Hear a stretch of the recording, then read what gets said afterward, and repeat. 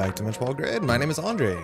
Thanks so much for tuning in. It is Tuesday, March 19th, 2024, the day after the release of Rebellion Without Rehearsal. Hopefully you're doing well. It's a Tuesday stream.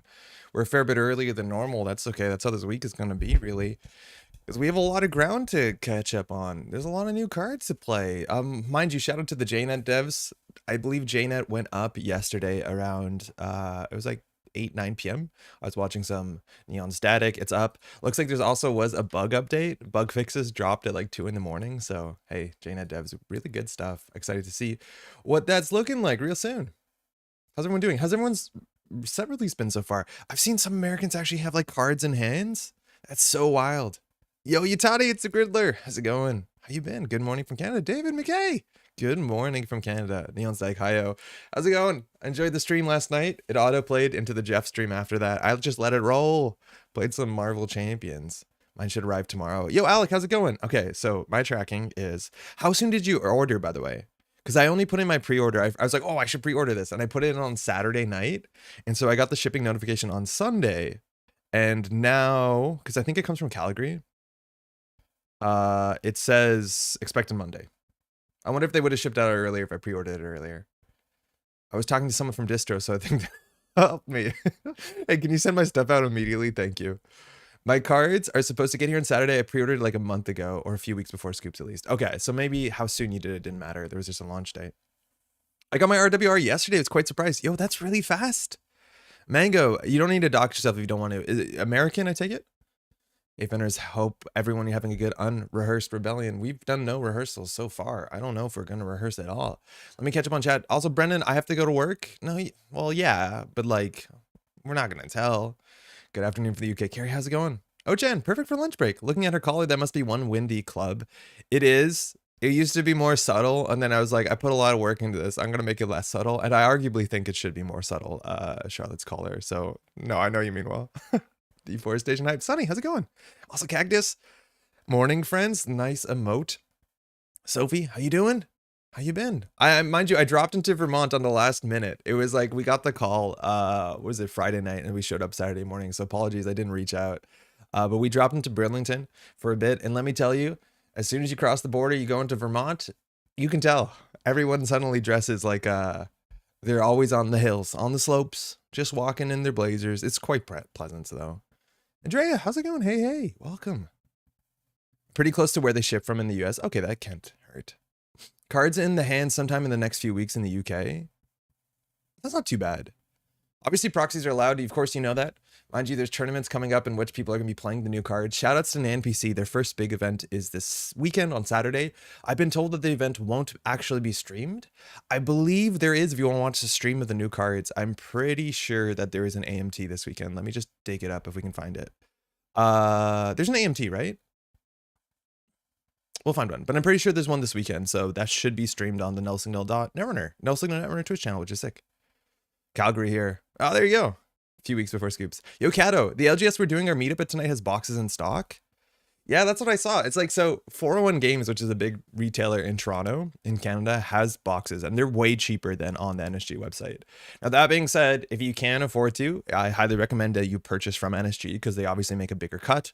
I'm pretty sure that NSG sells stuff to stores at, I wouldn't say a loss, but obviously at a hugely reduced rate, just because getting their product out there is so important. And NSG inherently is a nonprofit organ, you know, it's volunteers. It's kind of a big deal. So if you can, you know, get it from their website, they do make a bigger cut. Of course they do. Same goes for most things you purchase. But yeah, if they're in stores, you can pick it up there for sure. I can't figure out where.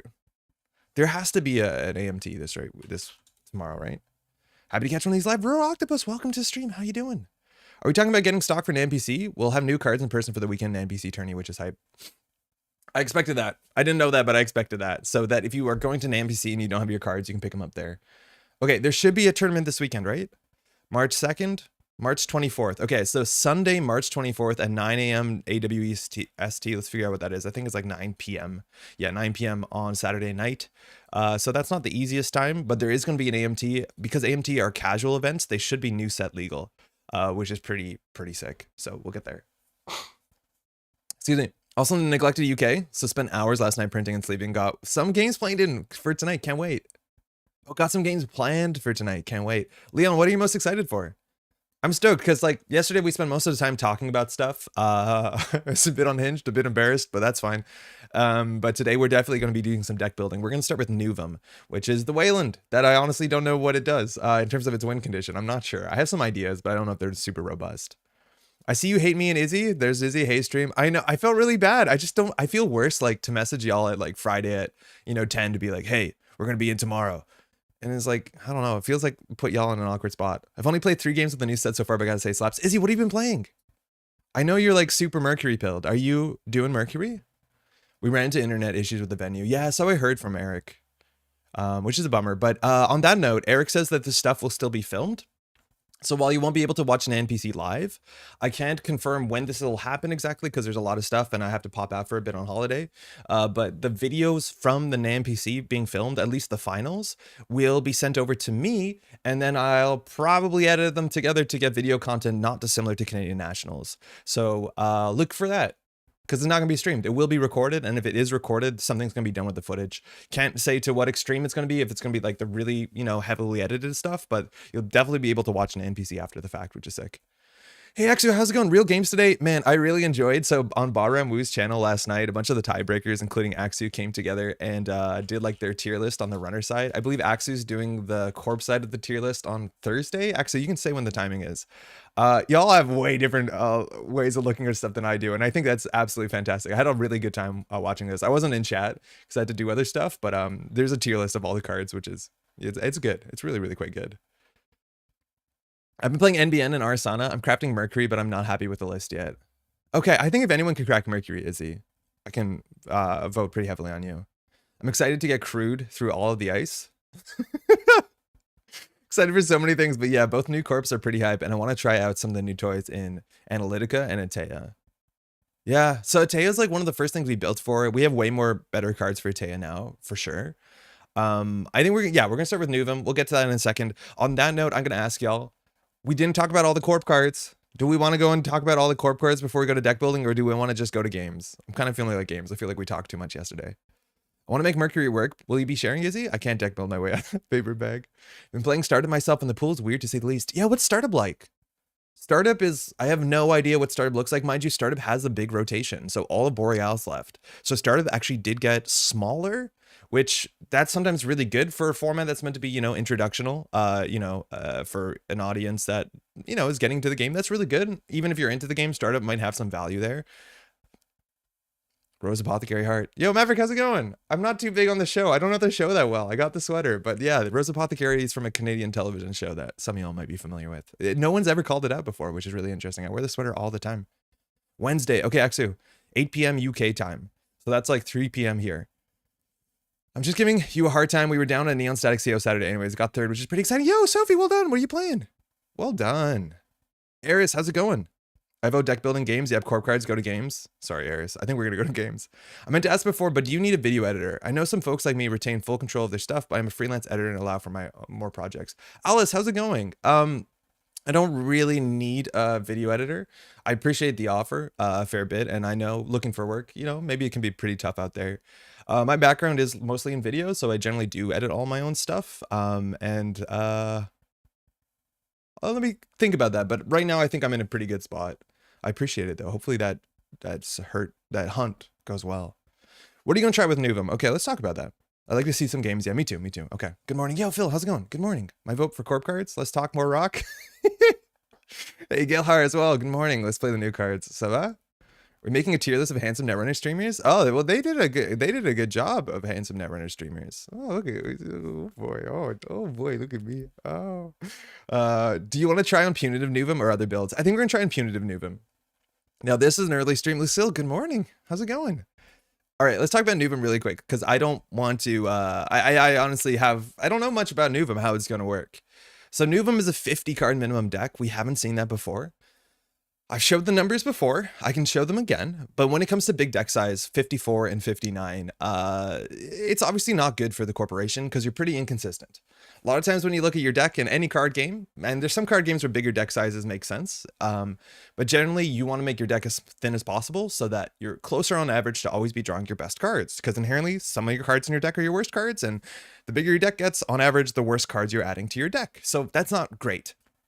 I was a bit apprehensive when I was seeing this too, because playing against a 54 card corp deck or 59 card corp deck is kind of unfun. And you see sometimes when I queue into a player that's playing a 59 corp deck, I dread it because I understand the game is going to be a bit of a slog, because there's a lot of inconsistency between them drawing their agendas and not their agendas. There just feels like there's a higher delta, and then they don't very quickly get to their win condition, which is going to be a problem with Nuvem, because their win condition is somewhere in their deck of 59 cards, and it's hard to produce a win condition consistently. Now, what I'm really excited about Nuvem is I don't think it's going to play out like that, because in theory, every turn you should be destroying one of your cards. So not dislike op, your deck will actually be smaller faster than you think it is, and maybe it'll play out that it's more consistent. That being said, the less often that you're firing Nuvem, the bigger your deck is and the more annoying it is. I think there's some cool things about Nuvem too, where seeing the top of the deck and using that information. It was kind of the same idea that when you, and not that I like Satyr at all, but you can have this R&D protection. So if the runner lost a click during a turn, you can add a card from archives to the top of R&D. Oh my God, I can't believe there's a recursion ID like this. But if you know what it is, you know it's entirely safe, and that can have that changes how the runner runs. And maybe R&D as a server, you don't have to protect that much. I think there's going to be a lot about Nuvem of how it plays out that is kind of interesting. 3 DRM go fast. I think DRM is going to make a lot of sense. My win condition is agendas. Yo, 0 hour. I think so, but like, how do you get your good agendas quickly? Did not know you had a video background yourself. Should have reckoned with a slick transition. Sorry, thank you, Alice. Yeah, no, my background is in I used to work, I do freelance video stuff now, but I used to work as a person running a live stream studio and doing video stuff in video game industry. I was on RH cooked by Pilu Frogs and Lamb Essa. Oh, I was on RH cooked by Pilu Frogs and Lamb Essa. Okay, cool. Virtual Tutor gets C tier. I think Virtual Tutor is not a good card. I don't think it's going to see a lot of play. And my problem with those cards is either they're unhealthy or they're not playable. So I don't think the C tier listing is like wrong. And I like the name Rose Apothecary, you know, just pretentious enough. Normally I'm at my Netrunner locals during the Tuesday stream, so I don't normally get to watch live. All right, we'll get bed early. Yo, morning, Jeff. Quite the early morning stream. Yeah, we're going to be streaming some early days this week, which is quite exciting. Nothing stopping you playing 50 cards for more consistency. That's where I'm really excited to see is what number is correct. So, okay, I'll bring this up. What is YouTube Métropole Grid? So Neon Static saying 59, not 54. And I think the reason is we have to figure out what our win condition is. Now, I'll plug this again because I've plugged this many times, is I did this video called All the Agenda Math, and you should watch the video. I guess watch the ad. But we did a bunch of math to figure out how many accesses on average a runner needs to make off central servers to win the game. And the numbers get pretty cursed with certain setups. Now, if you look at a basic standard deck where you run as many 3-pointers as you can, the most you can in standard right now is down here. Is if you play a 49 card deck, you can, Oh, technically you can do that. Okay, if you play 7 3-pointers, there's 1 agenda in every 7 cards. You need 18 accesses. Now, very importantly, if you go up to 54, that means you need 22 to 23 agenda points. So you actually can't play more than 7 3-pointers. So the most you can play is 7 3-pointers and 1 2-pointer, which is 1 in 18 accesses and then 1.6.75 cards. So if you're just trying to play keep away from the runner, that actually is slightly worse. So a big reason why 59, and let alone is the exact same reason why 44 card deck sizes are a bit messed up, is because on a 59 card deck size, you can run 24 to 25 agendas. And 24 is very cleanly divisible by 3, which means in a 59 card deck, you can get away with running only 8 3-point agendas. That means that the runner needs 19 accesses. That's about the highest in the entire standard format, and an agenda point 1.738 cards. Just to put that metric into perspective, that means that the corporation technically needs to draw about 21 cards before you even have a chance of winning the game. A 50% chance. Because if it's 1 agenda every 7 cards, right, they need to draw like 21 plus cards for them to have seen 3 agendas where you can win the game. And that's my kind of thing where I don't like a lot of 3-pointers in the game, and why I'm really scared about big deck size stuff, because there's a reason you want to do this. Now, this inherently comes with some friction because we saw a lot of new expendable cards in the set and some old expendable cards that have, you know, text numbers that don't work with 3-pointers. This is Eminent Domain, which is a 3-1, and mind you, classically, we don't really like 3-1 agendas because they don't really help you win the game on getting to points, but they help you win the game because they have really cool text, and inherently Nuvem cares about having enough expendable cards in your deck. I'd argue there's not enough expendable cards in your deck currently in the card pool. I think I'd like some more, but Eminent Domain feels to me the same way that like Renovation felt to SSO. And it's slightly different because, mind you, SSO, Underway Renovation, was a face-up 3-1 agenda that when you advanced it, it does something really mean to the runner. However, this came alongside, mind you, this was a public agenda, so it was installed face up. And this came around SSO Industries, which was an agenda thing, an ID that cared about face up agendas. It still is in the card pool. But most people built SSO decks only paying the big 5/3s. And that's because the big 5/3s make sense, because they make more sense with SSO, and because it works with an actual win condition. And the win condition for a lot of SSO decks, besides scoring out, is backed up by Punitive Counterstrike. And with Punitive Counterstrike, it's actually really important your deck exclusively plays 5/3s, because if the runner steals a 1-pointer, that means that there's only one more punitive window in the whole game. If the runner steals an underway renovation from a remote server or from, heaven forbid, archives in Nuvem, that means for the rest of the game, there's only one more punitive window in which the runner steals a 3-pointer on like turn 5. And after that, punitive is a dead card and you've lost your win condition. So to me, my thesis is it's actually really difficult unless you're building an entirely different deck. And currently we're going to try and build a punitive deck. It's really difficult to play a card like this unless you're playing some like weird, not weird, but like not that exactly kind of Nuvem deck. It's the same thing with like Slash and Burn. It's like Slash and Burn is a really good card, and getting 2 credits while you're playing this obviously makes it even nicer, but it doesn't really work well with 5/3 agendas. And as soon as the runner steals this, we go from having potentially 2 punitive windows in the whole game, let alone the 6-point punitive window, that closes. And so I find it really hard. My thesis is that it seems really hard in a Nuvem deck to run anything besides only 5/3s, which incentivizes me to play probably a 59 card deck with 8 5/3s. That's what I'm seeing. Because I think it's really hard and really inconsistent in a deck of 54 cards to line it up where you're playing 1-pointers on top of 2-pointers. I also think inherently just playing as few agendas as you can makes Nuvem's ability safe, as much as you sometimes want to get 3-pointers in archives so the runner steals it and then they die to punitive out of nowhere. So there's a whole bunch of things going on here where like it feels to me like there's a tug, where there's some really cool small agenda point cards, but the only win condition I see, and mind you, Nuvem didn't come with any win conditions in the set. The only win condition I see attached to this is punitive, and punitive only works well if you exclusively play 5/3s. One more point as well. Wait, what was I going to say? Have I lost the plot? Yeah, is I actually don't know how good punitive is as a win condition, because if you're playing against an Anarch and they hold steel skins in their hand, you just can't win. And that's a problem. Like, we don't see a lot of punitive decks. I think there's a couple reasons why, but this is a really big one. Is that if an Anarch sees you coming and just holds steel skins in their hand, you literally cannot win, or you shouldn't win. Mathematically, you probably don't win. And I feel like that's a hard thing to rectify. Now, we played punitive decks back in the day, but there used to be other cards too that you could play that like beat punitive. So I think maybe we also have to play Neurospike, right? Like we have to play other cards that build other win conditions, so it's not just punitive. Not that Neurospike doesn't get beat by steel skin. Punitive RH runs Regenesis though. Yeah, but that deck works entirely different because it has Bacterial and it can set up like 6-point combos with some sort of efficiency. And the payoff of that 3/1 is way better than the payoff of just getting a free ice. It's worth testing, and I could be wrong about this. I want to be very clear. This is my hypothesis, and these are the things that are like pulling me in certain directions with Nuvem. We could try it and be very wrong, but I think it's interesting that Nuvem doesn't have a built-in win condition. It's just a bit of value, and then poisoning archives and making archives a hard thing to run is the one thing to me that seems uniquely Nuvem, which kind of forces me to like consider punitive. That's why I play 59. Do you think not looking at the top card or ID and then not trashing it gives meaningful info? I think it does. I think it definitely does. It's kind of not dissimilar to when you play, what's it called? Not Federal Fundraising, but the card before it. It's like when you look at the top of the deck with balanced coverage and then you don't say anything, or when you draw and you don't reveal, right? Like once you know the top of the deck, it definitely says something, and you can use that to your advantage and you can use that to your disadvantage. So it's interesting. Just give them 6 points with Bacteria. Oh, wait, green. Yeah, I know. I know.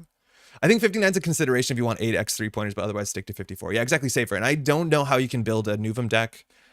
Like, if you're building punitive, I think you just do 59. And then we'll see how bad it feels, because it might feel bad. Andre, let's cranky today. I'm not cranky. On that note, we should talk about that, actually.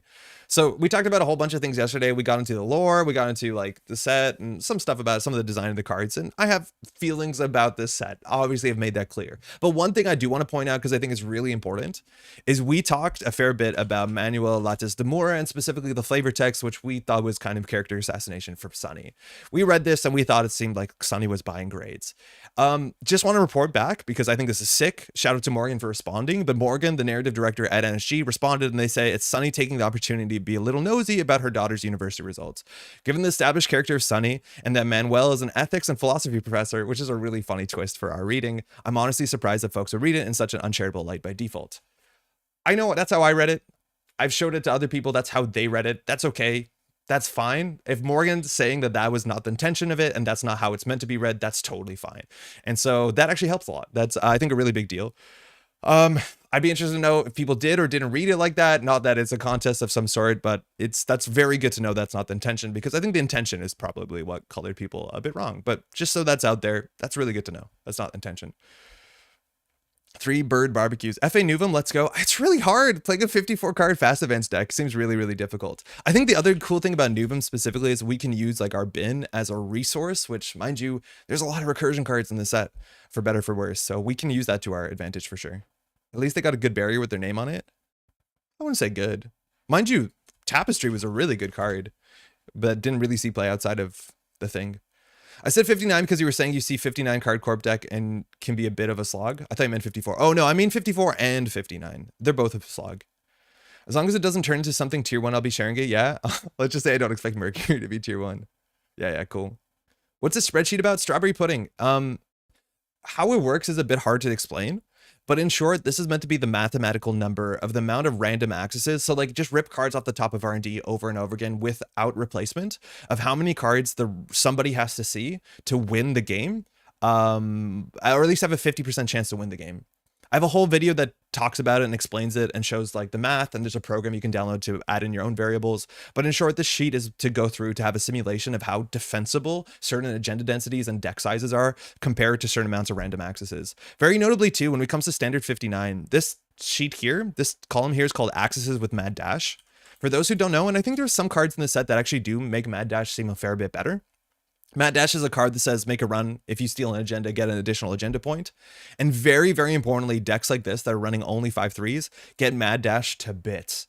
This white means it's the worst in its value, which means that you can win on 12 accesses, a 50% chance to win on 12 accesses. As long as you're Mad Dashing consistently, it shaves you off 7 accesses. So that Mad Dash is worth like 7 multi-axes. It's pretty messed up, but that's going to happen when you play this. You've probably also seen this sort of agenda nonsense when you play like a 44 card deck that can get away with playing 18 agenda points. So that's only 6 3-pointers. You have to steal half the agendas in the deck. And the numbers are similar, if not even slightly better. 19 accesses, 7.33, as opposed to standard here, which is 19 accesses, 7.38. So marginally better, but not much better. And then you need 12 to 7 on dash ability, which like, cool. That dash is good. I think 50 card Nuvem where you're relying on slash and burn to get an early eminent domain is something I want to try around with. Yeah, I think that's a cool thing about Nuvem. As much as I'm confused on all the directions it's pulling me, is that there are reasons to play a 50 card deck. There's reasons to play other parts of the card pool, but specifically if we're trying punitive, we don't want to do it.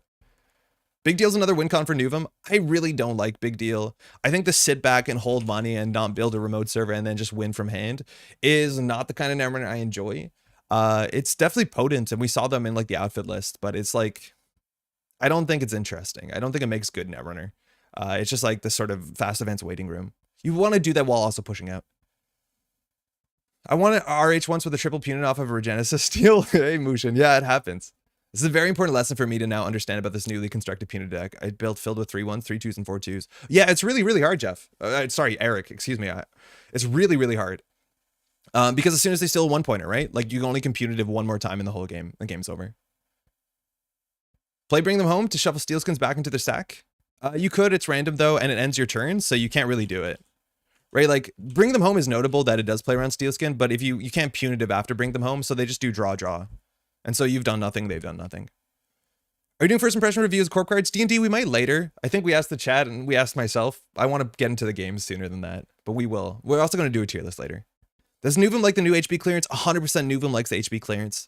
I actually think there's a very few decks that don't like the HB clearance, but even in Nuvem, this HB clearance is messed up because we're really good at filling our bin and making our bin a second hand, like we're an Anarch deck. And so, yeah, this is really good in Nuvem because it is gain 4 credits, draw 3 cards. It's very good. But I think this card is like, I don't know about this card. I definitely read the flavor text the same way you did and excited to Mad Dash Shaper. Yeah, right? Oh man, I know what, like, I think Lobisomum is really good. I know I'm hyped about it. I've been talking to people and I know other people are like, yeah, let's play some big kit or some Padma. Like Lobisomum seems like a really big deal. I read it positively since it fit with the community vibe this set, but I see the ambiguity. Yeah, for sure. It's an interesting thing too. Like, obviously we're going back to this Manuel de Lada is more flavor text, but is flavor text play tested? Art isn't play tested, but it's hard to like get feedback on art. I think it's easier to get feedback on flavor texted, but I don't know what the process is for flavor text, right? Like if someone could read this flavor text and think like, oh, I don't like that flavor text, or it's offensive, or I don't think the tone is coming across. Not that it is on flavor text, I'm saying abstractly. Like, is flavor text play tested? That's a weird thing. Dash is not helping the punitive windows. Oh no, it's really bad. It's really, really quite bad. Okay, let's build a deck. Let's build some Nuvem. Let's try it out. 59 cards. How hard could it be to file 59 cards in the same deck? Who knows? Standard Nuvem SA. Mind you, for those who don't know, this was shouted out on where was it? It was on podcast of some sort, but SA is generally a French term, which stands for Société Anonyme. This was also mentioned, and I was like, I don't think that's true. Is that right? But this is a French term classically for limited liability company, just like LLC in English. So Nuvem SA, yeah, that shows up. And will it say Portuguese here? Société par actions in Canadian French. That's it. Hey Morgan, FT getting reviewed by most of my team, as well as our 2 EDI liaisons and often some more of EDI, and during QA more folks might bring things up. Yo Morgan, how's it going? Oh, that's obviously, that's a lot of folks. Oh, damn. That's unfortunate then. The flavor text got read by, you know, different folks in different ways. Hopefully you're doing well, eh? Congratulations on the set launch. I know I was pretty critical about some stuff yesterday. Actually, streaming time to try out if stream multitasking works. SA works in Polish. Oh, cool. I assumed it stood for South America because South America, Drago, yeah, when I first read it, I thought it might have stood for South America as well. I think the SA for Society and name makes way more sense. Okay, so we're gonna play 3-pointers. Luckily, we got a really good 3-pointer in the set specifically for this. Again, it's another recursion card. I want to say that there's a lot of recursion cards in the set. We can talk about that more if you want, but this is a 5/3. When the runner steals the agenda, you may add 1 R card from archives to HQ. That is so messed up for a punitive deck because either you're adding a punitive counterstrike to your hand, and it's really hard to play punitive in a 59 card deck because you have to find 2 copies of them. That might be very difficult. But when you score this agenda, and again, those are different clauses, place 2 agenda counters on it. Actually, going back to this, when the runner steals his agenda, you can now fork the runner. Do you need money? Get money. Do you need punitive? Get punitive. If there's one more tech card that you could play, like you can get, in theory, you can also get, what's her name? Angie. Because if you get Angelique, you can fire Angelique between the first punitive and second punitive, and that's some way to help your consistency math around dodging Steelskin Scarring, technically. It means you have to lose you have to miss the 3 and 1 and 5, and then you can do a 50-50 for the last. No, actually, you don't want to do that. It's terrible. It's totally wrong. So we'll go from there. But host an agenda counter, which you get 2 of them. Trash the top card of R&D. So you do that on your turn, get 2 credits. It also allows you to control the top of R&D if they're running it and you know what it is, but I think that's going to be pretty niche. Add 1 card from archives to HQ. Use the ability only once per turn. So it's a massive recursion card.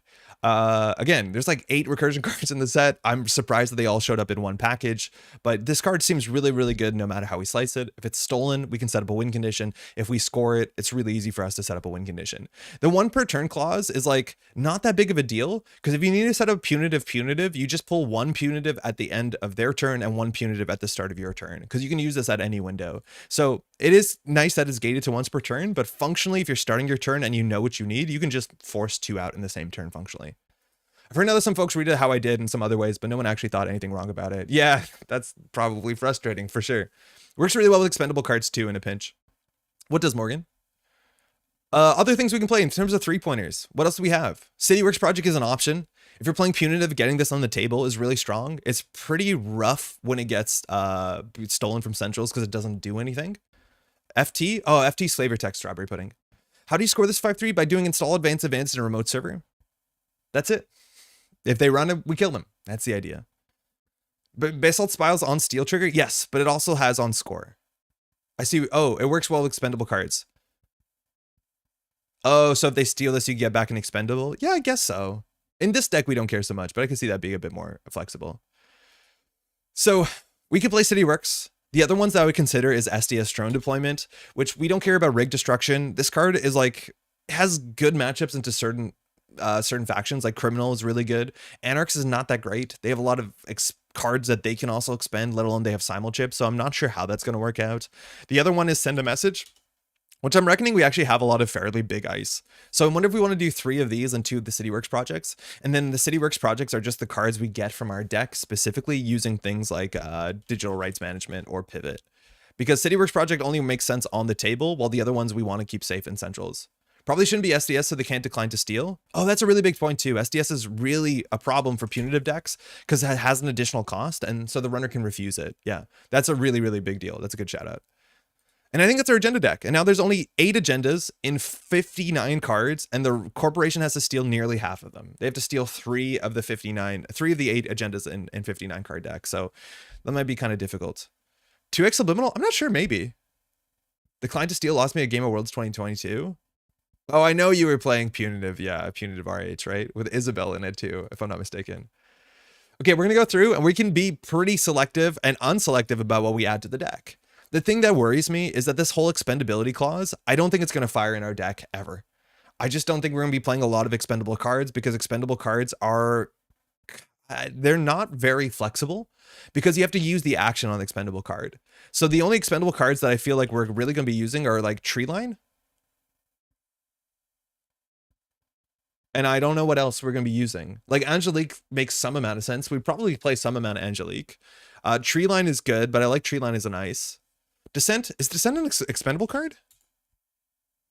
Oh shit, Descent's an expendable card. I didn't know that. Yeah, Descent is sick. We're going to play 3 Descent for sure. I think. I actually don't even know if we play Descent. Hey, Ixaren. Subliminal seems really good with this idea ability. Yeah, it's good that it fills the bin and you get it back. That is true. Descent is okay. I think we're okay with our agendas in the bin. This is not a bad ice. But the problem I find with Nuvem, I'm imagining these problems with Nuvem because we haven't played it so far, is that Nuvem, because this only shuffles agendas, right? That's good for help us to deal with control because we might be inconsistent and we might not be able to score out. That's very, very true. But yeah, I guess in the late game, this just becomes like an attitude adjustment. Yeah, we can play 3 probably. I don't know. Minimum, yeah, maybe you don't want a full 3 because its value is like kind of bad when you draw later, but maybe you can fill your deck with bad cards because you're just going to rip them off the top. The one thing I do want to say is we want to play a lot of operations because ideally we're playing one operation every single dang turn to make sure we're pushing ourselves forward. We're also going to be kind of inconsistent when it comes to operations because like we only have 3 hedge funds in the entire damn deck. So we have to keep that in mind that we need to make our deck as consistent as possible. So let's run through. Why is this here? Let's run through the entire list of operations and see what we can play. I'm a little worried about the numbers game, but I do enjoy the concept of self-mill archetype, yeah. Sometimes you don't want the agendas and archives, even as punitive. Descent is great there. Yeah, it's cool that you can get them out there if you want to score them. Okay, armed asset protection. I think we're going to play this. I don't think Nuvem makes it that much better. It makes it a bit better for sure, but the runner still has to run archives, and ideally if the runner's playing against us, they might be scared to run archives. So I think we can play it. I think we're going to play it on the basis that like at a minimum, it's probably a 4-credit econ card with Nuvem. So we're going to play it, but I don't think Nuvem makes this as cracked as I think it is. Yeah, Subliminal will definitely play. We'll play 2. Let's see if that goes. Audacity, I don't think we need. Building blocks, we can consider it. I'm worried about putting together 2-card combo packages in a deck that's 59 cards, albeit you could consider building blocks because you're probably playing some of the bigger barriers as well. Business as usual. I don't think we have value from this. I don't think there's a lot of board states in which this is going to matter. Maybe it does, but like drawing this over any other card in our deck in which we don't have inherent synergy with it seems kind of rough. I don't think we're going to play it. Economic Warfare, honestly, not the worst card. If we top deck this, it's a 6-credit swing. Like that's honestly fine. Maybe I'll put that in as a remember it. Extract. Extract is now a 5-credit econ card. Okay, fine. Government Subsidy, a 7-credit econ card. Phenomenal. Mad, no. Pivot, yes. Pivot's really important because it does allow us to present punitives, and I think that's really quite nice, so I think we're going to play Pivot. It also allows us to put agendas on the table, but not exactly in a way that we can score them the next turn without any other support. So it's probably very powerful because we can get the right card, but ooh, this is looking pretty ugly so far. Prycon, 2-card combo card. Don't think we need it. Punitive, 3. Red Planet, no. Retribution, no. Sacrifice, no. Secure and Protect. Hear me out. I think we play this. I think our deck is so inconsistent that we probably want to play this to get a Winchester on HQ, and it means that I can play this and get it down consistently for 1 credit. Gaining 1 credit. There's no need punitive this punitive deck. I think we can get this thing down. I think Tributary is cracked. I think Kid is really good right now. I want to get this with Secure and Protect. Am I wrong? This seems so fun. Chrysium? I think Chrysium is good. Knives are everywhere. Yeah, we probably can't win faster than that. I think 1x Tributary and Secure and Protect is fine. We got to spend our influence anyways. What's the name of the hospitality card? Corporate Hospitality 3x. That simple. Secure and Protect for Tributary seems amazing. You just need to get this card rezzed. It's really good. We're going to res it. I think Tributary is like the sickest card in the whole set. What else can we play? Wake Up Call. Honestly, we probably need to build into it a bit more than that. Under the Bus, I don't think so. Trust Op, no. Trojan Horse, generally, yes. We're not exactly a rig shooter deck, though, and I don't think we want to spend a lot of money tracing through this, so maybe we can say no. Transparency Initiative, oh no. Too Big to Fail, maybe, but probably not. If you're playing SCP Get Sadaka too, I don't think so. I don't know. 1x Trust Op to Noise Seb, it's a really good card. Into Seb for sure. That's probably it. Neutral. Like, this is the problem with the deck, is I want to play like Kakarembo. Because I think Kakarembo is like pretty good in Nuvem. If we're playing 5/3s, Kakarembo for 0 credits to install Advance, and Agenda we trashed makes sense. The problem is I don't think Kakarembo should exist in the game. I don't think you'll land a Trust Up against Seb. You will. I think Seb will float tags. Veronica, how's it going? I don't think it's a card I put in my deck. 25 operations. This is cursed. Like, I generally want to play Kakarembo. I just don't like it. Turns off Armed Acid in a Logjam. Yeah, that's true. That's very funny. It does turn off all our cards. Oh man, like Restore? Like, this is the thing with Nuvem, is that you can restore agendas out of the game pretty aggressively. Obviously, that's anti-punitive technology, but like, cards like this are only as poisonous as quickly as you can fill archives. But just to understand how it works, if there's 2 to 3 Basalt Spires in archives and we restore 1 Basalt Spire, you remove the other Basalt Spires from the game. So now you're trying to win against a 59 card deck that only has like, what's 18 agenda points in it. It's messed up. And I think cards like this are one of the unique ways you can build into Nuvem, which is, again, unfortunately recursion based, but use your archives as a hand. So cards like this make sense, and let alone they're better on tempo. So I don't know, like, part of me wants to play Restore, but part of me like wishes Restore never existed. Such is recursion, the duality of human. All right, we need to play Ice. We also don't really have a strong win condition, but we'll get there. Digital Rights Management, we definitely want to play because we want to get our agendas on the table. Restore actually works on agendas. Yeah, it works on agendas. It's toxic. You can fill your whole bin with agendas and remove them from the game. You just have to prove that you can't res them. Aku, how's it going? Ice. Okay. Yeah, DRM seems reasonable here. So we're just gonna play all the best ice. So I think on average to hit like the starter ratio, which is like 18 ice to and maybe we need less ice. If you don't want a card to exist, the best course of action is to play it. If it's egregious, never play it, won't get banned. Play it, argue for the ban. But then miss. Izzy, you're 100% right. But the problem is, not only do you have to play Kakarembo, I have to play Kakarembo like an absolute shitheel. Because this is my issue with Kakarembo. I'm going to play Kakarembo for my first, second, and third click, and I'm just going to grab archives and I'm going to shuffle it. And my opponent's going to ask me, wait, can you show me what was in archives? And I'm going to say, no, you should have looked at it before. And this is my problem with Kakarembo. It's not that I think it needs to be banned because of power level, but I think it's just unhealthy that there's a card in which now note-taking every single card in archives should happen. Right? Like, in theory, if you're worried about Kakarembo and your opponent is not going to be nice to you, they don't have to let you look at every card in archives.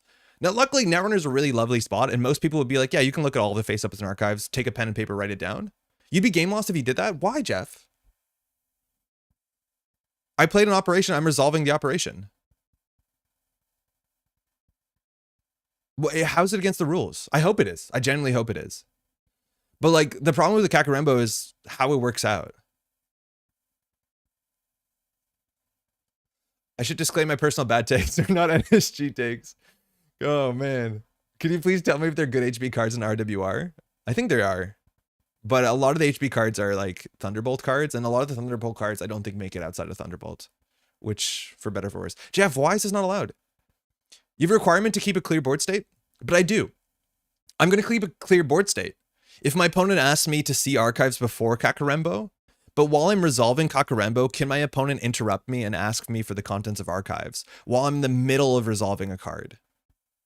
Because I am an understanding that they can't interrupt you in the middle of resolution, and I get to resolve all of this as long as I give them an appropriate window to ask about archives, and then forget it. This is like conceding. They can interrupt you mid-interaction. Is this like conceding being on the stack for MTG? It's being polite and interrupt. So they can ask you mid resolution to see that. I didn't think they could do that. The new team sponsorship looks pretty good. This is a good way to find out if you actually don't mind a card after all, too. Yeah, that's another thing, too. The more you play it, the more you'd be like, it's actually fine. So the other thing about Kakarembo, too, is like, NSG has gone out of the way. Why would they not be able to? I don't know. I thought when a thing was resolving, I can resolve it. Like, as soon as I played an action, I thought the action resolves itself. I don't know what the rules. You're right. I don't know what the rules are. Can the runner ask me mid-action to be like, okay, how many are in there? I'm not sure. I guess so. But regardless, the other thing that the only way to make Kakarembo really easy for your opponent is, say I have 7 to 8 cards in archives. I trash 1 from hand, and then they run archives, and then they flip archives, and they see, 7 cards. One of them's missing. Some players can't figure out which card is missing, and it's up to you to ask your opponent which card is missing. And in theory, if I don't want this card to see play, I shouldn't tell my opponent. I should be like, you should have wrote every single card down. It's just like cards like this, like NSG has done such a great effort since this card has come out to make Netrunner not about memory. And this is like one of the hardest single memory cards in the game. Now, obviously this card doesn't see a lot of play, and the way it functionally plays out, usually memory doesn't matter that much, but it is just weird that there's a card that is a total memory dump. To be like, here, I'm going to show you a series of 10 pictures, then I'm going to flip them, add some, remove one, and then tell me what the difference is, right? Like, spot the difference is kind of hard. Reminded me of Clan Vengeance, cool idea, but I hated there being a relevant paidability window on every action. NSG's been doing a great job of not making relevant paidability windows at every actions. You don't need a paidability window to interact. I think this is clearly a problem I'm resolving, is that I think asking your opponent about board state seems to be a paidability. That goes to paidability speed, which is apparently not correct, and I think that's really funny. Doesn't see much play yet. Enter Hollowman. Yeah, the set has a lot of good reasons to play this. The set has a lot of good reasons to pull cards out of archives, and I hope there's a rules that players can only interrupt opponents at paidability window. Yes, hold on. I have priority. Do not interrupt me, but it does feel like that's how I'm playing this. All right, we need spin doctors, of course. So we have to cut some stuff down here. From other card games, game stage effects, cards in hand, library resources don't use the stack. No idea. Yeah, I don't know what the rules in Netrunner. Dronzil, how's it going? I assumed it was on a paidability window speed, but now that I say that out loud, that's like super, super goofy. Asking board state question uses the interrupt glyph.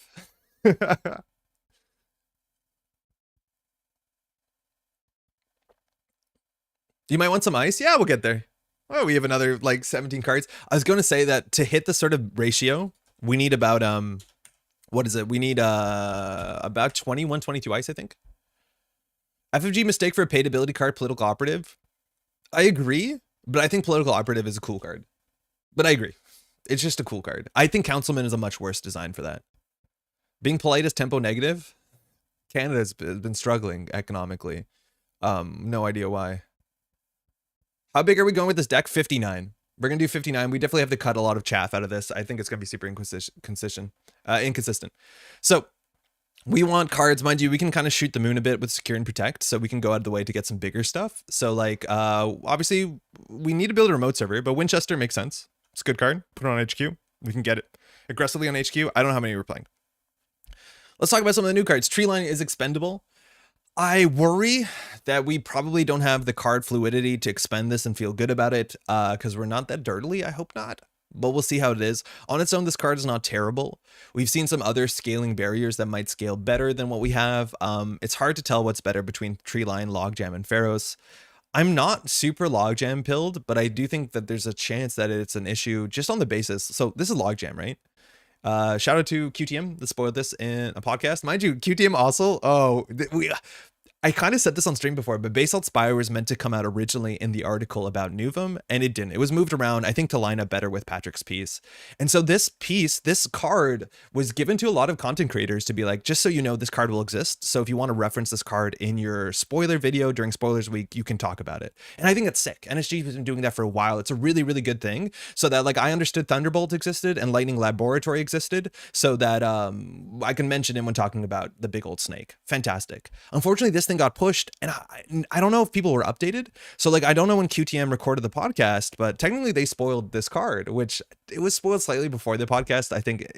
But I don't know what I would have done if I had Basalt Spire in my video and I edited it around it and like I did motion graphics and then it turns out like it wasn't out yet. Like I would have panicked. So I'm glad it didn't go like poorly. It could have gone a bit ugly if somebody spoiled this card accidentally. But QTM technically spoiled it for most people, which made sense with the stuff they're doing because they're doing Weyland stuff. So good stuff for that at least. I'm not super logjam filled as something a beaver would say. Welcome to Canada. So let's talk about logjam. Def call it SCP? Yeah, secure, what's it called? Secure and protect is SCP for sure.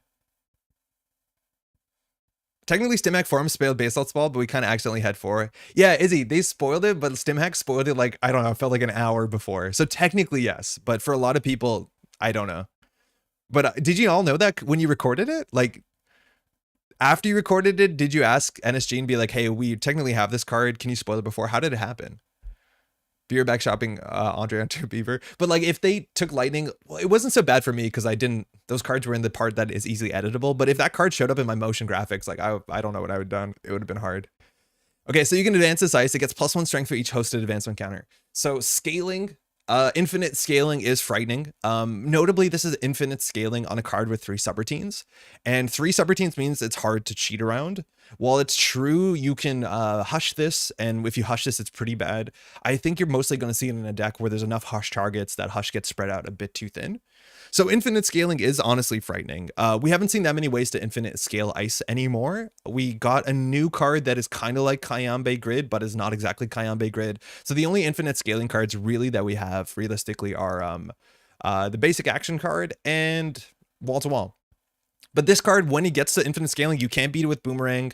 You can botulus it, it takes a while. And so for very similarly for 6 credits for a face check that costs you 4 credits, you can compare it to Treeline. And I think a lot of decks will be running both.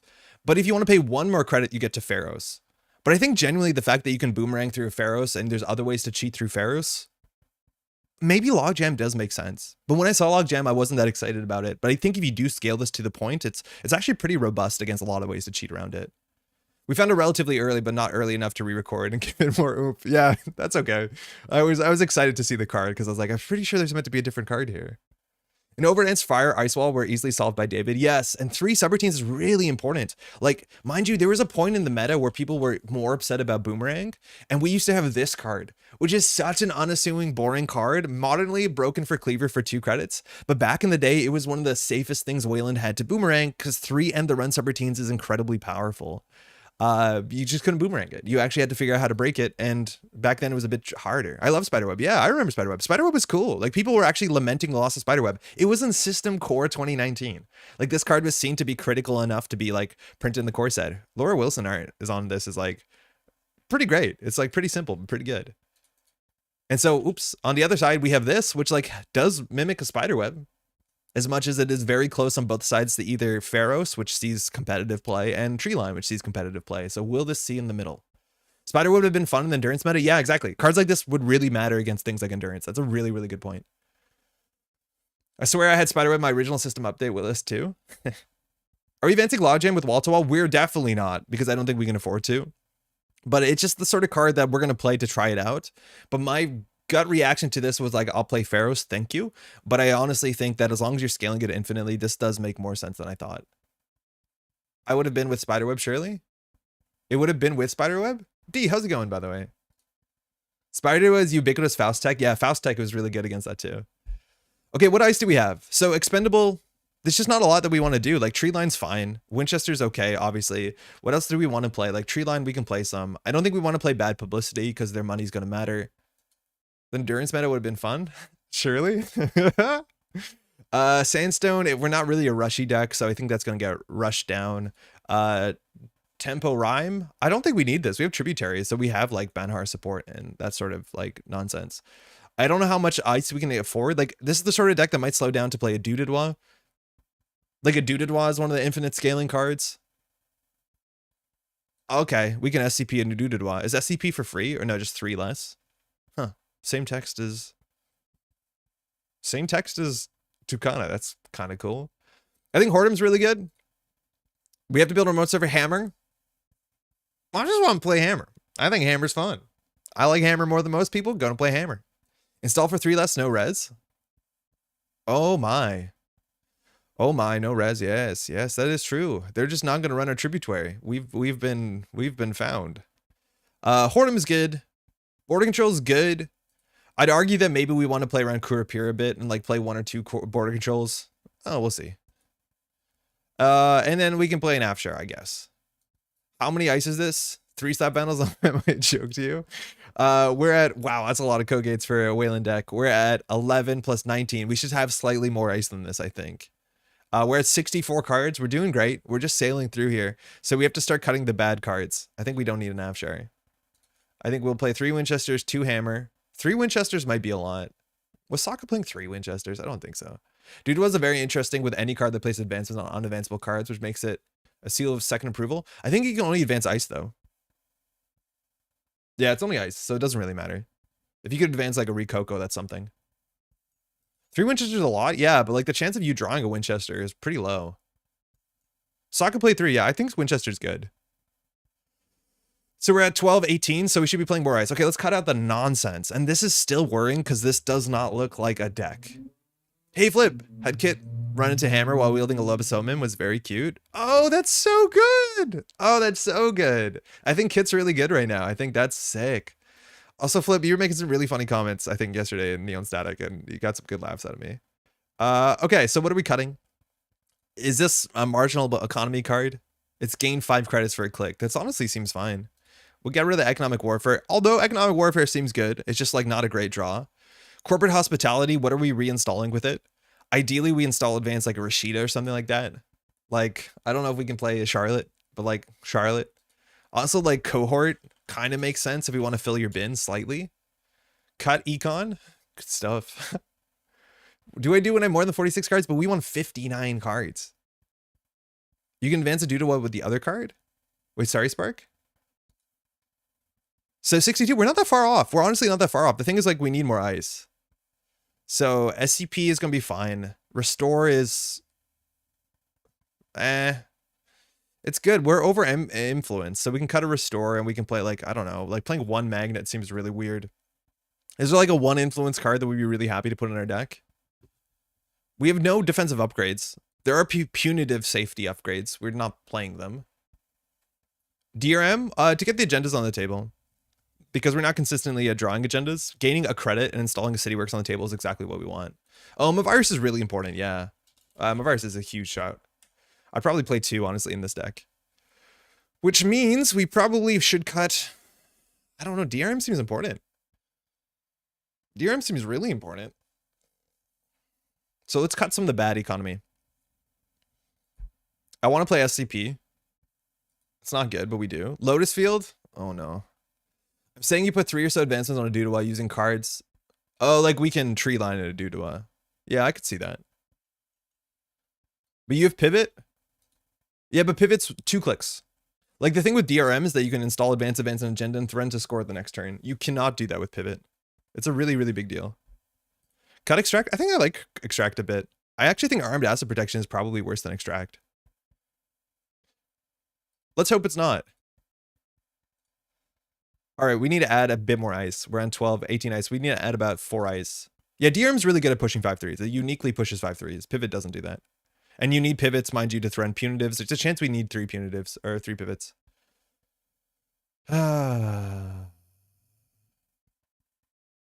Okay. Don't forget the HQ run thing. Yeah, I'm trying not to, which is why we have Winchesters and why we can't afford Chrysiums. Isn't the idea about that AAP goes with? You know what? I think we all expected it, but I just don't understand how it's going to play out. Because it's hinging on the runner running archives. And I don't know if the runner's going to run archives. Secure and protect is 2 copies of ice? No, it's 1 ice. It's 1 piece of ice. You wish it was 2. Yeah. The thing is, like, if a Nuvem trashed face up, if it was optional to trash face up, armed acid would be way better. Unfortunately, it doesn't work like that. Okay, we need more ice. Unfortunately, I'm running out of ice to put in the deck. We have send messages, so we can play some big stuff. Is there something that flips cards face up? No, there's only flip face down. I guess I'm Angelique in there. Punitive loves random sources of damage. It's hard on slots, but like Angie's not bad. And like we saw this in the outfit, like Angie does kind of matter. It's just like once we play 2 or 3 Angies. 2 copies of Secure and Protect is 2 ice. It is, but like that's 4 clicks. I don't know if it's gonna happen. Cohort guidance program. Oh, that one can. Yeah, you're right. That one can. But then like we have to ice that up. But I think this is actually a reasonable card and potentially a Nuvem. But yeah, cohort can flip face up. That's true. Same can with Regenesis and Moonpool, I think. 1 meat damage for Angelique. Isn't that flesh? It's not that flash. But it did show up at Worlds, like as a way to soften people up to like play around Steelskin. But in theory, against Steelskin, you want to hit Punitive first anyways, because you want to do big damage and small damage, unless they have exactly 3 cards in hand. I think you're right. Like Armed Acid doesn't seem like it's good. I want to try it, but like I agree that with only 2 upgrades in the whole deck, it doesn't seem very good. And we're not getting we have no way of getting face-up agendas in the bin. Like this actually seems quite bad. Like how do we get a face-up agenda in the bin? We're not expending agendas. This seems rough. I'm gonna play it because I think it's worth testing, but I don't think it's gonna work out. That's not a reason not to do it. Okay, we want to play some more barriers. Let's just play a 3-line. At worst, it's clicking for a credit. We could play, like, this is the sort of deck where you could probably play Data Ward, but it's coming, or Data Loop, excuse me, but it's coming at the cost of our other influence. Tributary is probably not worth it, let's be honest. And then we can do a Data Loop, which we can SCP it, but SCP is only on Centrals. So we're at 8, 6, 5, 14, 19. We should play 2 more ice. Only 1 boarding control? Yeah, it's not that important that we end the run. We could play more for sure. It does trash an ice. That's actually one of the better ways to get ice into the bin with Armed Asset. Face up. Logjam is a similar position. No expend agendas and only 2 viruses. Never going to be value. I think... I don't disagree with you, but I want to test it. Maybe cut Subliminal. I like Subliminal. Subliminal is really good. Maybe it's not that good, but we're going to test it. Put SDS to get some sweet face-up agendas. Yeah, but then they can choose not to steal Utade, and then we can't Punitive. I agree, Siseg. AAP doesn't seem great. But we're going to play it. We're going to try it. I agree. But that's fine. We can try it. We're at 20. I think 20 might be okay. We're at 62 cards. Bless. Thank you. We still have to cut some cards here. Recoil. I didn't think the Nuvem Subliminal combo. It's a cool combo. It's definitely neat. It's definitely quite cool. Don't like Cohort Guidance Program. I don't like it that much. It's influence and we have to protect it. I think if we wanted an incidental value asset, we should be playing wall to wall. And we honestly probably should be playing wall to wall anyways. Come pivot for the Expendable 3-1. Fire Breather. We can't really play 3-1s in a punitive deck because if they steal a 3-1, we only have 1 punitive window for the whole game. Yeah, I think you're right. We cut the SCP now because we don't have Tributary. That helps. That helps. We're at 60 cards. Cut Hospitality to get Cohort. We have to protect the Cohort. We have to protect the Hospitality, but in a different way. I don't know. I like this. It's not good with 5/3s, though. It's really not good with 5/3s. I just want to play it. It's a new card. Cohort is a new card, too. I feel like not giving AAP and Logjam a fair test in a deck doesn't try to play for maximum value with the punitive deck can because of the lack of expend agendas. I don't think we're going to play this and say Logjam is bad. We're going to play this and say like, oh, this is what Logjam feels like. This is what we needed to make it feel better. This is how it works on board states. And then we're going to find a deck to be better. I don't think we're going to dismiss Logjam because it's not going to be stellar in this list. We still have Tree Line. We probably should be playing wall to wall. But we'll keep that in mind. Like, I agree. It's not the most obvious home for Logjam. Boom. Excuse me. Nuvem FA. That's the easiest deck list if you're playing fast events Nuvem. Punitive Nuvem. Yeah, this is the make punitive. Yeah, for what it's worth, I said this at the beginning. I don't believe in punitive as a win condition. I think it's way too fragile into Anarchs. I don't think it beats Steelskin. But we just want to see what Nuvem plays like. And this is like the obvious thing for me in Nuvem. And I don't think there's a lot of obvious things when it comes to Nuvem. You got Influence to spend? I don't think we have Influence to spend, do we? No, we've used 15. I think out of faction, Charlotte, if you're not playing like Built to Last, Charlotte does not make sense compared to wall to wall. Charlotte is just wall to wall with more steps, but higher payoff and influence, which I don't think you need in this deck. Sudden Commandment would be a good include. It's hard. I don't know if that card makes sense on value unless you have like a really good win condition with it. Wish Charlotte was 1 influence? Yeah, she'd be very, very splashable if she was 1 influence, but I honestly don't know if she's worth splashing. It feels like every faction has a card that does something like her, barring Jinteki, which is what makes her very interesting in Jinteki. All right. 59 cards, 8 agendas. That's a very important number to keep in mind so we can get salty when we flood. I think Attitude Adjustment is another very, very reasonable card. Oh, hello, Nanako. You want to say hi? But I do think maybe Descent does heavy lifting here. 1085 decks. Yeah, you see how bad my JNet loads, and I can't fix it. Every time I delete a deck, it takes like 30 seconds because of the other 1084 decks. It's a real problem. I don't know what to do. The easiest thing is to make a new account. Please contact the JNet devs. I should. I definitely should. Eomer. That's a character from... Oh, we're definitely gonna get assassinated. From Lord of the Rings. Hey, thanks, you too. Alright, so it's Mercury. We don't have a punitive. I think that's gonna be a big problem with this. Is that we just don't have punitive. 1085 decks, yeah. Eomer. We're gonna mulligan this. So we're pretty sure everyone and their dog is out there trying to hurt people with Mercury and get a kill. Now, we should be relatively robust against Mercury. Oh, Nanako, the cat wants lunch. Nana, we'll play a couple turns and we'll get fed. It's like what? It's 11:40. You got 20 minutes. Say hi to the stream. So we want to ice up. This is where exactly logjam is obviously ass. Border control descent is fine. Does descent do anything? Just ends the run? We did not play an operation this turn. Mercury doesn't seem very good for knives. I would argue Soulstorm, yeah, you're right. Mercury's probably one of the worst targets for knives. That being said, you sometimes just win while doing Mercury's things while kniving out, but Dag is intently staring at my monitor. Oh, it's tread lightly. Okay. I mean, sorry, I didn't mean to click that. Fantastic. All right. We have one more punitive window in the whole game. This is, again, why I don't like Mercury, where it's just like inside job HQ turn 1. Okay, cool. Yeah, it's not ideal. It's not ideal. It's like game losing. Oh, wait, we lost NGO too? Oh, it's so bad. Like, if they steal this, the game is over. We have no defensive upgrades. If only he had Project Vastron. If only.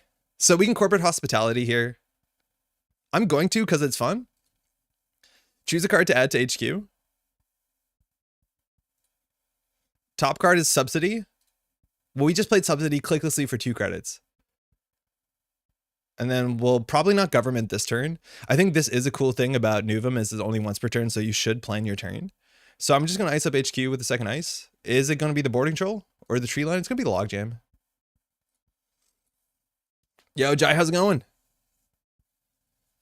Maybe expending Descent was that play? I don't think so. I don't expect the inside job turn 1. Maybe after we mulliganed, maybe. Maybe after we mulliganed. Shibboleth, cool. Threat 4 is really good or really bad into this deck, depending on how you look. Like, this is what I don't like. Why? Why are we inside jobbing Centrals? So we should res this just because we have it. But like, we're just slot machine. Oh, thanks, Nan. C2 cards. We want to res this to play around Hermes, let alone it's good to have this resed. If I'm Nuvem, wording to be weird. I think I read it and thought resolving an operation or action were both on expendable card. Once you get around that, I think it's fine. Hey, they just powered up our logjam. That's cool, huh? Why is it not simply first time each turn? Because they don't want it to happen on the runner's turn. I'm not sure why. Sabotage, maybe. But maybe it makes you feel like the corp is in control when they're in control. And you're not getting paid off random. I'm not sure. They break this for 1. That's not good. This is 1 new card, right? Cards need to be face up for logjam. Yeah, so they trashed the Rashida face up. So we're in a good spot. How's it going, by the way, Steady Age? So this is 1 new card in a card draw. Oh, excuse me. It's on me.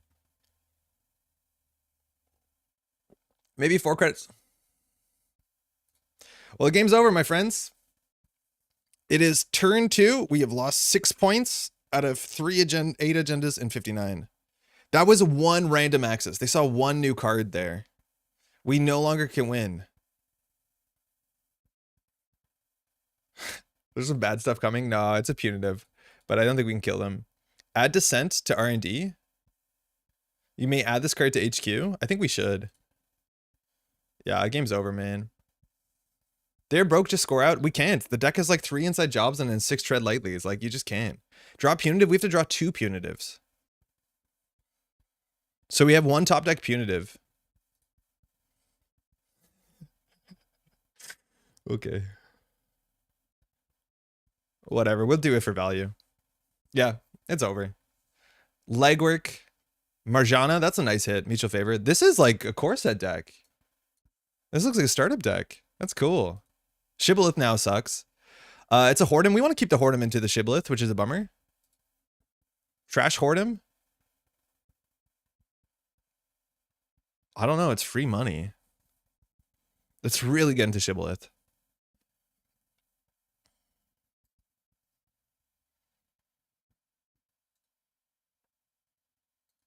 But like, I don't, it's going to be a long game in which we probably can't win. Hold R to reset. Yeah, let's Balacho it. Match concede and try again is probably what should happen, but I want to give them the, like, their hard fought victory. Like, I think they'd be happy to win. I don't want to just walk away. You should have Punitive before the click draw. Oh, that's so true, ArcV. You're right. We could have Punitive to see the next card and then draw with it. That's cool.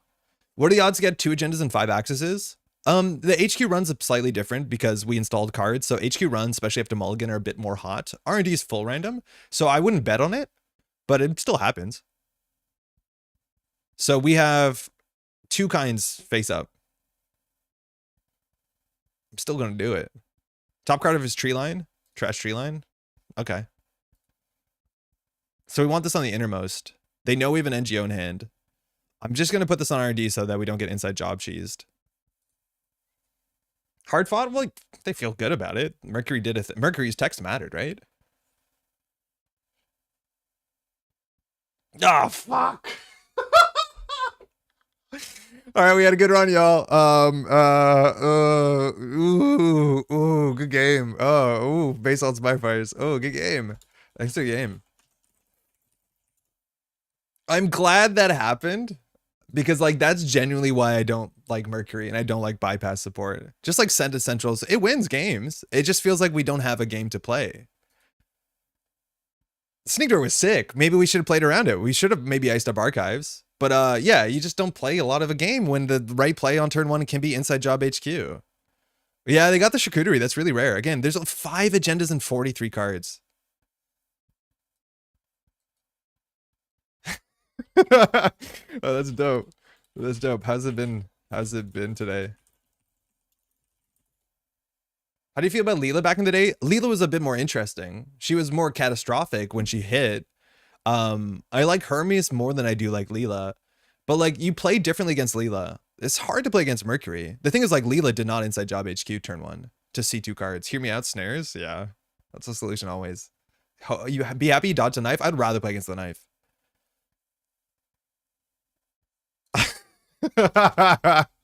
Trying to keep a straight face. I'm on a work call right now. I'm a financial services lobbyist. Yo, you figured it out here.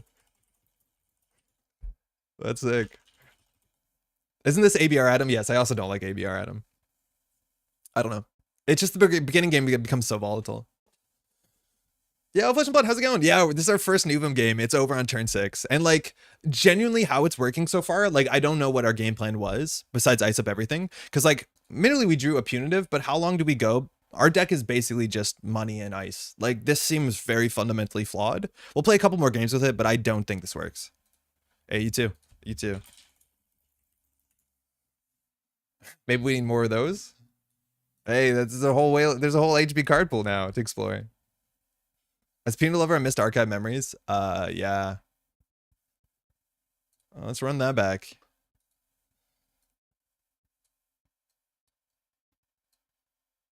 Dinner Blaster.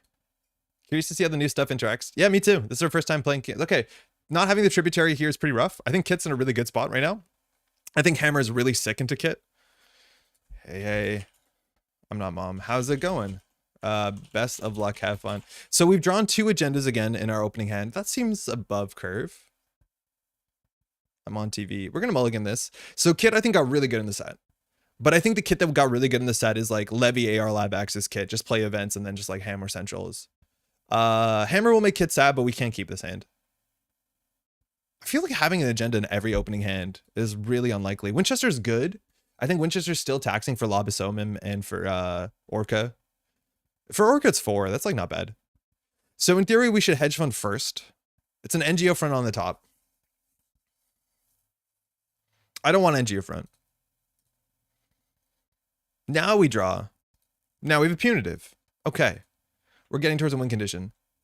Hey, Lamilla, it's been a minute. Hey, Andre, I can't stay in hang because I'm going to be streaming Final Fantasy Rebirth for my partner in just a minute. I saw you were online. Figured to pop in and say, hey, wish you the best of luck in your upcoming games. Yo, enjoy your Final Fantasy Rebirth. Thanks for taking the time, Lamilla. Hopefully you've been doing well. A new set came out just yesterday. I don't know if you're playing Netrunner anymore, but glad to hear you're doing well. This idea is surveil and operations. I think that's a magic thing. How's it going, Ian? Yo, you ready for Saturday, man? You know what you're playing? Keep that armed asset protection, though. You can click for 1 with it. Hey, I can click for 3 with it. 4 if I'm lucky. Wow, class act. 12 influence class act. 10 influence class act. What's going on? What? That's so cool. I don't understand that all operations count for Nuvem. It seems like a much stronger ID. Yeah, I think it's easy to read this to think the operations have to be expendable, but it's operations, comma, or an action on an expendable card. It was 2 NGOs in a row? Wait, what happened? It was NGO, corporate hospitality, NGO. That's funny. All right. So this armed assets protection is now a 4 credit econ card. That's not bad. So how do we play this? Yeah, that's a massive influence spend on 10 influence deck. This scares me. Corporate hospitality here is not that good. Like, ideally, you corporate hospitality for something that makes a play, like Rashida in a remote server with ice. So I think we're just going to do this, and like the chance of R&D not holding is pretty high. I mean, holding is pretty high. Yeah, it was NGO, punitive, corporate NGO. Oh, that's true, because we did draw that in the middle there after we trashed one. Netrunner also punishes the surveil one thing by making you draw agendas faster, so it's not quite the same. What is the surveil text in Netrunner? What would we be doing punitive? What would Nuvem do otherwise? I don't know. Some sort of convoluted fast advance that involves like slash and burn, which slash and burn is probably the best expendable card ever printed. So you probably want to work your way into that. Surveils look at the top of the card. You can put in the graveyard if you want. Okay, so straight up surveil. Hedge fund off the top. So we don't really have a corporate hospitality play. We'll draw. I think we have 20 ice in the deck. This is sometimes what happens with a deck of this size, but this can happen to any deck. I guess we'll hedge fund first. We should have hedge fund always first. It's a horde and we can leave that there. We don't need more money. Horde on the outermost is what you want against Kit, because then they actually have to produce a Winchester breaker. Seems like operations are not too flexible to get consistent Nuvem value. The operations are good. Like, the fact that every operation we played has given us 2 more credits, that is good. Is that better than having a 59, which was self-inflicted, or a 54 card deck? Maybe not. Like, maybe this is strictly better if we just play flat 50 and play, you know, slightly more agenda points per card. Because we haven't seen an agenda at the top of the deck. Like, that's the one thing about playing few agendas, is we don't have to worry about throwing them into archives. But we would throw an agenda into archives. Damn it. They called her Rashida.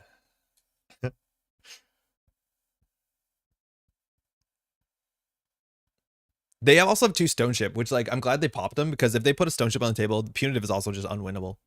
Like, punitive is a bad strategy. When stone ship, like, stone ship is in the meta right now because there's really good charge cards, and obviously steel skin's going to be around until the end of time. So yeah, not sure what to do about that fact. I think we corporate hospitality here. I'm gonna get the Rashida back. It's an Adudadwa. I think that's a code gate. Yeah. Nah.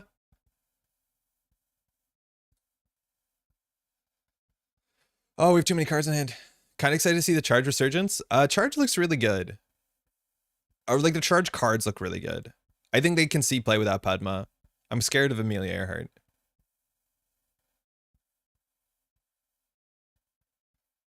Our remote server is going to be innermost Hordem? That seems awful.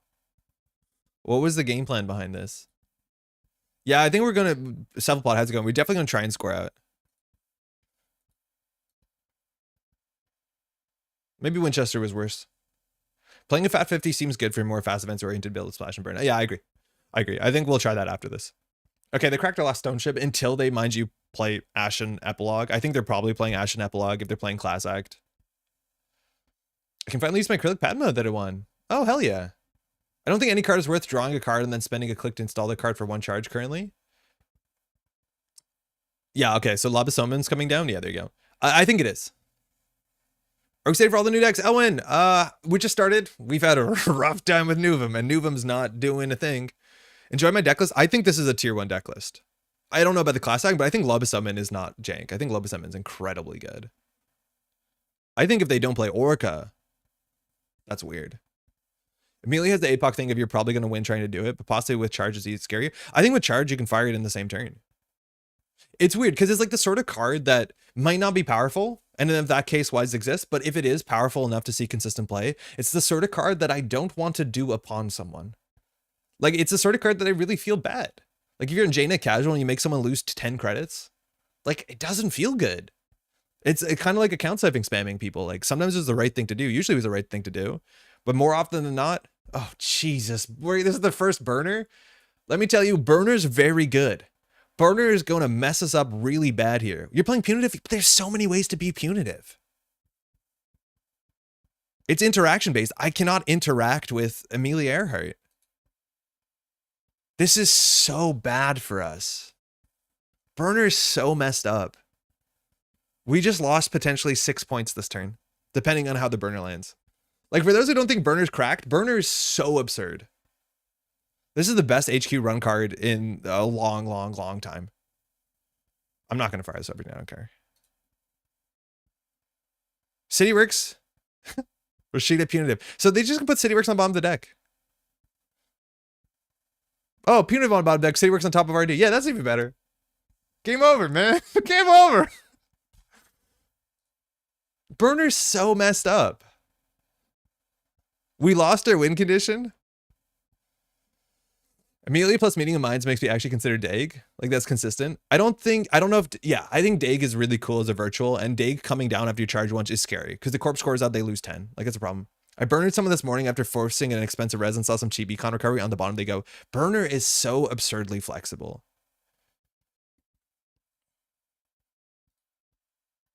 All right, well, they break this for 4. We put the Kogi on the innermost, like an absolute champ. Don't ask about this. You've been burned? It's bad. I'm glad that it doesn't defeat all assemble combo wins. It does. It does defeat all assemble combo wins. I think the new player feels worse about face checking Stavka than losing 10 credits. Jordan, I agree. And I don't like Rig Shooter for that reason too. Like, I don't like Havren Stavkaing people, especially like, you know, the loops that were really bad. Why did we install Ice Remote instead of install Ice HQ last turn? Because I didn't think they were going to burner. I thought they were going to run there, maybe steal an agenda and something good would happen. But yeah, we have burner now. This is the first time we've been burned. And, you know, twice scared or whatever. Chrysium stocks up? Yeah, Chrysium seems good. Live 2 days in a row. Have we done to deserve this? Oh, new set. We're going to be live every day this week. Well, every weekday at least. Something means that the end of the game is less MP than something mean that doesn't. I agree with that too, right? Like, the problem with Amelia to me is that after they lose 10 credits, they have to still sit there and play the game. And by play the game, I mean click for credits. Well, if you punitive them, the game's over. Losing your 2 programs can feel akin, and like, games are still won after you get hit by a Stavka. Obviously faction dependent, but you know what I mean? Are there any win conditions? No, this deck is terrible. It's unimaginably bad. And we're playing against good stuff. Like, this is, I think, I don't know about the class act, but this is like a tier 1 deck now. A T department? Hell yeah.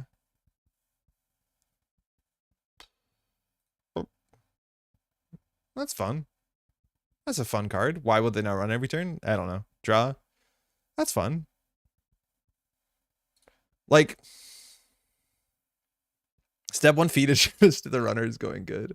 Hit the descent to get the punitive off your bottom. I don't think it's going to be the biggest issue, but you're right. Shuffling matters for the punitive. We do have pivot though. So like, we also don't have that much money. Shapers, they love to burn the place down. Hey Z, code for smoking weed if you do.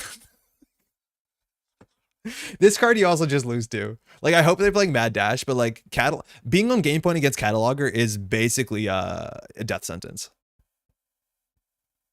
It is a problem. Because if they see an agenda here, they win. If they see 2 agendas, they win. If they see 1 agenda point here and run back, which they can afford to, like any run R&D, they just win. Like, this card is also messed up. 3 punitives and 54 card deck seems like a problem. It's 59. And yes, it is a problem. But I don't think it's the biggest of our problems. The biggest of our problems is that we're just a pile of ice. And it turns out breaking ice is not that hard no more.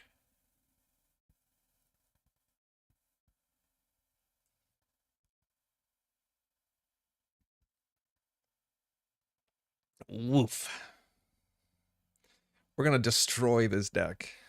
So they look at the top 4. They can click the cataloger. I'd argue you don't need to. You can just run back here and then have it. It looks like they didn't see an agenda unless they're drawing for a mad dash here, which might be correct. And then now we were going to draw in the worst possible order. We do have corporate hostage. We do have dissent, so we can shuffle. So it's not the end of the world. But now it's in our best interest to get like a logjam and R&D and just like hold the fort down. A lot of what's scary about punitives is you can just die if you accidentally touch an agenda early and have 2 punitive tutors. Yeah, I've died on turn 1. I played against Pat as CO. I died on turn 1. It happens. It's not great. Maybe punitive should have a threat text. I think in the future probably could. Big deal. I don't like fast events waiting room. This shuffles the deck too.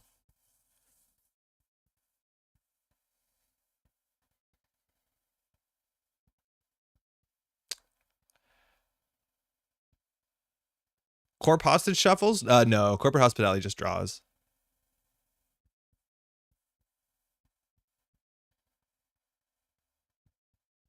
There's no agendas in the next 3 cards, so almost no matter what, we can do a thing. I think we do dissent to gain a credit. Expend. The top card is Border Control. It's not very good against Lobosomen. It's good against Kit. Yeah. All right, deck shuffled. We need an advanceable ice there. I think tree line will be the advanceable ice for us. We've done our thing this turn. Welcome to Bunker Down. And anytime we think we're holding punitives, we'll get burned. And then once this deck gets to the end of the deck, it's gonna just like Ash and Epilogue back. Oh no. They may be trying to trick you to shuffling away punitives. Yeah, but if that's the case, that's fine. Like, we're not winning. We're behind them on money. Nuvem's supposed to trigger after expend? It did. Wait, you're right. What? It didn't. It didn't, did it? Yeah, there's the Orca. Again, I think Orca's good. How much influence have you seen beside Class Act? None. Just Class Act, which is a lot of influence. It's half the influence. But yeah, now Orca's down. So all the stuff is going to be broken relatively cheaply. The thing with this deck is I don't know if it plays Turbine, which that's like, okay, I guess. But here we have no interest to do anything besides wait for them to run out of money. But I'm pretty sure they don't run out of money because I do think they're probably on Ash and Epilogue. Let's do this. It's a border control. I kind of want a border control, I think.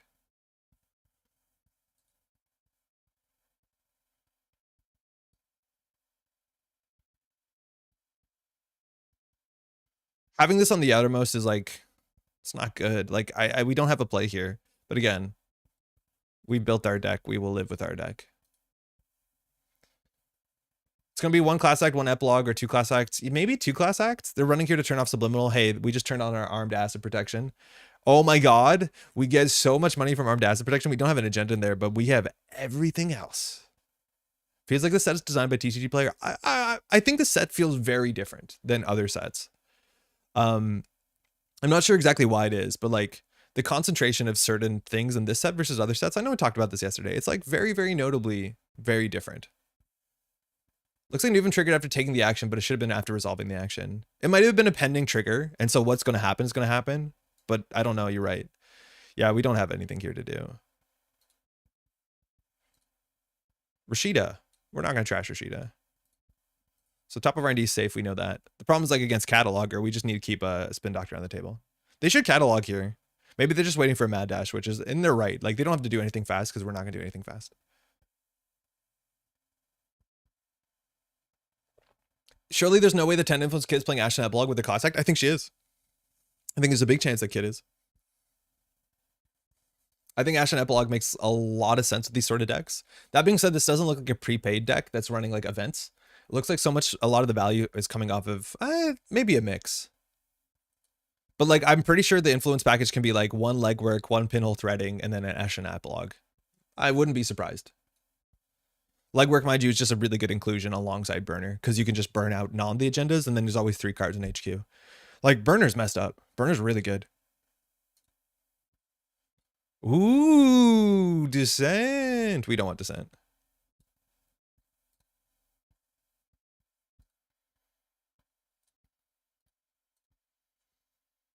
One class X feels weird. Yeah, I would not do one class acting kid. I don't think you have to.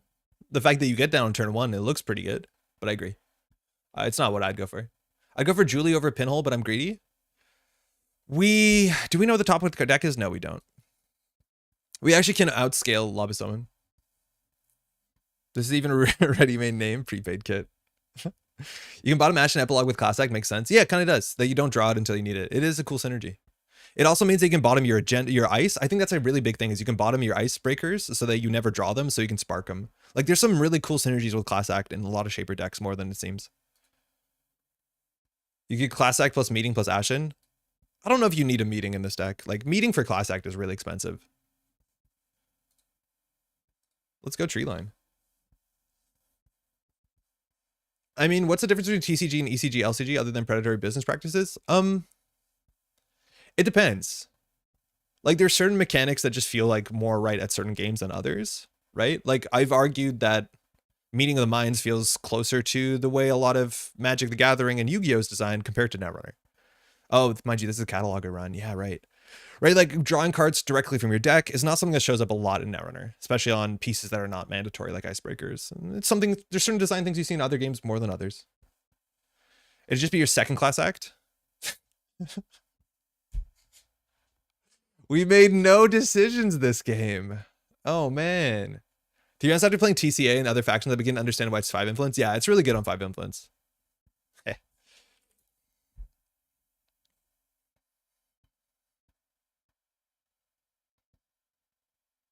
This is only broken for 3 credits. So far. That's really good. That's like what you break it for Cleaver right now. That being said, we do have a massive free line now. Unfortunately, Mad Dash, right? Is it a game design thing versus business? There's game design things for sure. 5 advanced logjam. That's Mad Dash. That's good game. Good game. We made no plays. We have no forward momentum. We'll do one more with this deck, but this deck is fundamentally quite bad. Our game plan is to draw consistently an inconsistent deck, to have money and ice and have no defensive upgrades. We are going to lose on every angle to Steelskin Scarring, to Mad Dash, to Burner, to Stoneship Chart Room. I'm pretty sure that you can build a better version of this deck, but I don't think the archetype should be pursued. This is what we're coming down to the conclusions. 2 games in, one of them, mind you, was off on turn 5, but like, I don't even know what we would do in that matchup.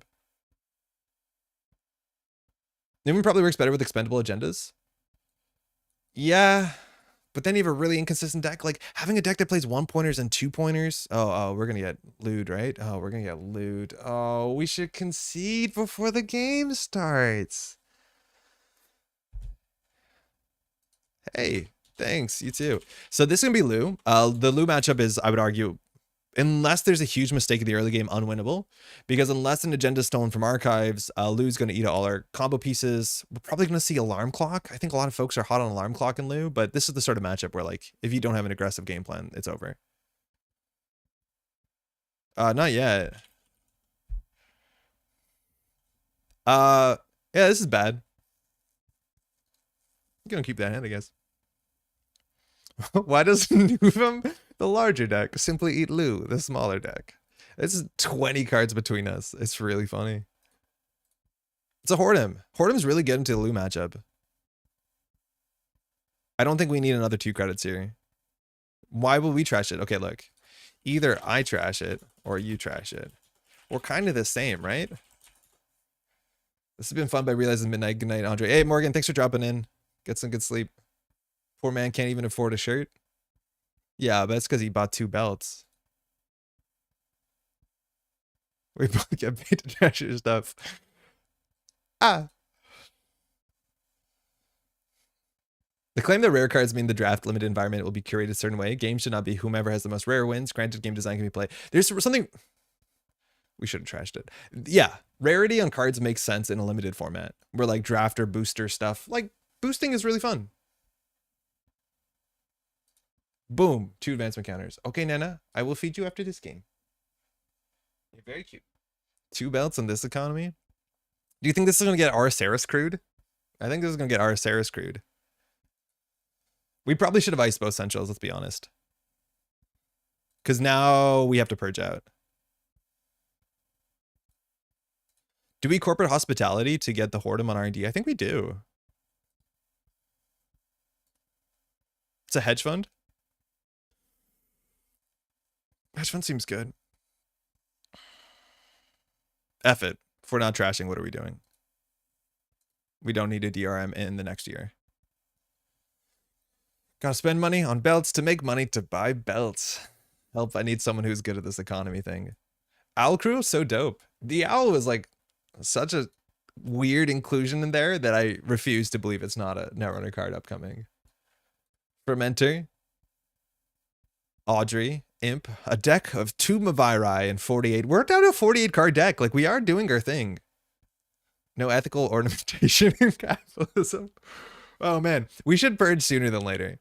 We definitely should be purging. I'm worried about a Hippo. I'm worried about our Saris crew. We'll subsidy first. It's a punitive. We're going to keep that. We probably should have... Actually, no. Not undo. Not do that. Get out. Now you're probably wondering, Andre, how are you building a scoring remote server? And my response is yes. Trashing Hedge feels weird to me. Hedge gains net 3. But we draw a different card and we clicklessly gain 2.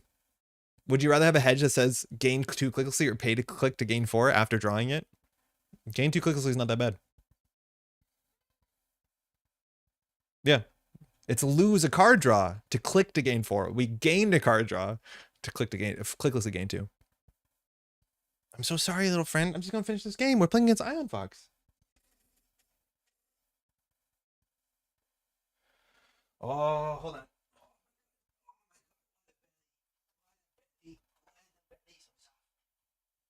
She has a really soft belly. Tranquilizer got binned. That's good. Solidarity badges here. We're going to just take a little minute here to do a little Purgerino, clear up the board, and then ideally res every single piece of ice. Is this Corpo Max? I think that's one way to think of it. Yeah, it is Corp Max. Oof. This is where we make the runner think we have a big deal in our deck? Yeah, I know. And even if we have a big deal, right? I don't think we can afford to pay 18 to score out 3 points. I think you probably want to trash almost anything. Do you look at barring agendas and archives if unprotected? Yes. And actually in this matchup, we do want to throw agendas and archives because that's the only way we can feed Lou an agenda to punitive Lou. And we've seen 1 steel skin scarring so far. Knob Carice here, so now we just have to ice archives. I think we're going to just put a tree line on archives. Oh, there's a cat. Very soon, little friend. Very soon. So, it's like Max. Make all your cards good, and then it doesn't matter what gets trashed. Yeah, exactly. The problem, though, is like on a runner, you can be a bit more inconsistent. On a corporation, the stuff that needs to come together to respond is slightly different. Because the runner, you just need breakers and economy and multi-axis. For corporation, it's much harder than that. Maybe I'm overprotecting centrals, but if Lou can't do anything, Lou can't do anything. The problem is we still need a remote server. Don't you just tree line hoard him? It could matter. I think we can just advance it because we do actually have to make archives not runnable. But I think we can just afford to sit back and advance it, Sokka style. So cute. Yeah. She does hang out back there. Usually not when I'm streaming, but when I'm recording. You're overprotecting centrals because the deck doesn't have a plan? Yes. Ian, that's a really good point. Like if I had a plan to be like, oh, once we draw this, we're going to jam it, but we don't have a plan. So our plan is just to hold down while we like top deck this. So now archives is messed up. So we could trash tree line to put a descent there. I think we just expend descent here. Oof. Yeah, I don't know. Why is that happening in that order? That shouldn't happen in that order, right? Resource companion kitty. Just first, how's it going? Why does it happen in that order? Because this should happen after. Is that a mistake? Like a bug? Whenever you finish resolving an operation. I don't think.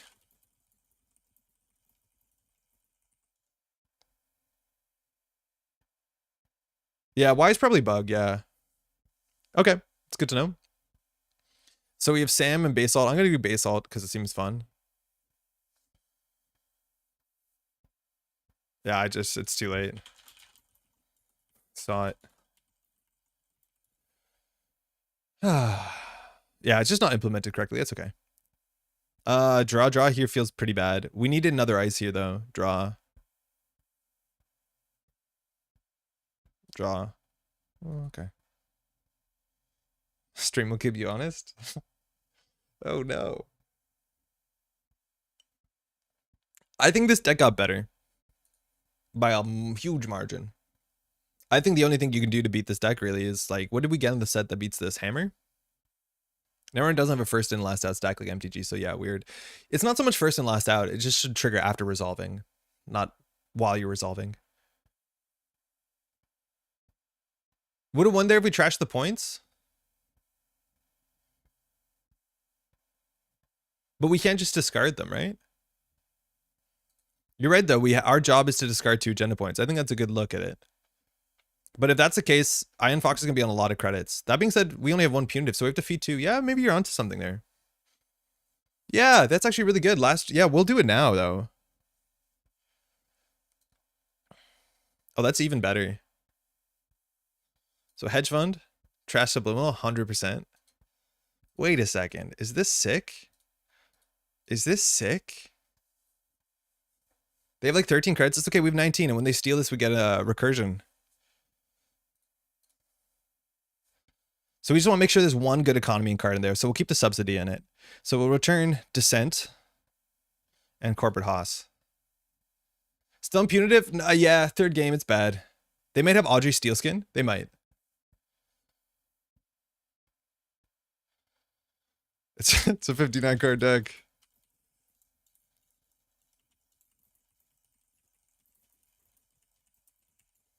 They might know that this is coming.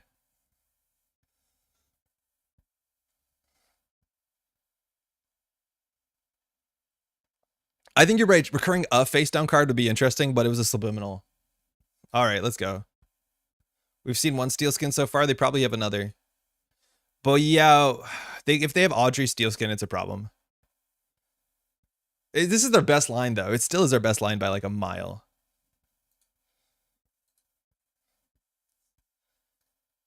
In theory, you want to... Where's the send a message when you steal it if we res a logjam?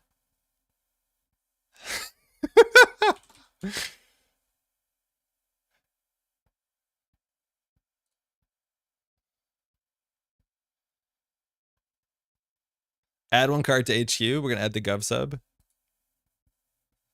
Res 1 on R&D? We probably should. We have enough money. I don't know. I think Ion here has to draw into Steelskins. We can always, if this gets trash, right, we can corporate hospitality into Punitive. It's the closest we have to Archive Memories. But Ion here can do draw, and if Ion has a Steelskin, they go to 6 cards. So we need double Punitive for that.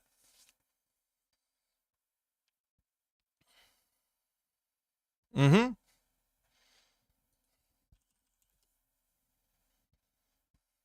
That being said, if we have double Punitive, which might be why we made that play, you just have to run R&D here. Oh. Send a message in the square area when it reses? Oh, interesting. Oh, we lose. Angelique could be nice for any kind of remote plan.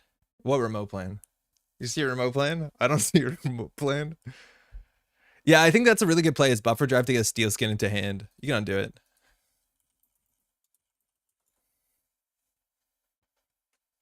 Three cards left? Yeah, but after the moshing fires, it should be more. So in theory, you buffer drive, you get the Steelskin on top, and then you moshing. So you're going to be on 5 cards with... Yeah. All right, well, we had a good run. So you Punitive here, and then you see the top card of the deck. We can trash it, then we have a draw. So we have 2 shots of drawing the next Punitive. We don't have to boost any.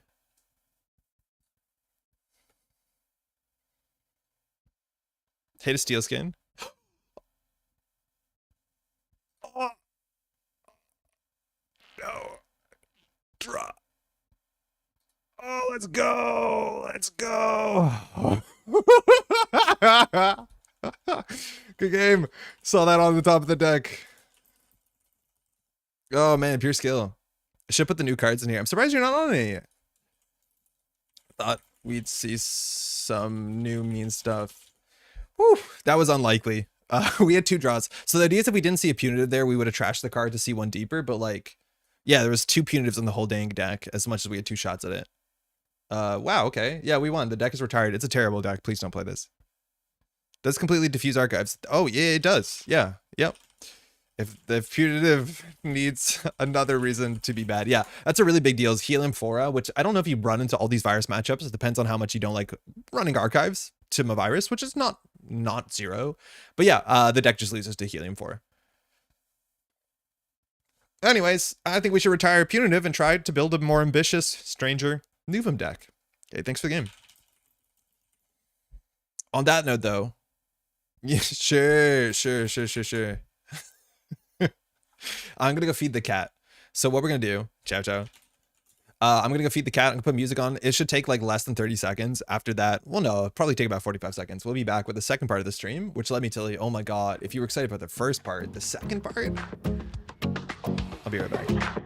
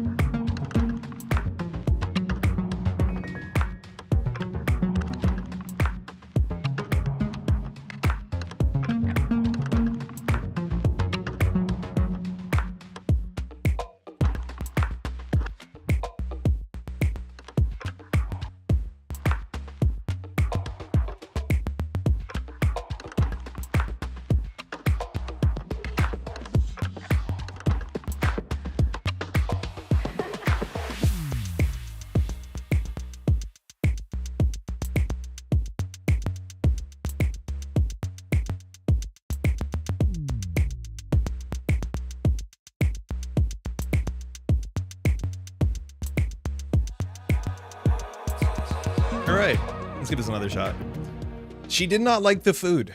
It's not what she normally eats. Maddie is doing some cat food shopping on her way home today. And yeah, she looked at it. She seemed upset. Okay. To be totally fair, Basalt and Archives into Punitive is better into Lou than most other flavors of Punitive. Yeah, Basalt and Archives is really quite good. I want to see Expendable agendas get scored fast. Let's try it.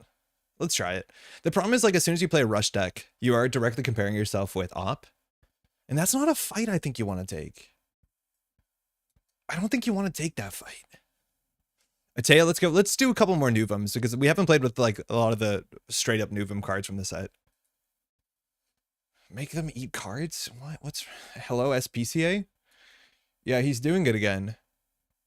You see, she's already. Is she here? Yeah, she's here. She didn't like her dinner. Sorry, friend. It'll get better. Okay. Let's look at some of the new cards from the set to give some inspiration, specifically the Weyland cards, because obviously there's going to be Nuvem support in it. Is the Princess Space Kitten art done with chalk on a blackboard? Yeah, it is chalk on a blackboard. It's been there for arguably too long. It's great. My partner drew it, but we probably should mix it up. I don't feel like in this set of cards there was like a strong, what's it called? Like mascot. I think the last set we got Frog. Frog is probably the best candidate, but let me know if you think differently. Okay, Weyland. Former carries banned? Yeah. Thunderbolt when? I don't play Thunderbolt. We will. We definitely will. We have to. We have 4 more days this week. 3 more days. Like, we'll play all the new IDs for sure. Amelia? Yeah, Amelia's really good. Amelia's a good art. Okay, Nuvem. I don't know why I did this the most confusing way. Is there even a concern about wiping off the chalk, or would there be an issue with keeping the chalk on the board for so long? I'm pretty sure water takes off chalk. I think chalk is not considered vandalism because it's not permanent, so... The owners previous of this apartment had stuff up there for a long time. It shouldn't be an issue. If it is, we'll just repaint it with chalk board paint. Eminent Domain, 3-1. I'll let y'all know 3-1's just a bad thing. Click in a credit though, which mind you is click and gain a credit. Reveal and trash this agenda from HQ. Install and res a card from HQ, paying a total of 5 credits less. Now, that means the card can be over 5 credits. I know when a lot of conversation around this was around Sansan, which like, yeah, that's okay. But I honestly don't know if Sansan's that good. Sansan, mind you, is interesting when it comes to things like slash and burn, but like scoring out blank 3-2s is like, that's very 2013, 2014 Netrunner, and I don't know if it holds up in modern Netrunner. I don't think you can score out blank 3-2s to win a game. But that being said, Sansan City Grid for 1 credit is fine, and then you can slash and burn 4-2s on top of it. You have to predict the Sansan. That's kind of neat, but also inconsistent. That being said, it can be more than 5 credits. Like you can res ice, like a tree line for 1. This is technically in the bin when it happens, so it gets a bit better. Archer, yeah, but Archer you have to forfeit the agenda. So like you need to have this in hand, score another 3-1, right? Like you don't avoid all costs, you just avoid credit costs by 5. Hostile Architecture, like Hostile Architecture is not a card that you can just put into any deck. You have to build your whole deck around Hostile Architecture, bless you, which means you're building a deck around Hostile Architecture that's also running 1-pointers. A lot of the Hostile Architecture decks that you've seen are playing as few points as they can because the game is not about the agendas. So like having it as an econ card for this, it's really hard for that to make sense. Yeah, you still have to pay additional costs, so you don't get a free archery. Why doesn't it say 5 credits less? Rather than, wait, why does it say a total of 5 credits less? Oh, I don't know. Is that how it says on other cards? A total of 5 credits less? What's it say on like rigging up? But why doesn't it say 5 credits fewer? Now that's the base talk. Paying 3 credits less. A total of, I don't know why it says a total of. I don't know if other things say that. Like, does Tucana say a total of? It accounts the ice install. Tucana says install and res that, paying a total of 3 credits less. So it's the same as Tucana. Oh, because it combines install and res costs. That's exactly why, yeah. Yeah. So it's the combination of install and res, not just the res. So you can combine those 2 costs, subtract 5. That makes sense. By the way, how's it going, Pinoy? Okay, when you score this agenda, you may search R&D for 1 card, install that ignoring all costs. That's really good text. I'd argue that that gives you an incentive to play Archer, because you get the Archer for free from your deck. Installing things from your deck on the table where you want them for free is such click compression that, again, do you just play this in Tucana Op? Honestly, maybe. It is that good of an effect, especially with Tucana, it fires twice. But we'll see. I think we're obviously going to try this card because we have to. Basalt Spire. This is where it gets really awkward, is that when we have an expendable card, not actually an expendable card, but obviously a very good card for Nuvem, that's a 5-3, and then we have a 3-1. It's really hard to build an agenda suite in which scoring to 7 makes some sense. Because as soon as you have a 1-pointer in the deck, that means if you score a 3-pointer and a 1-pointer, and then you have 2 pointers, you have to score 2 2-pointers. So it's really hard to get 3s and 1s to work well together, unless your deck is entirely 5-3s, and then you have some 3-1s. That could make sense. That being said, we have Hostile, so Hostile's still pretty good. You can put Hostile on Tucana and do it. But that's a really big issue, is that adding 1s and 3s together means your deck probably shouldn't be playing 2s. Or if it can, it's not consistent. Keep that in mind. LL Trust Op, Eminent. What's LL? Could you play 2 and 1-pointers? You can play 2 and 1-pointers. The issue on that is that it takes up a lot of your deck. So say that we play 54, which is what we want to be playing, and then we're going to play no 3-pointers. Let's say no 3-pointers, which probably isn't correct. And then we'll play a bunch of 2-pointers. So say that we play 6 2-pointers and 2 1-pointers. Oh, this is with GFIs. I was like, why is that number so good? Bless you, Nana. So say that we play no 3-pointers. We have to play like 10 2-pointers. No, what is it? What? We have to play 10 2-pointers and 2 1-pointers. So maybe we do 9 2-pointers, 4 1-pointers. It's 17, 4.15. Like 4.15 is not very good. That's 1 agenda every 4 cards. That's quite bad if you can't manage your agendas. That's also really bad if you hit Nuvem, because you're 1 in 4 times Nuvem's going to hit an agenda on top of the deck. Making that make sense for you is really difficult. But as soon as you mix 2s and 1s, this number goes up a lot. And that number goes up a lot anytime you add 1-pointers for obvious reasons, because you're just adding more agendas. Like this is 13 agendas in a 54 card deck. That's a lot. So it's really tricky. Now, Regenesis obviously makes sense because it's worth building around and you have pretty good control in it. So that one makes sense, but this is not Regenesis. Regenesis is game winning. This is just good value. The gens are pretty amped, so it's fine if the runner gets a few. Yeah, until they bounce your tree lined unres dice with Hermes or whatever. How bad is the asset spammy build that uses hostile architecture and reconstruction contracts? I think you'd play that in op. I think it's really hard to make Nuvem work more than op. I'd be very surprised because it's not very consistent. This is Regenesis erasure. Yeah, it's true. It's true. You can search for another eminent domain. you can search for an eminent domain. It just has to be an installable, if I'm not mistaken. Jamie explained how this text works. This clause is attached to this clause, so you cannot search for an operation. I found that to be pretty startling. As much as I intuitively thought you couldn't get an operation, I just thought you'd do this and then you do this, but apparently the clause that says what you do with the card kind of controls what the card can be. Play only if the runner stole an agenda last turn. Yeah, that's important, right? Like, that's a really cool Nuvem thing, is any card that says play if the runner stole last turn. Now, strangely enough, Weyland didn't get one. Right? Am I missing something? But Weyland didn't get one. They don't have a subtype, but we got Oppo. Okay, great. Oppo is a bit tricky in Weyland, especially with one-pointers. You want to hit 5-3 as soon as you can. Bring them home as the Jinteki one. It's not bad. And then HB got one that I couldn't tell you the name of.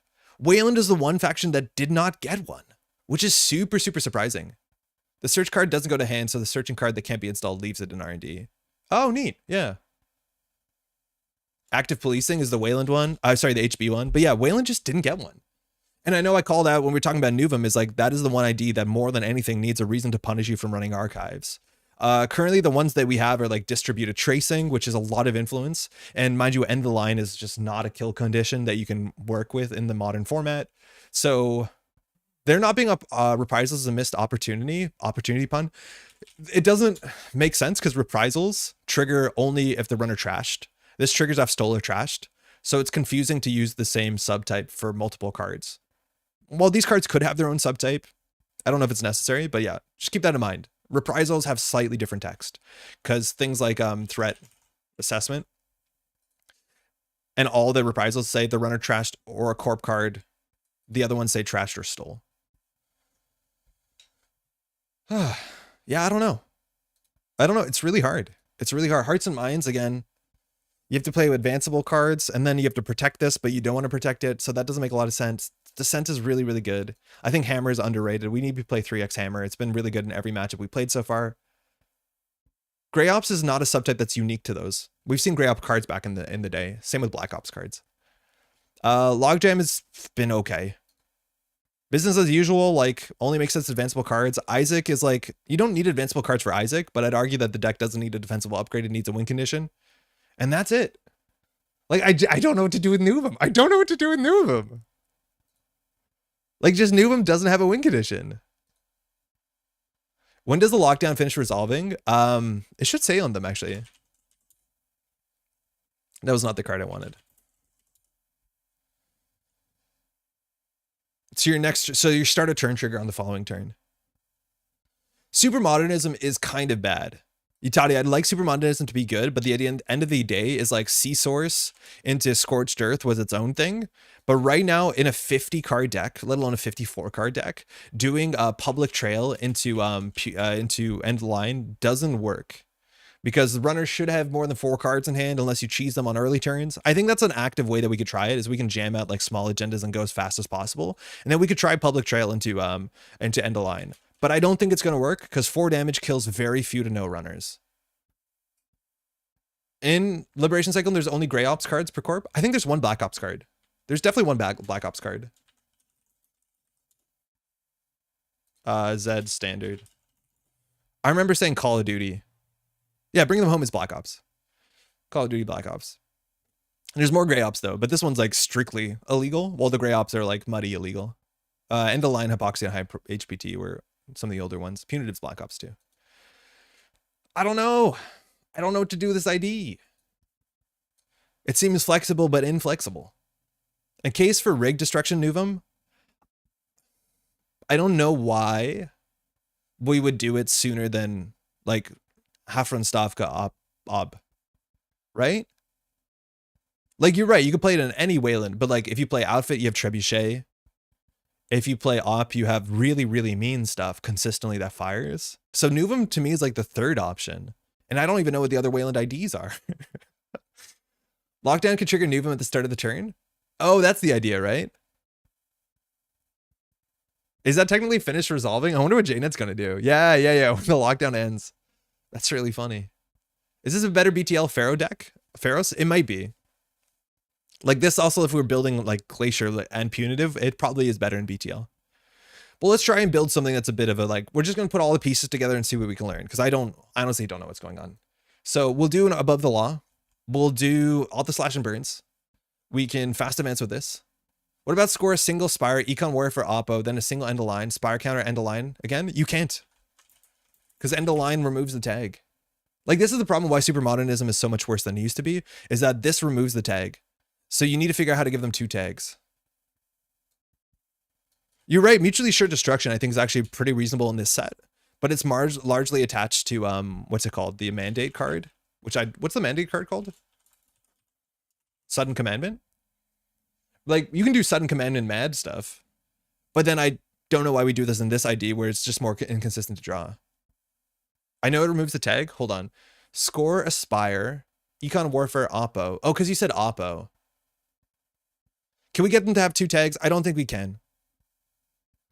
The only way you can get someone to have 2 tags is that you play a game that's tempo enough or economically denying enough that they don't have enough money to clear this.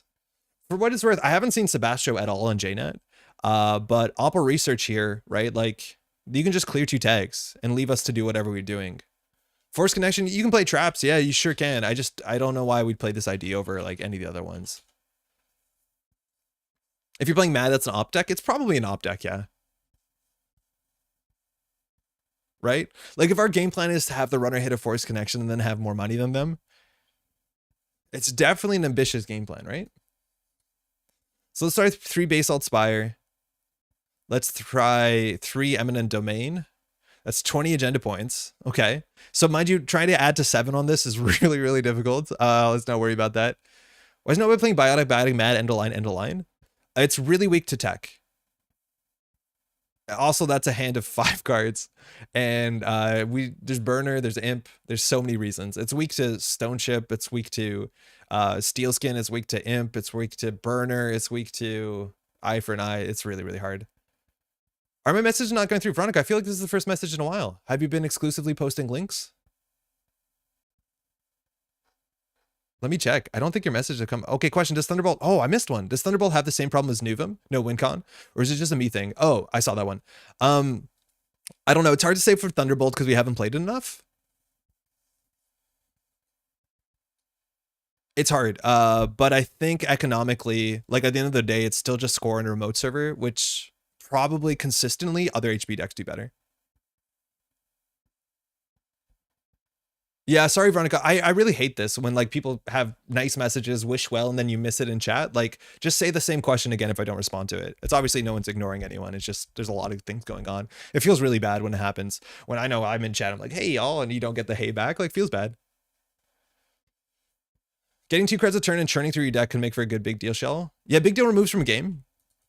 And like again, I don't like big deal because I don't like scoring 5/3s from hand, but also it's just like, you know, ice up all centrals and survive, which I'd argue seems really bad in this meta right now. Like, you need to be making plays. We have not made a single play in all the Nuvem games we played. We've just iced up centrals. We put a Rashida once in a remote server.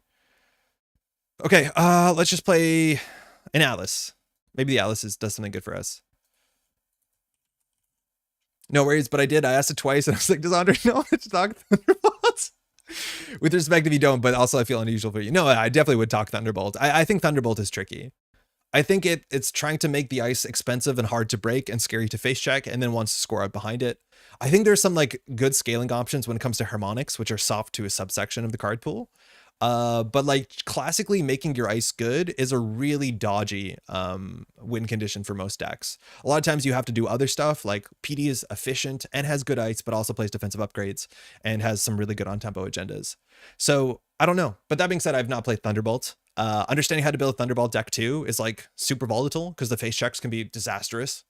And I don't know how hard it is to face check into it. So it's also kind of dependent on like what runners are playing, right? Like if runners are playing Visarium Entangler and just bypassing your stuff, like the ability text on Thunderbolt is less and less relevant, which is maybe a problem. It's like the worst face checks in the game. Yeah, of course I'm going to bypass that stuff. Okay, so what else can we do to fast advance? What is our good eminent domain trigger? Like I think our good eminent domain triggers are probably like, we need fast advance. We can't Audacity with 11 agendas, can we? How do we Audacity? Let's get some ice. If we're setting aside big deal, then the next likely thing is probably Hyperglacier backed by Nuvem's ID econ. Yes, and I agree if we're doing that, we probably should just be doing it built to last. But that's what we tried. That's what we tried, Hyperglacier, and we just get slammed on centrals.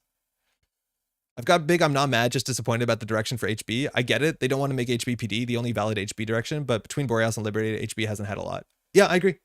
And still just good stuff HB is working. Bird Barbecue them back. There's a bunch of like recursion cards like genotyping you can also play. Bird Barbecue is fine, right? It's like a lot of influence. What is it called? Bird Barbecue? Other than the Epiphany support stuff and Jinteki getting enough money to play the game, the corp stuff in the set doesn't excite me anywhere near as much as Runner.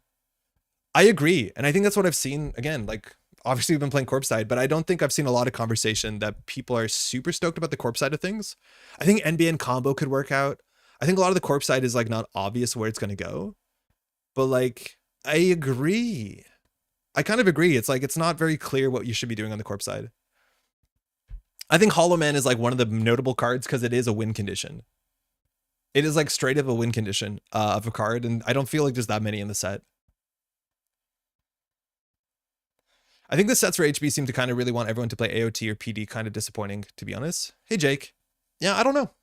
I don't like Architects. It's going to be gone soon, so that's happy. But yeah, it's hard. With that said, runners have been rolling over me. Yeah. You've been playing Hollow Man? I'm personally stoked about finally getting Jinteki economy cards that Atea can use. Yeah, I think Atea is going to be one of the next things we have to tackle. I'm still not sure if it has the agenda suite to support it. Hollow included in that Epiphany support stuff, although you could definitely run in other decks. I think Hollow Man you can run in any deck. I think it's powerful enough. Thunderbolt feels similar to AOT and where it focuses, but where AOT is like a built-in Dirtle economy, Thunderbolt is anti-economy, and it's more based off of face check. And I actually, I don't know which one I'll like playing into more or less. We have the exact same feeling about the corpse side of RWR, just no idea what to do with these cards. Yeah. No, I got nothing. I got nothing. A lot of them are just like 1-2 assets, which like I hope these don't get trashed. I don't know. I've been seeing some light success with Holloman, RPC, Asmari. Oh man, just using this to advance ice. Hyperglacier. Yeah, I watched last night, Eric, and like it's really difficult if things are not too focused. I know Nick was trying his hardest to like get the knives out, and I think he just like aggression on top of knives is probably what you need. Like he's letting you have Rashidas and remote servers, which you should not have because he's just drawing through his deck. That's tricky. I think there's something to that deck for sure. And I like that it's something that people want to pursue. I don't know if it's very good. And then the other side was like Epiphany, which like, yeah, it could work. Yes, I'm a villain. That's okay, Tron. Holloman's pretty similar to Kali testing if you're not making the 3 advances fire. Yes, but it's a Kali testing you can protect in centrals. And that's definitely interesting. As much as it like is the sort of big deal, like fast advance waiting room stuff. He also, assuming we were talking about the same game, ran into a Stavka with a killer, which is bad. Well, yeah, that's going to be bad, but I don't think I'd expect a Stavka in Nuvem, so I could get burnt out by that. That being said, though, I don't know if Nick should have conceded that game. Because I still think, depending on how the deck was built, with enough inside jobs and boomerangs and stuff like that, you can probably still contest, as much as it'll maybe be bad television, so maybe, yeah. But I wasn't fully straight watching. I had it on the side, so I probably missed context clues of why that was a bad face check. He was holding Amakua. Does that change it? Okay. How to make this work. We need some amount of fast events. We need to be constantly jamming in a remote server. We need to get like at least one good target in the whole damn deck for Eminent Domain. So this deck doesn't seem really good for Archer. So what's the best card we can get with Eminent Domain? I know what you're saying. You're all saying it. It's Cloud Eater. Now, Cloud Eater is not great with Eminent Domain because the text on this being on res matters, but let's try. Let's try. Let's do End of the Line. 3.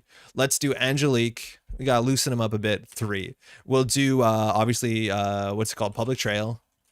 3. We'll do Oppo. 3.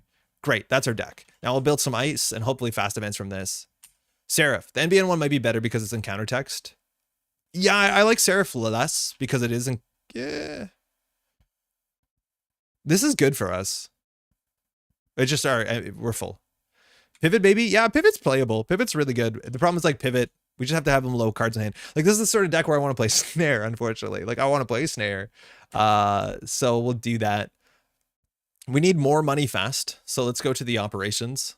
It's a shame I want to play all the operations of the world, but we have operations. Argus Crackdown makes some sense of the deck. It does make some sense. F it. I don't care. I actually want to play 3 Economic Warfare because it's kind of fun. Play 1 big ice over Public Trail.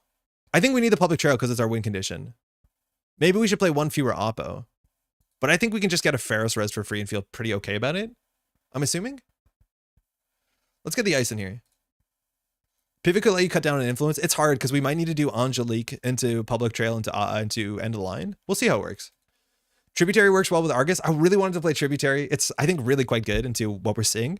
Unfortunately, Secure and Protect into Tributary is like super inconsistent into a pretty inconsistent deck that needs to be jamming out quickly. So in terms of bin recursion, we only have Spin Doctor and Descent. Is that enough with 11 agendas? Maybe not. What else are we playing? So Winchester, great. We'll play 2. Maybe we'll play 3. It's that good. We want to play Tree Line. I think we're going to go ahead and play 1 Pharaohs. It's going to be rough. I think we're going to play 2 Logjam, 2 Whoredom, 3 Hammer. I'm going to try Hammer. I think Hammer's been like, we kind of really want Hammer. Give the runner 1 tag, install a resource. That's fine. This seems really annoying against a lot of the decks we played in today so far. Results oriented. Don't worry about it. Boarding control is like whatever. We're a bit of a rush deck. We don't care about boarding control. It's a sort of deck where we would actually like to have what's it called? Maskarovka. It's just a fine face check for 1 credit. Obviously, it's not very good into the meta, but it's 1 credit. F it. That's 8 plus 6 plus 5. We should be playing like 18 to 19, depending how rushy we are. So that's 14, 19. Good enough. We have 56 cards, so clearly we have a problem. We have to make this deck more consistent.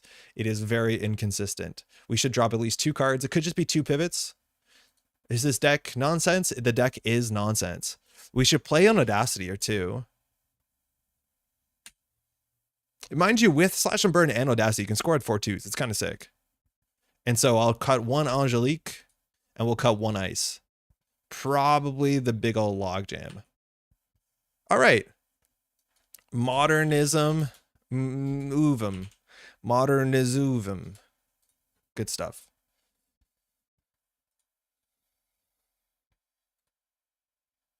I don't know about this. Buckle up. Deck 1055. Does Maskarova do anything besides pretend to be wall static? It face checks relatively okay. That's like obviously the only difference. It face checks for 1 credit on the early game. We probably care about that. It's better to say Nuvem Modernism. And we just want to play as fast as loose as we can. Just as fast and loose. We didn't play 50 cards. Mind you, you can. It might be correct. I'm worried to play 1 and 5 cards as an agenda. More than that, it'd be like 11 and 50. 18 ice, 17 operations, 2 Angies. Corp, let's go. 3 hammers is probably wrong too, but we're still in the exploration phase. Oh, it's CTZ. Sick. Hey, hey.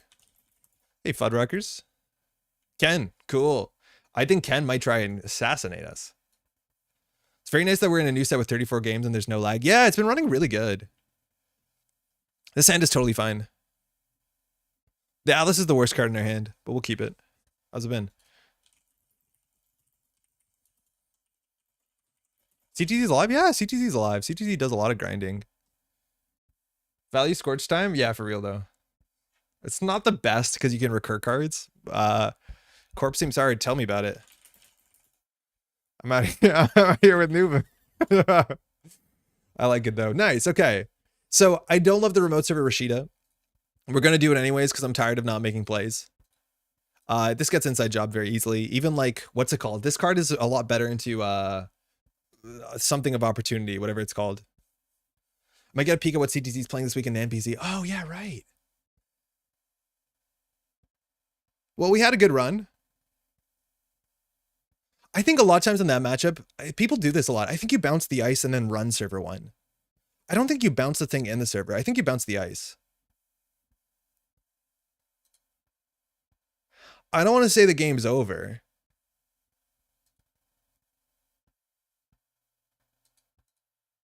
But like if he bounced this ice and then trashed the Rashida, like we're in a way worse spot. Is he allowed to do it? Yeah, totally.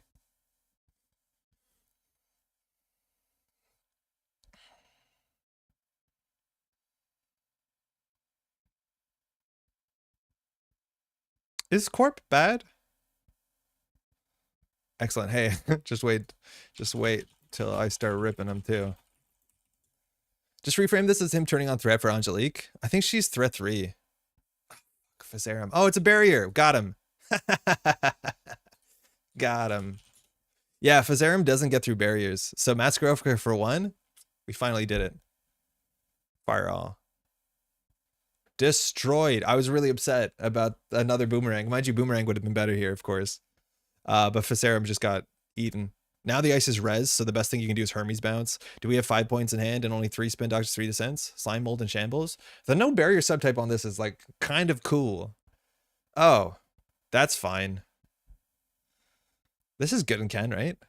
So it's like not great because we just face check for 1 more credit. Like I was saying, window of opportunity to Masquerade is not that bad. So the thing here is like you run HQ. There's no way this is right. Unless he's installing a boomerang with it. Payback for that turn 1 Hermes? It's 1 credit. I can res this. I don't... If CTC did that on HQ, I'd actually be upset. We should have res this arguably on last turn. How do the card names show up on on cards? And wait, son, how's it going? This is a plugin called Cyber Feeder. You can search on... Do we win? Oh, we don't win. We could win here. It's called Cyber Feeder. It's a plugin that Arahi makes for Firefox's JNet. It gives us a lot of abilities like sorting the bin and text and animations and the arrows thinking. So if we do Spin Doctor in a remote server and then we draw specifically into end of the line, we win the game. Damn. Okay, we're going to ice up centrals. Tree line here is pretty good. Hammer. Pretty good. That's a rough face check. We need some economy here. We want to discard 2 agendas here. So if we play economic warfare, we'll go down to 7. That's fine. Slash and burn. Fuck.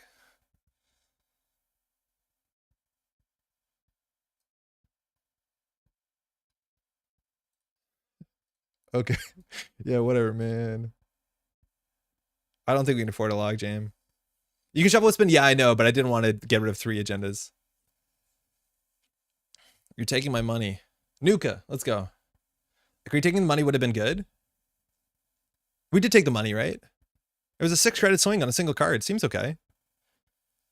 So we'll do Angelique Hedge Fund. We need to draw into... This is why you maybe play a lower card deck, because we wanted to get into the thing that we wanted. So we'll do draw, install, install. No, we'll do Hedge Fund, install, install. I'm worried about some sort of HQ pressure. Eminent Domain. Oh, we have so many agendas into Hermes. It's so bad. Like a Spin Doctor is so load bearing. It's incredible. Like there's now like 3 servers in which Hermes like ruins us. Econ Warfare plus gain 2 is gas. Yeah, it is good. I think that does feel inherently pretty good in Nuvem more than anybody else. And like that's the cool thing is like those sort of business as usual, those like underwhelming econ cards become better econ cards. But a 6 credit swing is messed up because you made a run. Yeah, I don't know what to do against Hermes. Because we install events base alt. Like HQ run cooks us.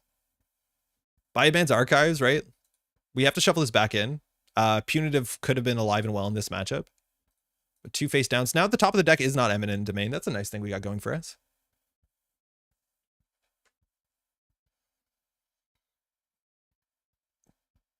Julie, cool. Nuka for free every turn.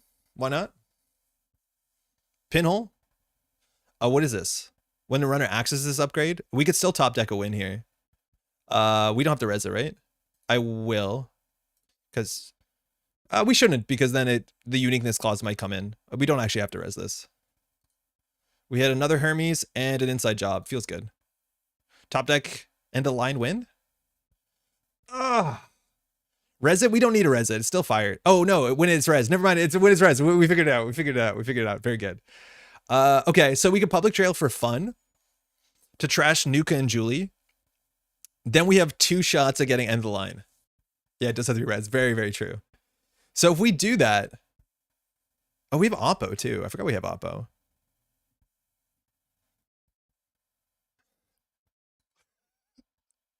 Welcome home. Oh man. Yeah, we have a chance at top decking. Now God knows what is next. We'll draw. Okay, it's just a tree line. Yeah, we could end up public trail and trash this. I don't know if it's worth it. This is only once per turn with Julie. I think we jam here, but jam the base alt is like pretty bad into Hermes. We're gonna be forced to spend 10 credits on ice, which like we can't really afford. And we want to score this out slowly because otherwise we get Hermes to death. I don't think so. I think we go to throw into the gutter / fire. I think we probably like we can tree line the tree line. That's something as much as like Physarum doesn't beat it, Inside Job does. But I don't want to tree line this while it's unres because of Hermes. Oh, that's better. The problem is if we slash and burn it, like I don't know what we do with our slash and burn. Yeah, that's not great. Click 3. Free Nuka seems good. Jam the side to slash and burn. I just don't think we can throw slash and burn in archives for no reason. Like maybe it turns on Oppo. You think we feed a slash and burn here? I think we do because we have public trail to end the line. I think we do maybe. Spire saves it. Oh my god. Yeah, you're right. Oh, I'm a fool. It has text. You think we're going to get diversioned? Because I think we can do advance slash and then rebuild, or we can get a counter. I feel like the counter might be better. Let's start with the slash because we see at the top of the deck, so we know if we have to protect our R&D or not. It's a hammer. It stays there. I'm not seeing the end of line. I know the Atlas token is, right? Do your worst. So diversion here is bad. CDZ might be on red team. It's not good for us. But like both of these are going to be pulled apart because of the Hermes interaction. So the hammer we know on top of the deck, I think we can get rid of this one. So now CTC goes to low cards in hand. We have public trail as long as he's under 8. And mind you, public trail on the end of line costs 7. For us, it costs 5.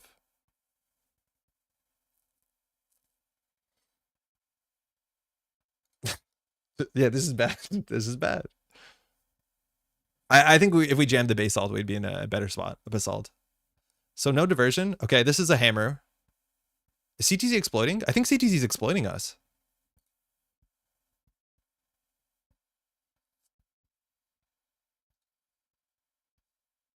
Gonna get stabbed? No, it seems like we're fine.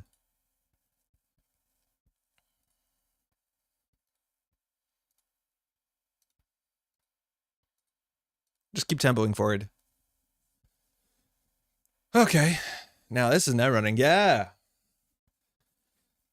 CG's only clicked for credits for a while. Maybe he's trying to get up to class act here. He has a hedge fund.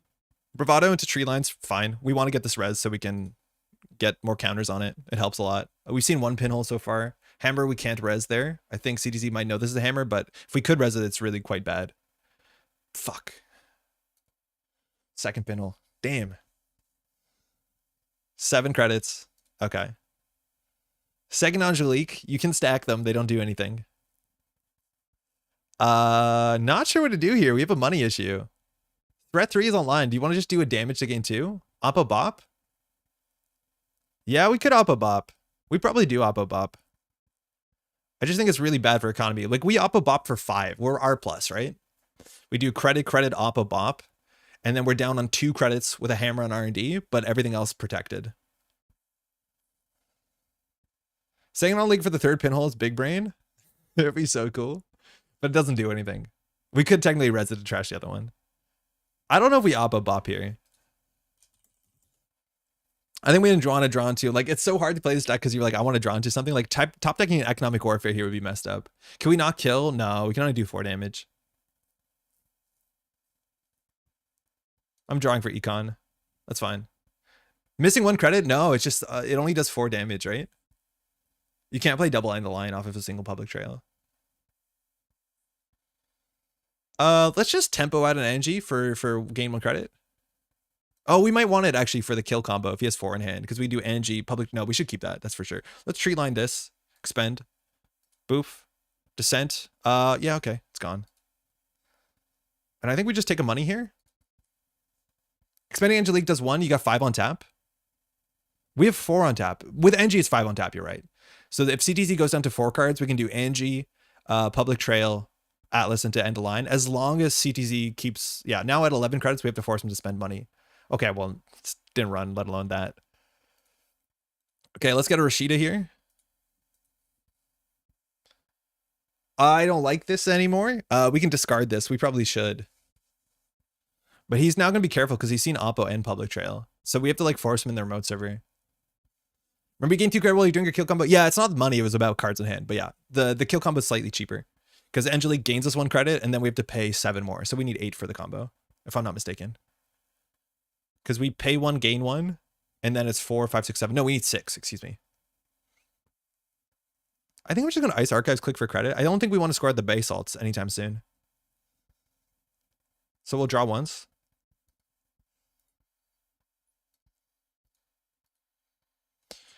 Okay. Still tricky. Sure gamble. Boomerang. R&D. Maker's Eye. That's good. We have 6 points out of the game, so this is fine. If we res the hammer, we go down to 1. Whoa, wait. This actually matters. The runner... With this ice, the runner cannot break more than 1 of its printed subroutines using killers. So with the subroutines fire here. Yeah, Eric, we're trying the super modernism. So give the runner 1 tag, trash 1 installed piece of hardware, install 1 program. So it's going to be 6 credits to get a tag. We're never going to financially recover from this, but like there's a big chance that this will get rezzed. So I'm going to do it anyways, but this is not a great res. Yeah, only 1 sub can be broken, which will be the middle one. Breaking restriction not implemented. I like this card. It's weird that it has nothing to do with Anvil. You can, which one do you want to? So you can only break 1. Which one do you? Which of the? Ooh. Cool. All right, so we probably don't lose here. There's only 1 Spire. But our money is messed up. This is the CTZ classic. Oh yeah, we have a lot of small agendas on the deck. You can trash the Phaserum? Oh yeah, we can trash the Phaserum. Can you trash the Phaserum? Can you trash the Phaserum? Phaserum?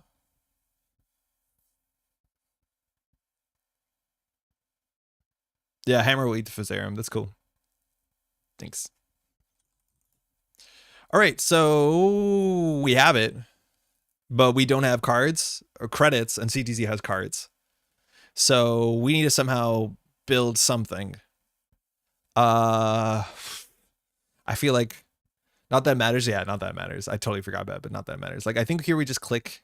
We click 3. This is not good. I think Baby Oppo for free is totally fine. I actually like Baby Oppo because it's entirely free, so it costs us a credit, like a click. No. Audacity, get out of there. I don't think we can res another hammer. Yeah, R plus hit Oppo. Just take 2 tags. That'll slow CTZ down. Now we have to force CTZ to run, so Rashida in the remote server would be sick. Unfortunately, we don't have Rashida in the remote server, and I don't want to put the Angelique in there because Angelique's really important to our game plan. We should definitely have another Angelique.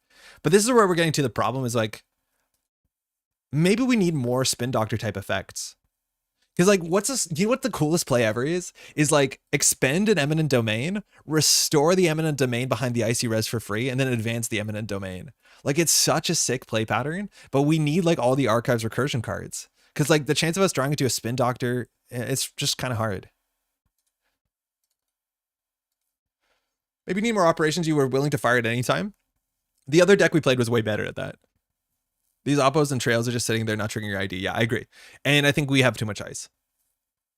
Can we Atlas for Rashida? I think we need an Atlas. Yeah, we should Atlas for Rashida. You're right. I forgot we have our whole combo. We should definitely Atlas for Rashida. That turn would have been better.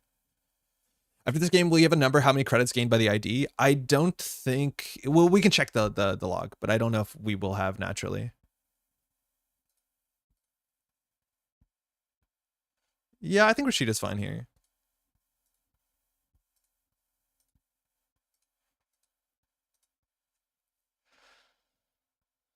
Next game, oh my god, where's the ice? Yeah, the duality of human. This reeks of bait. I'll res her.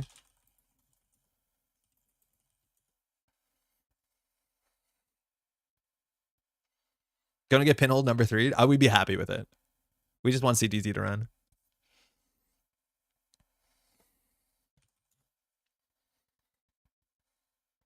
Oh, liberated with Julie. Ridiculous. Well, we sure have some ice. Hedge fund, Audacity, gone. 2 Audacities out. What's on the remote server? I think just another barrier is fine. So far we haven't seen a single damn breaker besides Amakua and Fizerum. So server 1 is okay here. I wish we had something to put in the remote server, but that's kind of on us. And then I think we're just gonna put a little old Winchester on R&D, and so we don't lose the inside job. I don't think we need another Winchester. We can't res any of this stuff. Simulation Reset is an interesting card. It was suggested. I couldn't think of the name of it. Simulation Reset seems fine. I think I like Restore a bit. I think I like Kakarembo a bit too. Like Eminent Domain, Kakarembo back on the table. Just the runner's not scared of running archives.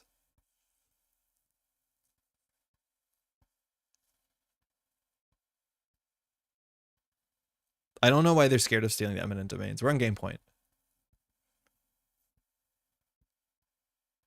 Cool. I don't think we res this. We'll just get these back into the deck. So we'll do 2 Spires. Increased drop rates will do it. Yeah, but then we need bad pub.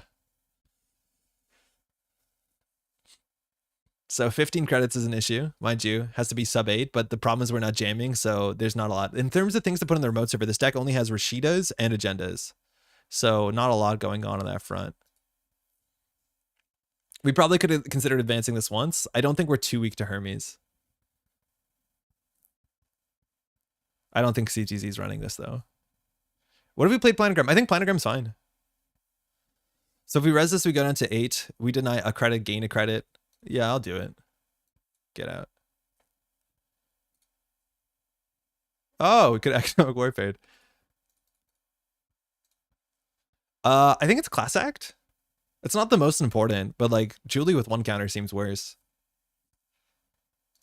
We're not worried about anything besides diversion, and it's a 7 strength tree line. You can't Fizerum it. 1. I think the Oppo doesn't make sense.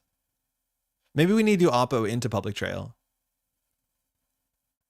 Some core damage? Yeah. 1 core damage actually would help a lot. We do like public trail to Hypoxia. It's like 5 influence. I don't know if we need better ice than tree line.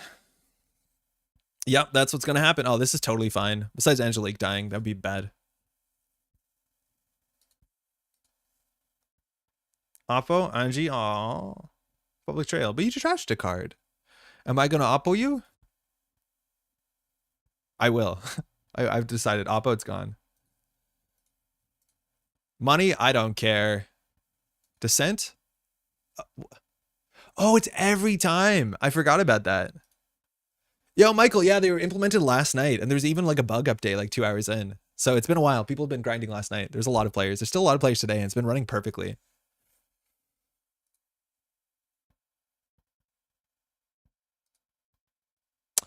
If we had an Angie, we would have won. I crashed out early until he missed it. Oh yeah, totally. I don't think it made that much sense for your time zone. If we had the, what's it called? We would have won there. Oh, that's a bummer.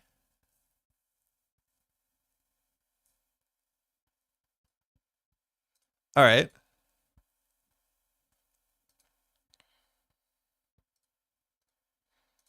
Just hope we get some interaction. Yeah, this only does 4 damage. Maybe it's worth it. I don't think CTZ is trying to do a murder. I don't know also if he's on diversion. I would assume so. You're playing Ken, right? I think you're credit short. Angie's +1 public and the line costs 5. Oh, I didn't know math. You're right. I didn't know money whether we were able to afford it. Angie is +1, then public trade and the line is 7. So we would need 6 credits. You're right. We could not afford it. Does Descent pull to HQ? From the table, yeah. You can also just trash this to gain credit and draw a card, which is like very goofy. Do we want to rest Spin Doctor first? I don't think so. I think we want to use Spin Doctor to slash and burn out. There's no more 3/2s in the deck, like an Eminent Domain.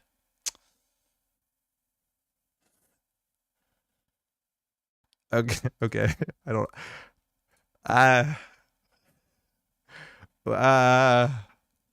This is a no low breaker crim build. It looks like it is, yeah.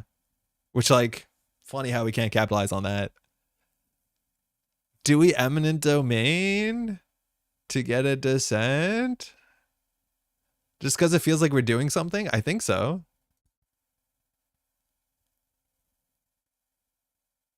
I don't want to score it out. Push Spire. With 4 credits, we can't.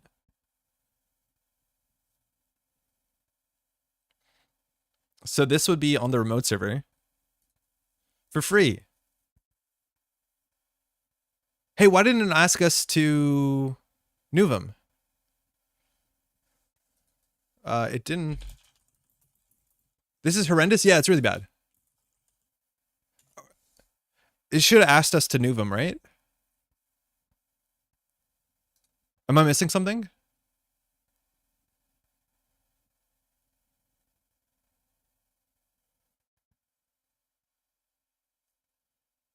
It's bugged.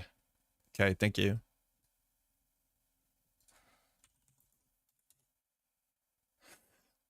Just gonna put that back. Gain 2. Oh, I guess we should throw it out. Great. So we'll hold this for 1 turn and we'll jam next turn. So we'll just do credit. Yeah, that should proc Nuvem. Okay, cool. File your bug reports. Inside job archives. Yeah, I don't think CTC has breakers. We're going to do this anyway, so that's fine. Eminent goes back. Eminent goes back. R&D has 11 cards. I think there's a lot of agendas in 11 cards. There's still 2 Basalt Spires. There's 2 Eminent Domains, 1 Slash and Burn. So, no. Well, that's good, but then if we don't top deck a Slash and Burn, we can't score out because all the Audacities are out. This is not the winning line, but this is the line that will get us the win. Nuvem looks to be eating up that R&D pretty quickly. Admittedly, CTZ is not doing a lot because he doesn't have to.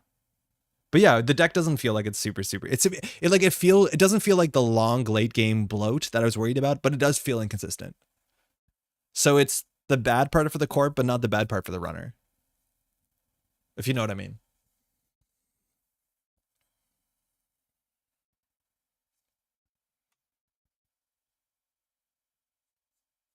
Okay, so this is threatening the win. If you can just do a nice little diversion. Yeah, you burn faster. Yeah, you do burn faster for sure. That being said, you can use Nuvem just to look at the top of the deck. Oh!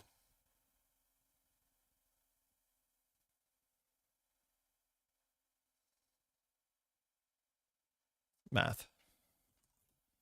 So, the deck has 11 agendas. 11 agendas. We know where 1, 2, 3, 4, 5, 6 are, so there's 5 and 10. There's 5 agendas and 10 cards. Is there a tick on the unplayable new ID bingo box? This is not looking very strong. If we res the Winchester, we can't score out. So we're just going to hope that the hammer holds. It's very likely 2 of those agendas, mind you, are game winning. 3 of the agendas are game winning. Even if it's an Eminent Domain, this gets bounced. Another really big point why 1-pointers kind of stink is because Hermes is not unpopular. And having more small agendas is like really just kind of hard to play in Netrunner.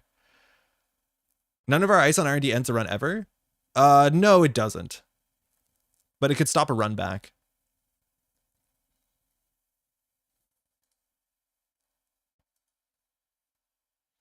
The breakers came down on this turn. Fire all. Love it.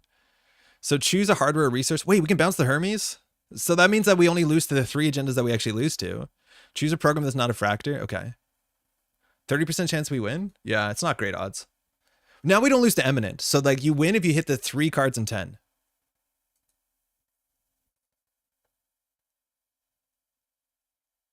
Yeah, that makes sense.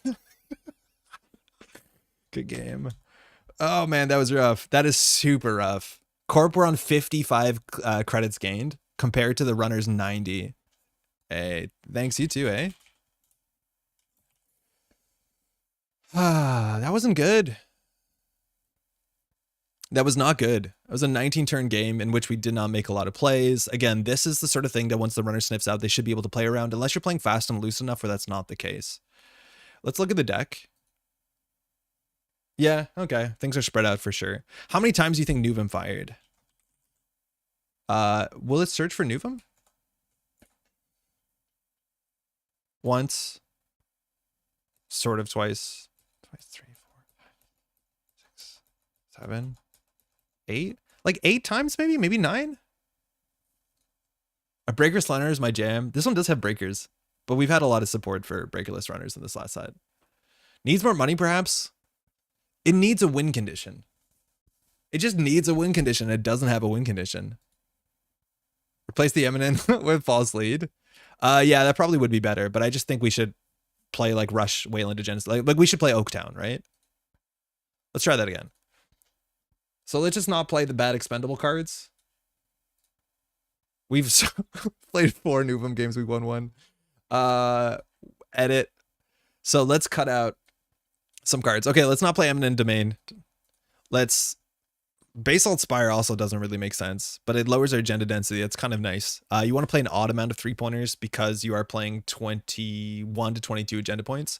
So let's just play Oaktown, Renovation 3. So we're at 25 agenda points, so we can cut some stuff down. I don't think we need an Atlas. So we do Slash and Burn. Oaktown Renovation is kind of ugly, Slash and Burn. So maybe we just do Atlas, Atlas, Atlas. That's not more money. So where are we at? 17. So we can do 2 Atlases. Then that's this. I clicked something together with Seamless Launch. You can recur them with Basalt Spire. Yeah, that seems cool. That seems cool. I don't think the Opera Research Public Trail package makes sense. And we're like, this is, yeah, again, way too many operations that we're not playing on more board states. So I think, actually, I think Economic Warfare is pretty sick, but I think these are not very good. So maybe we do Seamless. Then we don't need Angie. Our Ice Suite was honestly okay. 3 Winchester, Treeline, Pharos, Maskarovka. Maskarovka's felt really good in that specific matchup. Whoredom, Hammer, Descent. 18 Ice is fine. You need 21 to... You need 22 to 23. I'm incorrect. So we do need to get... We can just play another Alice and then have this. I think we want all the recursion tools that we can play after Slash and Burning. I'm trying 5-3s and Punitives. Yeah, Chenchling, that was our first deck. Let me tell you, Punitive is unplayable. Besides tricking the runner to steal 6 points for archives, which like Helium 4 beats that, you cannot beat Steelskin, you cannot beat Imp, you cannot beat Burner, you cannot beat Stoneship Chart Room, you cannot beat Mad Dash, Cataloger. It's really, really bad. Just join Attitude Adjustment. I don't know if you want Attitude. I want ways that we can Slash and Burn and then have the card in archives and get it back. We played Corporate Hospitality in our first version, and like, it kind of works, but it's also like a bit clunky unless you're jamming a card. Like, there's not a lot of instant speed bin things. Hollow Man? Yeah, maybe we could play Hollow Man. Maybe. I honestly think like Eminent Domain into Restore is like kind of cute, because you can Eminent Domain for ice and then restore the Eminent Domain back. Gatekeeper? Gatekeeper's fine. Gatekeeper's actually pretty good ice too. Does Cybersand do anything for this list? No, but I think Cybersand's an important card for the set. But Cybersand is like peak second remote syndrome, and it's really hard for us to build 2 remotes and protect the Cybersand. Eminent Romaine for when you need to sell it now. I probably said Eminent Romaine. I think Eminent Romaine, which is Restore Eminent Romaine, seems fine. We can cut these 2, of course. Seamless 3, just jam. Like Managarms. Not my favorite. Weyland defensive upgrades aren't real. Can we just play... You see him coming from a mile away, but can you play Liberdade? Wait, is Isaac not here? Oh, I spell Isaac differently than I thought. Tucana? Yeah, Tucana seems good. But like, I feel like we're now just building a bad op deck. Right? Like, we don't even have border control. We should have border control. But I feel like we're building a bad op deck.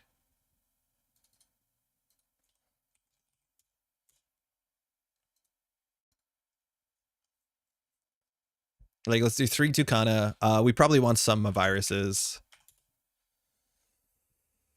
Should cut all 3 hammers. I think hammers is really good. We went down to 2, but I think hammer is like a pretty reasonable ice into the meta. But maybe if it's a good Nuvem deck, maybe. But I feel like when 2 decks do something very similar, you probably just play the one that's more fun to play. And I'd argue that Op-Resh deck with Tucana is probably way more interesting and satisfying than a Nuvem deck. And probably better. That being said, it's not that we can't try it. I just like wish that the ID forced you to do something different than just be like, oh, you rush with Tucana. Did Op get any good tools this? Yeah, Op did. Hollowman Op is really, really solid. I think Hollowman's a very important Op card potentially. I think Descent as a 2-cost end the run with flexibility is really quite good. The new team sponsorship, maybe, because you can pull it on the 1-cost slot and it's pretty great. That can rebuild board state. That seems cool too. Do you just pretend to be Glacier Outfit-esque and try and big deal?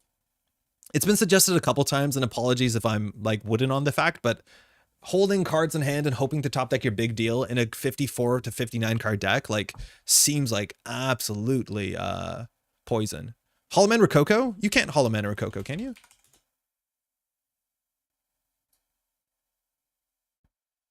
Oh, you can. It doesn't care that the card's advanceable. Oh, that's kind of neat. Cool. What's a new team sponsorship? It's the neutral card. I haven't, the powers that be. I haven't got the name stuck in my head yet. It's unique. It's a one of, but that ability is pretty good. At Op, you can get an instant speed while like trashing a 2-coster with SEF. So it's okay. It wouldn't be my first call.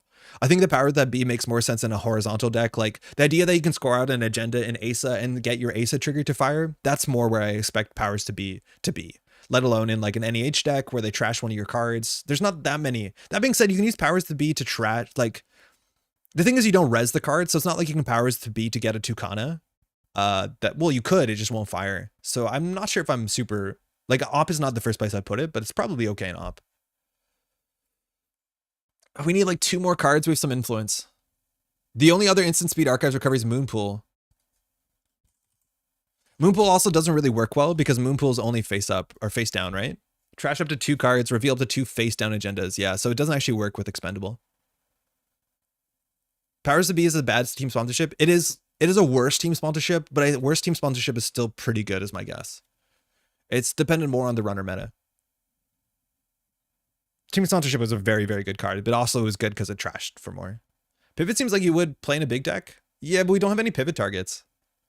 Like, honestly, digital rights management, but I don't think there's any agenda we want more than others, besides, like, jamming out a Spire. Moonpool will use the cards that Nuvem trashes, though. But the amount of board states in which we are trashing agendas from the top of our deck, just to have a Moonpool set up, just to get them back into our deck. Like, it's the thing that I want to get agendas back in my deck is not because of Nuvem, it's because I want to play Slash and Burn and not just lose to the runner. What's the game plan on Nuvem build? Fast advance? I'm losing the thread because of work nonsense. JM, so this is our 3rd attempt at it. All of them have been really bad. Now we're just trying to play Rush Nuvem. Just like tempo Rush Nuvem. We probably need more economy. Let's play Armed Asset as much as I don't think it's sick. Oh, that's not. So should we play 50 or 54? Yeah, Moonpool doesn't work. Yeah, it's harder to work around. I think if you're playing Eminent Domain, I think Moonpool is also a bit better. Because you have more like small agendas. But we have influence to work with. Like, I wonder, is it restore? Like, how do you use Slash and Burn on the same turn? Like, it just feels like load bearing Spin Doctor because Drudge work, you need to spend a click. Like, we just can't make Slash and Burn work for us. You know what I mean? Like, it just goes into the bin and then we're like, oh shit, it's in the bin. This deck also, we need to score at a Basalt Spire. Otherwise we're scoring too many agendas. So like, yeah, maybe it is genotyping, maybe it is restore, maybe it is 50. 50 we ball is not a, like, it's more I'm worried about this 4 influence. Oh, we're not Argus, man. Nuvem. You managed to change your ID? Yeah, I know, I just realized. Which like, yeah, I'd play Argus. Argus is good fun. Thank you. By the way, Stab, I don't think I said hi. I know you said hi maybe a while ago in chat. 2 influence. Gatekeeper is on Archive Spot. How's it going? Yeah, Gatekeeper was suggested. I do like Gatekeeper. Yeah, Gatekeeper makes sense. Attitude adjustment is like probably not bad for the deck. But again, just to explain the exact issue we're running into is that we cannot tempo out a Slash and Burn. Because if I want to tempo out a Slash and Burn to fast advance or score Project Atlas, the problem is there's a Slash and Burn in Archives. And then cards like Attitude Adjustment, cards like Descent are definitely good cards, but they don't solve that issue. The only card that uniquely solves that is like a Gatekeeper firing mid-run or a Spin Doctor on the table already. Which is like frustrating because you'd want Slash and Burn to be good in Nuvem, but the deck that Slash and Burn works the best with seems to clearly be Op. Because you can Slash and Burn like an SEF to trash a 1-cost to get a Spin Doctor. Like it's actually one of the decks where it's better. Now, if you ask me, could we leave a slash and burn in archives with the runner knows it and they don't run it? And so far from our testing, the answer has been heavens no. It's a 2-pointer. They're not worried about punitive. It doesn't make armed acid protection that good. The whole idea of getting face-up agendas in archives to be scary to the runner isn't working. And I don't know what it would take to make it work. I'm waiting for my next class on JNet. Are you in class on JNet? You got your laptop there? You hacking away? Have all your games been people trying to stab you? No, we played against 2 criminals. So far, nobody's produced a knife yet. But we played against 2 different criminals. One was a Mercury that just won on turn 5, and then we just played against CTZ that was playing like Breaker Light. Drafter's another ice that can save archives? Yeah, Drafter's not bad either. A Drafter's not that bad. I think Gatekeeper and Drafter seem reasonable. Padma, okay. Get cataloged. So this is like the opening hand where if we do slash and burn into Atlas, it's like kind of cool. We have to play some archives. I think a logjam in archives is like pretty bad this I'm gonna mulligan this hand. Okay. Messing with sable knives. Nice. Thanks, you too. Hey, Teron. Well, that was scary. Okay, so we have Amelia incoming. There's so many reasons to play Padma. Labisomim, Amelia Earhart, Cataloger. Padma got better. No, I'm not sure if Padma is still better than just like playing Kit Labisomim. Maybe not. So we have to put something annoying on archives. I think Hammer is just going to be annoying. I think you're generally going to put a hardware before you run into the Hammer. So I kind of like that. We don't have enough economy. I just don't think our ratios are right. But with the slash and burn in hand, I think we can hold. We need to push in remote server because of the seamless launch, though.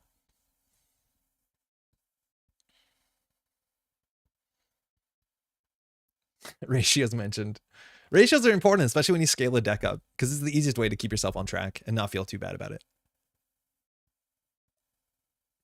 Oh, sick. Is that your 3 strength? Is that your 3 power counter, Nuka? Sorry, Nuka.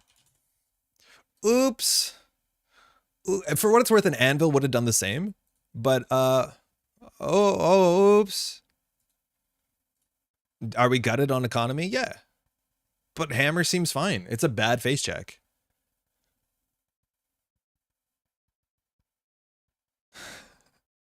Yeah, touche. It's gonna be such a long time before we figure out how to play against Burner, but like Burner is messed up. So now ideally, they don't see the slash and burn. And now for the next turn, we're just going to be drawing into the cards we've seen. So we have just lost so much tempo here. I use the Nuka, destroy the Nuka. Hammer meets nail. Seamless slash and burn audacity. So he can put it to 2 cards in hand. One's the agenda. He can put the gen on top of R&D and run next turn if he puts a 2 down if we don't draw.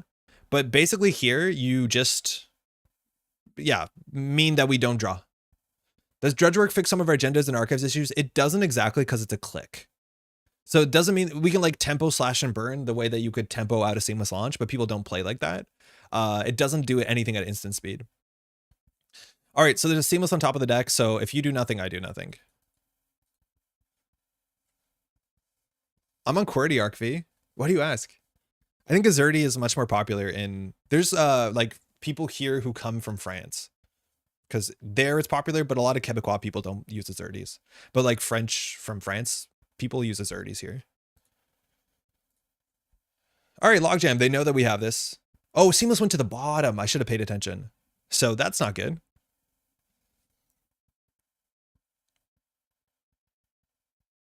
You did the accent E very quickly? Oh, that's because it's in, what's it called? It's in Métropole Grid, so I know how to do it. I do Alt 130. But that's because it's part of the branding. I don't want to res that. I'm going to draw for an econ card. Oh. Be able to res the tree line. Be bankrupt. Our ability hasn't fired. We don't have enough operations.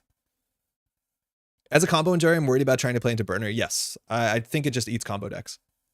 I think it's absurd. I think it's really good. Pantograph. Cool. Mystic. All right. We're just drawing guys to no money. Again, ratios.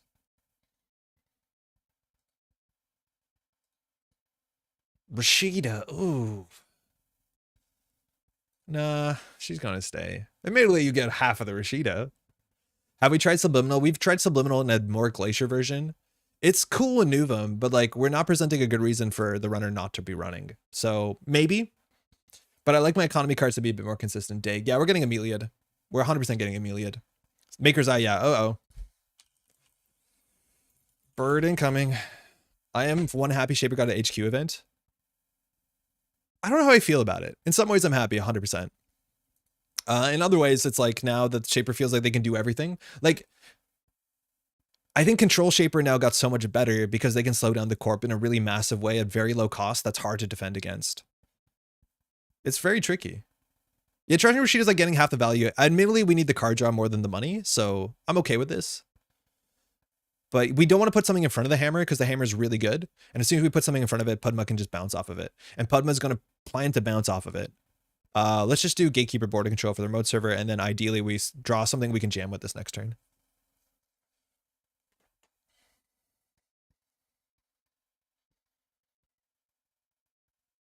Yeah, I think there's a lot of runner stuff in this set. The corp stuff is like pretty hard to get working.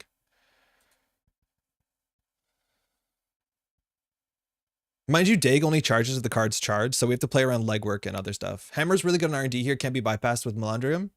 I don't think that Pudma's playing Melandrium, but that's not wrong. It's above 3 strength, that's cool. You can, you just have to trash it. So we want to score out Basalt Spire with the Slash and Burn. So we also can Descent this hand. So you know what we can do? Check this out. Install. Admittedly, it's 2 Expendables in the same turn. Wait, that can't be correct. Wait, how many advances can we get on card? We can wipe our whole hand by doing Audacity, Slash, and Burn to score an Alice with the counter. That's pretty bad. But we can install the Basalt Spire. We can Slash and Burn, and then we can Descent. I'm going to do it because it seems to be what the ID wants us to do. Oh, I thought we were seeing a Slash and Burn. Okay. Armed Acid Protection. Thank you for being a 2-credit econ card. Admittedly, we want that in the bin, though, because it's a really good target with the Basalt Spire. But I don't think we're going to be struggling with an Atlas in our hand and an Audacity. Boarding True Gatekeeper. Yeah, I think we are just going to Descent here.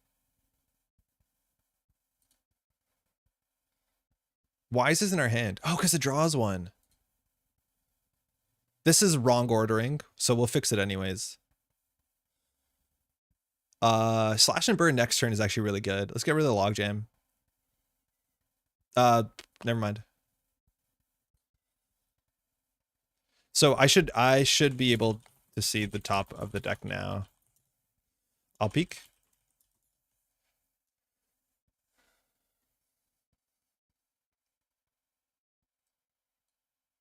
Slash draw one. It's a horde. I'm great. We could trash it. I don't want to. We wouldn't get 2 credits because it's the first time a turn. All right, so next turn we can Slash and Burn the Basalt Spire, advance, jam the Rashida. That's cool. That actually is Nuvem stuff, but that's more. Oh, there you go. Spark for an Orca. That breaks Hammer for 4. It's not good for us. Oh. Oops. Yeah, this is scary. Like the Icebreakers are now just really good. And the Shaper doesn't do anything for a couple turns, sends it down, and then locks. Which is scary. Now Cataloger will never empty. This is frightening. I don't know what to do about this in a corp. As a Cataloger now just doesn't empty. Like what do you do against this?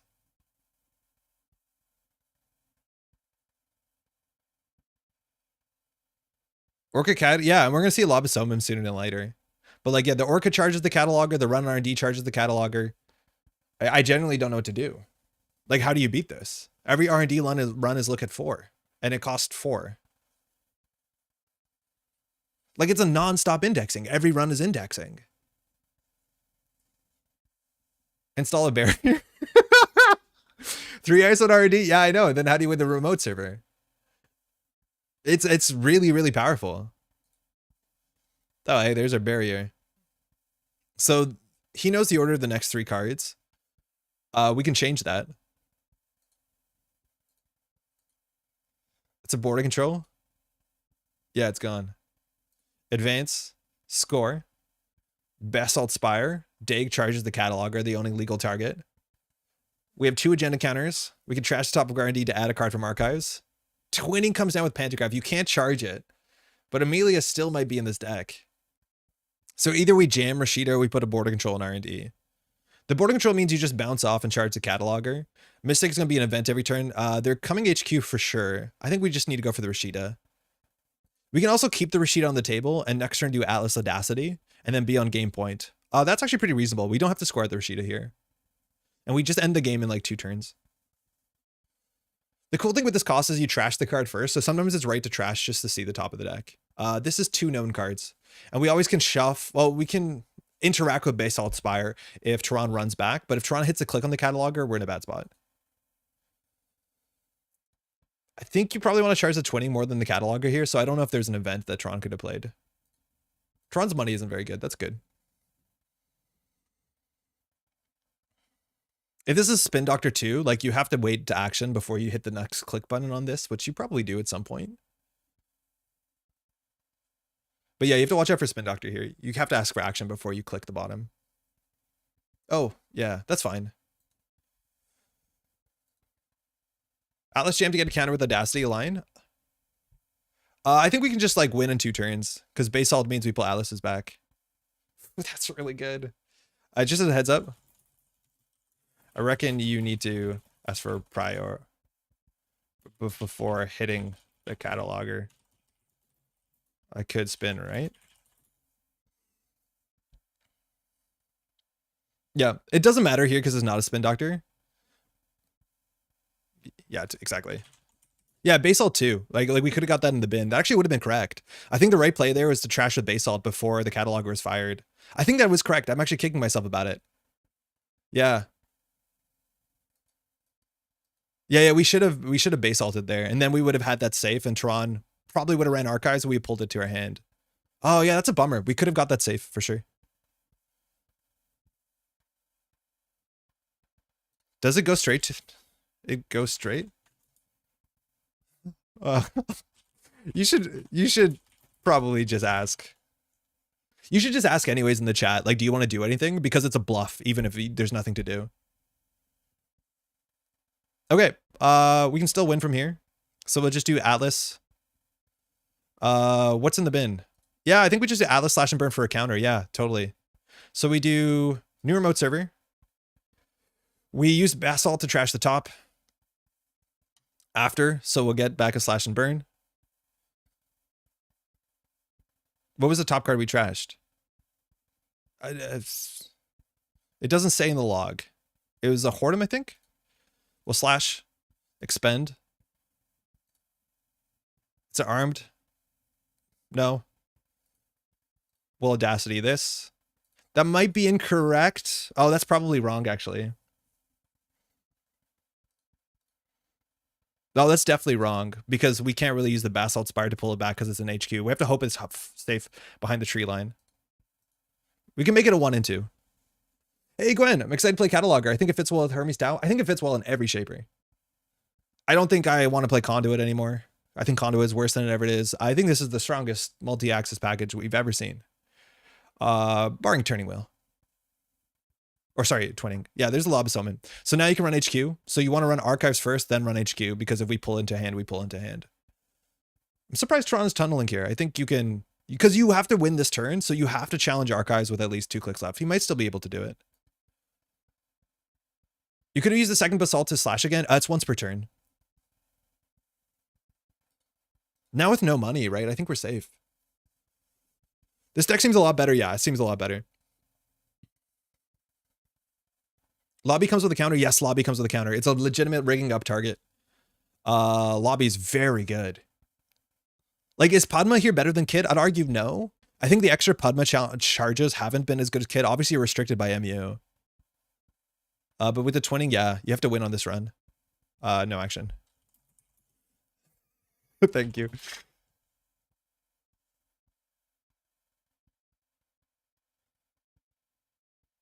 Wait, do we lose? Did we just lose here? Yeah, we just lost. Bummer, man. Yeah, we 100% just lost. We have to hope that he forgets about the slash and burn. I'm gonna add a hedge fund to hand. Because if we add this to hand, he still just runs in and twinnings the whole hand. We can make, but yeah, good game. Bummer, man. Like, I don't know what to do about that. We have to slow down and ice this up a bit better, but like, I think maybe Tron's money was close, that it mattered. Thanks for the game. Yeah, runner stuff in the set seems really, really powerful. Corp stuff, I don't know what we're doing here. I think the misplay was, though, that we could have got the slash and burn into the bin, and that actually would have a huge impact on the game. If this slash and burn was in our score area and we got into the bin and then we used basalt to pull it back to hand, that was actually something. So I think that timing, like Scuffle, had a huge impact on the game, and we might have won it out there. But if R&D only saw one agenda there in the next 4 cards, we still 100% lose. Because as long as Turan runs archives, and admittedly his money was close, he couldn't have got through the tree line. Are we in a runner domination area? It's probably not. I just think like the powerful, maybe. I think there's a big chance the powerful corp cards, though, are not like the new IDs. I think it's just like the good stuff got better. Maybe on the corp side. I think runner, get up. Don't you use Atlas to shuffle? Oh, fuck. Yeah. Yeah, we should have Atlas shuffled 100%. Oh my God.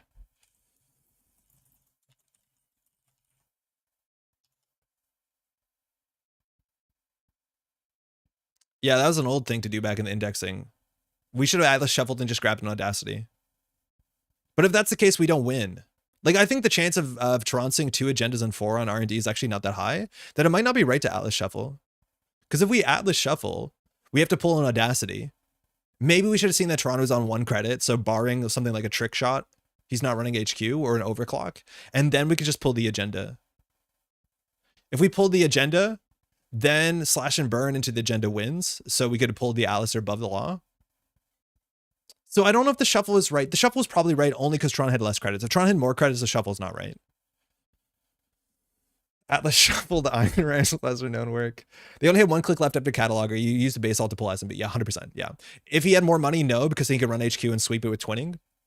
And I think the chance of him seeing 5 points off of R&D was relatively low. But yeah, the fact that he didn't have money, I think it's right. Yeah, that's good. That's good to keep in mind. Feels like 2-layer ice is necessary in R&D. On that matchup, yeah. How's it going, by the way, Explosion? His money's just not there. It's just like really hard to do all that sort of stuff and get the econ to like still win. Like we need 2 ice on a remote server. We need 2 ice on R&D. Then we have to play around Burner. Like Burner really messed us up. It's hard. It's just genuinely there's a lot to do and we don't have the click compression to keep up with it. Hollowman will save Corp. Hollowman seems good. Hey, Veronica. Are you winning? No, you're not. Hey, it's a Kiko. There's good Kiko support in the set. 12 influence, run R&D. We need ice up R&D too. You're more likely to see pretty than you are to see cataloger, but why not both? Hey, Kiko's always fun.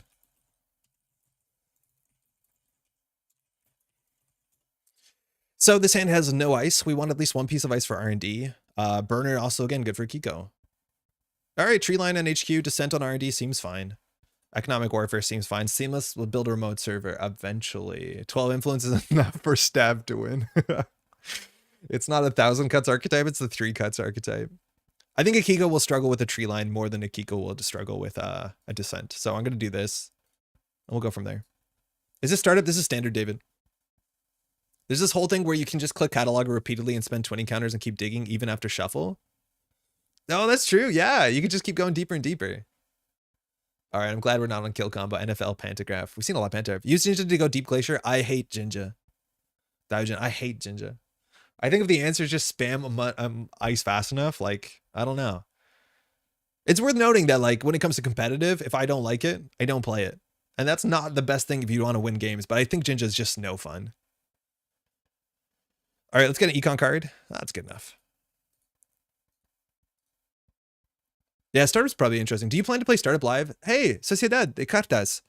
Probably at some point we'll try what startup looks like. I think right now there's so much interest for standard because I mostly play standard and there's events and stuff ongoing. So it's in my best interest to know what the format is like because I do commentary and stuff like that. So at some point for sure. Hollowman looks incredible. I wish we got some lore for him. I think he's the reason NBN were meddling Brazilian politics. Yeah, I talked about this yesterday. I think the whole, like, the reason why the Tommen Initiative existed, we don't know. And that's the interesting part. Oh, I wonder if we don't fire Rashida. The Hollow Man got a bit of lore in the Sahasrara ARG. The Hollow Man showed up in the Sahasrara ARG, but there was not a lot of explanation. I love the Sahasrara ARG. Let's be very clear. Eastern Calculus, how's it going, by the way? But it did not explain why the TAI happened, if I'm not mistaken, which is like the whole point of the set. So this sucks because all the agendas are in there. I'm not paying money. Veronica didn't pay money? Oh, it's the opposite. We had to pay one. I did notice that we got Sunny and Adam card, but no Apex. Evidence is mounting. We've said this before. There's Apex in the set, or in the cycle. You seem to hate a couple cards. Mwanza, Jinja, Gang, Sice, and Ton. Anything else? Those are some of my least favorite cards in the set. Yeah, those are some of my least favorite cards. I don't think we were Sheeta here. Nah. Okay, so we're gonna Economic Warfare because it gains us 2 credits. Winchester, more like win gone. That's rude. 6 credit swing. Feels good. Now Armed Asset Protection is a bit better, but we want to wait till next turn. So then we can put this in here. Will Veronica have an ability to break the Gatekeeper next turn? Maybe. And then all our eggs are in the same basket. So let's get this down because it looks like a defensive upgrade a bit better. We don't want to really expend this. So maybe we just do Armed Asset Protection, assuming that there's going to be enough money this turn. I think we just need money. Oh, we're not going to trash that. What is the Apex stuff? It was not like publicly announced. It's kind of a deep cut. More like Binchester. Yeah, Binchester. Hey, this turns on Armed Asset. We have, well, not actually any more than it used to be. Feel the runners always feel stronger at the launch of a new set because the Corp decks can be harder to build. I think that right now the Corp decks, like Nuvem, the problem is we don't know what we're meant to be doing with it, and I don't think there's a like very signposted thing you should be doing with it. I think in terms of like how to win, NBN seems somewhat clear. So it's a mixed bag. But like when Op came out, people were building interesting Op decks immediately because it's exciting. For what it's worth, like even just one piece of lore, I think makes Nuvem interesting because I don't understand what Nuvem is doing. And for what it's worth, like the fiction that came out on, on Sunday, does a really good job to make you excited to play Mercury and makes Mercury's ability make sense. And even like Ampere, the Ampere lore made me excited for Ampere. I want the Nuvem lore, which I think is just coming down the road. Okay. Maybe it was. So the deck has like 11 agendas and 40. Okay, we have a slash. So ideally we protect the Spin Doctor. Yeah, we'll protect the Spin Doctor here. So it's a Basalt Spire. I don't want to draw that. Unless I do want to draw that. I've thought about it. I do want to draw that.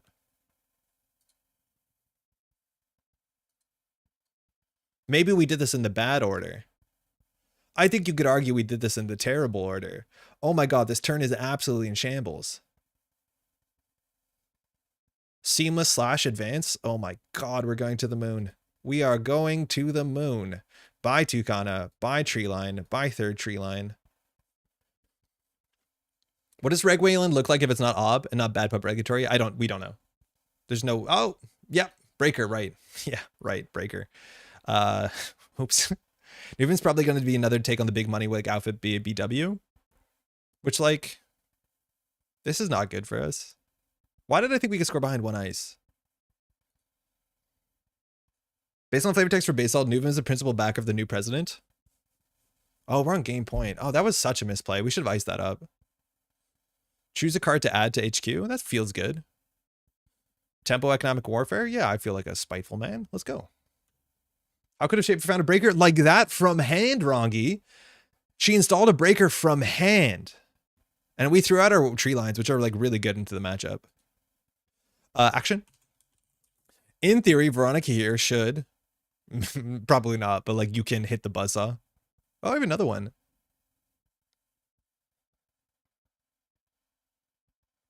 Boom. Spin Doctor. More like Bin Doctor. I feel like I'm tilting really bad here. I don't know what we're doing. We're floundering. This is not a good server. How could I have scored behind 1 ice? Runner installs Boomerang with Panto after stealing. I know. Yeah. This is cool though. If Veronica does a run, which I don't think she's gonna run last click, we have a play. Oh, we don't even need a slash and burn. But yeah, we want slash and burn. Seamless. Top card's Audacity. Get out. Seamless. Oh, you can stay there. Score. Pantograph. We know the top of the deck is safe. Nuka coming down. Pantograph feeling pretty reasonable. This is never going to get old. We're only going to play cards that rhyme with bin, just so we can move them into the bin. More like a tragedy. So we know the top is a seamless, so we could pay a credit. It is what it is. A credit. Cool. So Ikiko saw one extra card, made us spend 1 credit. Not the strongest ID ability. So, do we want to Basalt Spire on this turn? Probably not. But we could. It does not give us 2 credits because it's not our turn. But we could get back the Rashida. I think like that's fine. But in theory, 2 Basalt Spire counters lines up really well with double fast advance. Draw your Seamless first. Yeah, that's probably fine. Okay. Did we score out a Slash and Burn? Behind a Winchester, I don't think so. This is where like we should get a tree line down. I think we're gonna do the Basalt Spire. Okay. Unknown Ice. Ooh, secret. We trashed an Economic Warfare.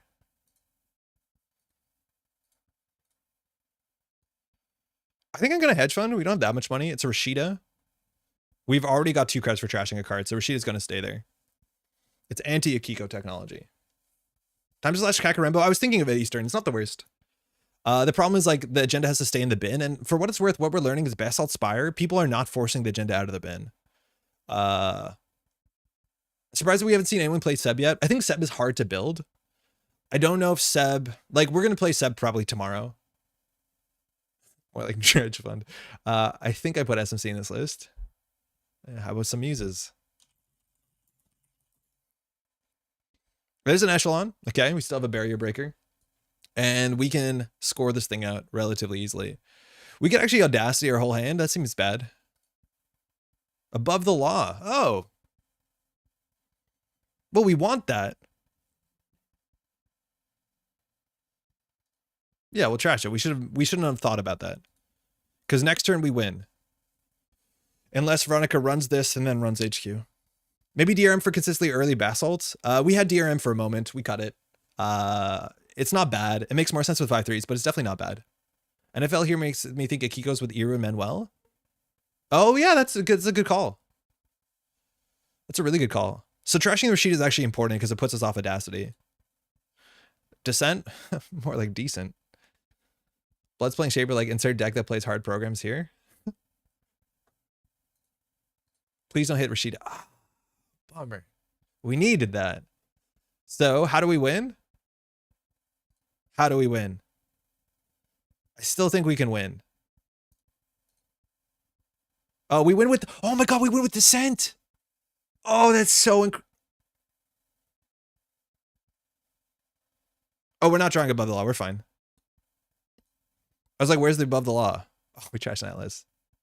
There's some. 4. Server 1. Oh man, Descent, you're so cool. You're so cool, Descent. Oh, that's sick. Yeah, get out. Score. Oh no, good game. Daily cast done. Please. Oh, that's awesome. That's really sick. I was doing so well. It seemed great. It seemed cool. You're coming down? More like Descent to the bin. I was gonna win one with a Kika. Oh, chat was calling out. Chat was calling out Iro. Oh, damn. Power tree line. Yeah, barriers are like the one thing that you're really excited against shapers in general. That was cool. Nuvem did a thing, yes. But I think you could have played all of these cards in op and it would have been better. Like I think Basalt Spire in op is totally fine. If you're playing fast events op, and then you can slash and burn and play Azyefs instead of blank Alice's, and you'll have a better deck. Like Basalt Spire is good. It's really good. I know step 1 score out of 5/3 is wild, but when you're playing a deck that has slash and burns, audacities, and seamlesses, it's like a bit more tenable than it looks like. And that deck is really good at pushing out early agendas. Like this card, I don't think you need to play Nuvem in it. In fact, it's like kind of bad in Nuvem because, well, maybe you know the top of the deck sometimes, but like firing this on the runner's turn does not give you 2 credits. You couldn't combo like that in op? I didn't know combos. Like, I just got an extra 6 credits or whatever. Knowing the top of the deck is something. Oh, yeah. Oh, yeah, for sure. She got a lot of support. Good GG, the girlfriend tribal. Yeah, all the, like, the connections, specifically, like, the girlfriend tribal deck, got a lot of support in the set. You can combo much better in op? Yeah, you can combo much better in op. QT, I'm very happy.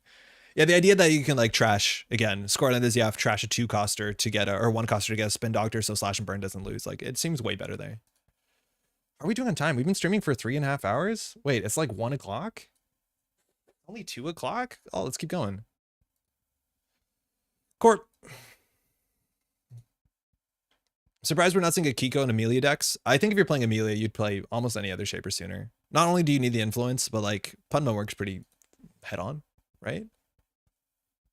Good news is you won. Bad news it was against a Kiko. Hey, D&D. Okay, this could be a murder. Hey, thanks, you too. So this is where, like, turn 1 do we above the law? Probably not until they install stuff. But I think if we keep a spin doctor on the table, we do spin doctor, ice up 2 centrals. And then we can, like, above the law when Soup Time installs a class act or a daily cast or something. So I think we want this on HQ. Next turn we'll go. Oh, hold on. Sorry. I did that entirely wrong. It's okay. I saw your mark. Yeah, we were meant to get the spin doctor to the table.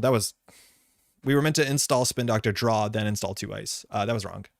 We should have got a Winchester here, so we messed that up. I missed matchup quotes that started JNet. More of them have been added. I think someone recently. Nah, it's all good. It's no big deal.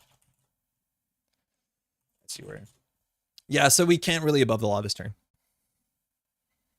Unless we like play red level clearance to get spin doctors down, which like maybe in a 54 card deck, that's not a consistent combo. Did we try Punitive? We did. It was really quite bad. And I think Punitive is just really bad into the meta in general. I love Akiko, but as such, know that she has not been the best. Yeah, she's a bit of a struggle. Unfortunately, we have to res this.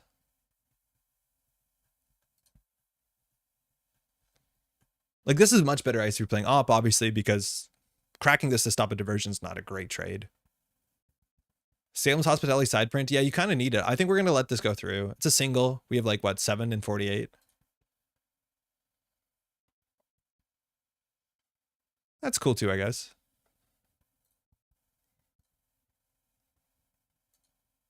So we can do economic warfare to trash a card with Spin Doctor. I think the ordering here is probably correct. Do we want a hammer? No. So then we'll Spin Doctor. Will we hedge fund from here? Yeah. Okay, you can stay. But now next turn we can slash and burn above the law. Ideally, Soup Time installs a resource. Hey, Sable, let me see what you have. A knife. More like Bin Doctor. No, not this one. This was our safe doctor. Docked in R&D. Am I right? Bin Doctor is sick, though. It might have been correct, because I don't know what we're spin doctoring back. Probably hedge fund economic, let's be honest. Soup Time, just like sit back, install daily casts, just hang out. We have to run the gate, res the gatekeeper, very unfortunately. I don't think this is worth a slot. I think I'd rather have drafter. Does Nuvem trigger before pivot search? No, Nuvem triggers after the thing resolves. There's some instances on JNet that currently doesn't do it right, but you have to finish the whole card and then you do the Nuvem. Which in some cases is better, in some cases is not worse. But yeah, there's instances where like eminent domain doesn't work. There's another interaction that also doesn't work. We'll res gatekeeper.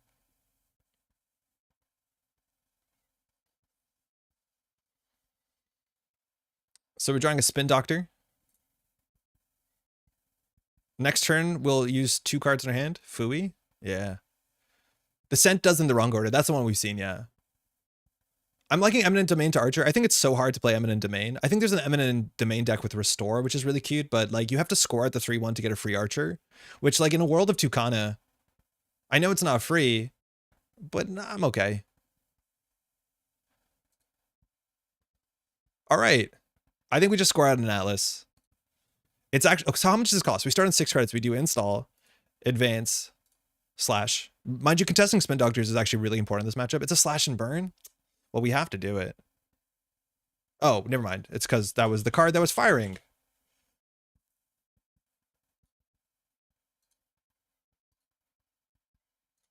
Logjam, more like bin jam. Wow, that was entirely free. That's kind of cool. I think Sudden Commandment RLC is also weird. I'm not sure though. I don't know why Sudden Commandment RLC makes more sense than just like Biotic in a lot of cases. Hey, my RWR is out for delivery? Yo, West Coast, let's go. I think mine's next week, which it's fine. More like long jam. So long jam. Oh, Michael, that's way better. Thank you. It's right there. So we'll remove cards. Slash and burn goes back. I think we're going to put hedge fund back because we have an economy issue. Archives mark is unfortunate there. But we're okay. More like bin log actual sysop thing. More like log slam. Kurapira. Oh, that's not great. This ice is not very good.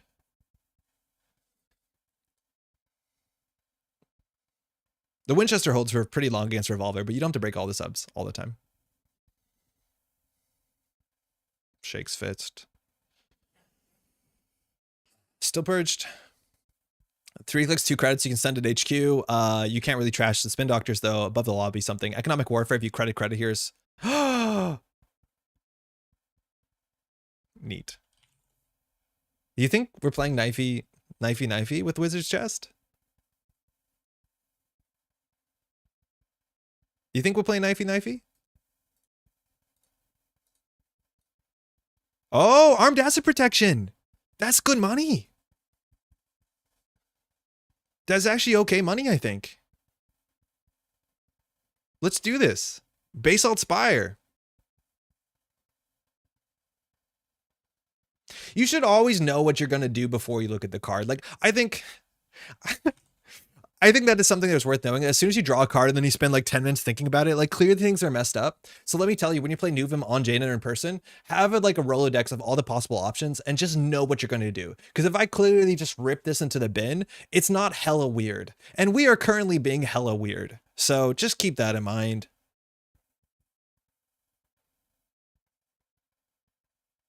I'm worried that they're going to inside job archives or whatever. Yeah, you're out. I'm putting this on HQ just so nothing bad happens. We need to build a remote. See you play Knifey Spoony before. Maybe Soup Time knows you get distracted by chat. That's what I'm hoping. I'm hoping because they said something in chat. So like it engenders a reaction. Coffee. Archives is the mark. Uh-oh, Spin Doctor. Not long for the world. No free lunch. It's okay.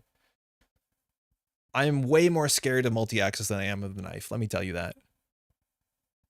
Or just be hella weird, even if it's just nice. That is the other option, is if it's nice, do be hella weird about it. Because you're right. Roll up the bin to win season. Face down not being a code gate? It's not, but I think money is going to be a problem. You only have 2 clicks here. Oh, you can do it. In theory, here you should run archives first. Good ordering from Soup. Unfortunately, we lost the Spin Doctor on that, but we lost it anyways. I'm going to put the AAP back in. That's a fun card to have. No, we need ice. Let's just get a hammer. Into Revolver. Yeah, still fine. I don't think you can break the tree line. Oh, with 6 credits. We can just crack the border control. You can throw 2 Spires in the bin and the first will defend the second. Lol. Yeah. Yeah, you're not wrong. Yeah, that's funny. That is funny. Yeah, because the first one triggers it says when stolen, add something to hand.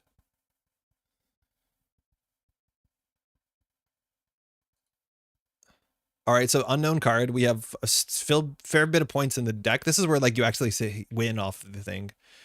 It's still a border control here. I think if the border control fires the Wizard's Chest just to get the first knife out, I don't think I care. I really don't think we care. And with boomerangs in it, the Wizard's Chest is probably for something more interesting. Like, I think the Wizard's Chest is going to fire for a resource here. Because, like, we've seen... What does this cost to break? 4? Credit perfect. Do you think we'll get 2-turn Encore Knife decks in Eternal? You can't. Knife is actually really well balanced that it's going to require multiple turns because you can only fire 1 knife per turn because it's not like a deep dive. It's end of turn trigger. So you legitimately cannot fire multiple knives in the same turn. It's a really, really good design. It's almost impossible to cheese unless you can do Encore to have multiple turns in a row. That's the only way you could do it. I think you have the money.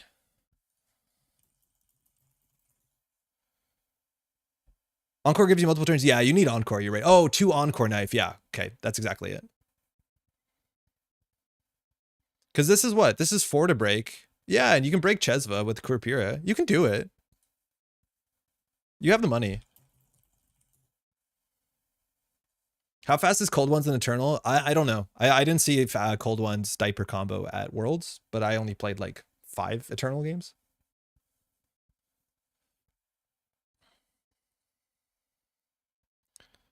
You can Encore in the turn you knife though. Yeah, so you can run 3 again, assuming you don't false echo nonsense. It's probably very tricky, but you could do it.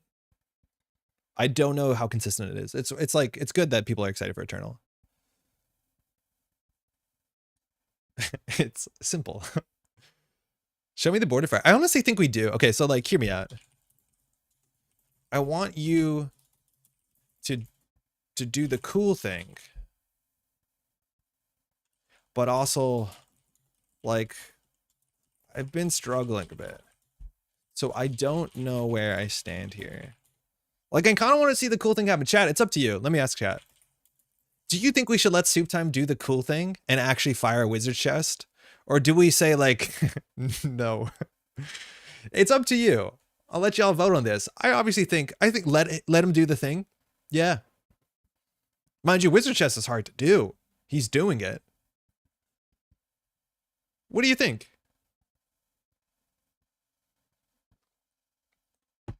Let him cook. Has been called. Let's see what happens. If he steals above the law, though, I'm going to absolutely lose my mind. Okay, we're fine. Let him cook.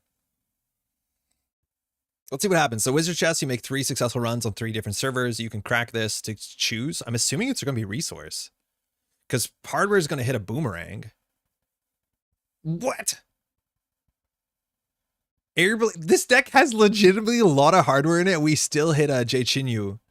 I don't know if I'm saying that right. Like the deck had boomerang airblades. That was not even consistent. What the heck? Okay, we got 1 in the score area. What? More like Jet Bin. Hey, I can't Econ War you fear. Econ Warfare you. Seems like a good spot. That's so buck wild. I thought like if you're playing this, you're definitely building your deck around it, but no, it's just we got knifed. We got knifed. Gens help him get to 7, but they don't help him win, if you know what I'm saying. Yeah, I know. It's gonna be tired of data dealer, that executive corpse for $9. All right, spin. Let's find some ice. Ice, please. Not like that. Not like that. Well, when life gives you lemons, please play a resource. Yeah, that's really funny. I thought that'd be consistent. It wasn't consistent. Imagine all that happened and you just got down in air blades. Like, ooh, no. Wow, free Rashida. Let's go. Okay. Still no resources. What did they do on their turn? Draw 4. I think they're going to tunnel. Now, Innermost Winchester obviously is not good. But we have the play that we like to make, which is involving a lot of seamless launches. Did we do this in the good order? No, hedge fund, more like... Oh, God. How do we do hedge fund? Hedge found in the garbage. It's not, that's okay, I guess. More like Trishida. Oh, that's good. That's good. I do like Dredge Fund. That's good too. Yeah, Dredge Fund did come up before. That's okay. Yeah, it's been done better and by, yeah, confidently. That's good too. We're on game point, technically. Throw it in the hedge fund. I like it too. Just click for 4. That's rough. Hear me out. In the bin, more like in our hand. Do we have one for Audacity yet? Descent? No, we want to keep it there. This card slaps. Hedge done. New SA here doing their best to destroy the entire whole of the Amazon, and some new musician comes with a violin and offer for free stab wounds. You gotta be scared of her. She's got like that knife blade the whole time. Hedge dump. Bane. I try to go as long as I can without saying dump. We've gotten this far. All right, game over. Basalt Spire. Audacity. Above the law. Good draws. I waited. You sprung my trap card. I waited the whole time for you to install a resource. Tree line's gone. Gain 2 credits. Score you. Boom. Good game. Okay, I'm glad we let him do the thing. Seamless launch, good card. Step 1, score 5-3, possible. Has somebody told this to the salvo testing people? I think we're learning that Andre was woefully unprepared. Unprepared. I'm not a pun guy. I don't like puns. This is like, yikes. Good game, Soup. Yeah, that's okay. It's really hard to get all of these off. I was listening to the tier list yesterday. I think a lot of the what's it called? The TAI folks are like on some weird consistent combo deck, but I think this card is like, I think it's good that it's not good, but some people think it's really good. I'm excited to see how that shakes out. This definitely seems like a Nuvem deck I would play one more game of at a minimum. I'm just going to run to the restroom for a second. I'll be right back. We've been streaming for a while. I'll be back in a second. Hold on.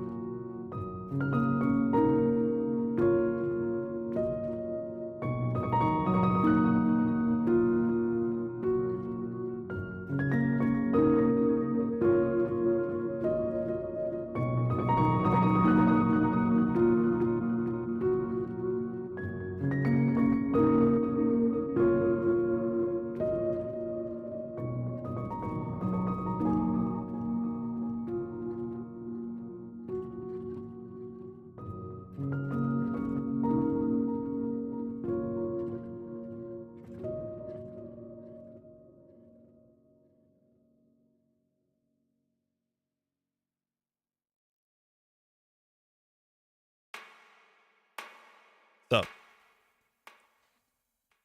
scoring Basalt with 2 Seamless is just BD vibes. Unfortunately, we're going to have to do the Prestige at some point later today, which we're just going to take this deck and play it in op, and it probably is going to be strictly better. The only other thing that I think we haven't tackled Nuvem on the front is there any card that is like similar to the idea of Epiphany in which knowing the top card of the deck matters? Because like imagine we had not an attitude adjustment, excuse me, Accelerated Diagnostics, the most terminally banned card in any format. Like we needed a card like this, which is like reveal the top card of your deck, install it, paying 2 less, right? Would that card be universally good? Maybe. But if there's a card that interacted with your knowledge from the top of the deck, I think that's something that Nuvem could get value from. Because right now we're playing Nuvem. We're knowing sometimes the top of R&D, but usually not because we're trashing it. And then we're getting like 6 to 8 credits, which like, I don't know. I think op gets you there. There's the NBN asset. Yeah, but the NBN asset is like not the payoff we want. Like that's not good enough. You could just play wall to wall and do something very similar. Realistically, if Jay Shinhu was ever good to make the Metacorps would have all the tools to respond to it. Yeah, exactly. Architect deployment test.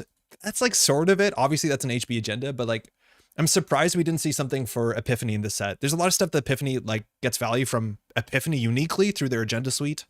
And I think some of the operations, but maybe I'm wrong about that. But we don't have anything that just like cares about knowing the top of the deck in a very direct way, which is surprising because it works for Nuvem and Epiphany and we just haven't seen that yet. Like reveal the top card of the deck, trash it, gain credits equal to this cost. That's probably not reasonable because we have things like Cloud Eater and like Big Ice, but something like that, where the range of whether it's good or bad is dependent on your knowledge. Punitive can install from the top of the deck, yeah, and there's good payoff for that, but there's no like cards that are more splashable. Ooh, Lat. What's Lat about? What's Lat about? I'm out of breath. All the ambient stuff of the set just made me want to play more Pravdivos. Pravdivos got a lot better in the last set. I think Pravdivos is a bit slept on. So we do Treeline R&D, Winchester HQ. Hopefully we do Logjam their mode. So we'll keep this. There's no economy, but like, I don't know. Lat is probably just Pawn Shop. I think Pawn Shop is really, really not good. I don't know why I play Pawn Shop in a world with spec work and a world with World Tree, but I'm glad that people are trying it. We're definitely going to get to a Pawn Shop type deck because Shaper got some really good cards, but it's not my first stop, unfortunately. So we could slash and burn this hand.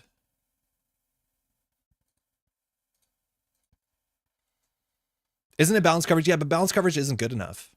Like so many people have admittedly it's draw a card, gain 2 credits, but like we have wall to wall at home. It's just not a good enough payoff. We're on 4 cards. That can help a bit. I'm playing Pawn Shop and Startup because there's no World Tree. Oh yeah, and Startup for sure. All right, good start for them. They get a card draw. Mind you, the fact that we can also like use Basalt Spire to like draw weird times is funny. We have no economy. We can trade our whole hand for this. I think next turn we'll trade our whole hand for this because we actually score at the agenda and make money with this combination.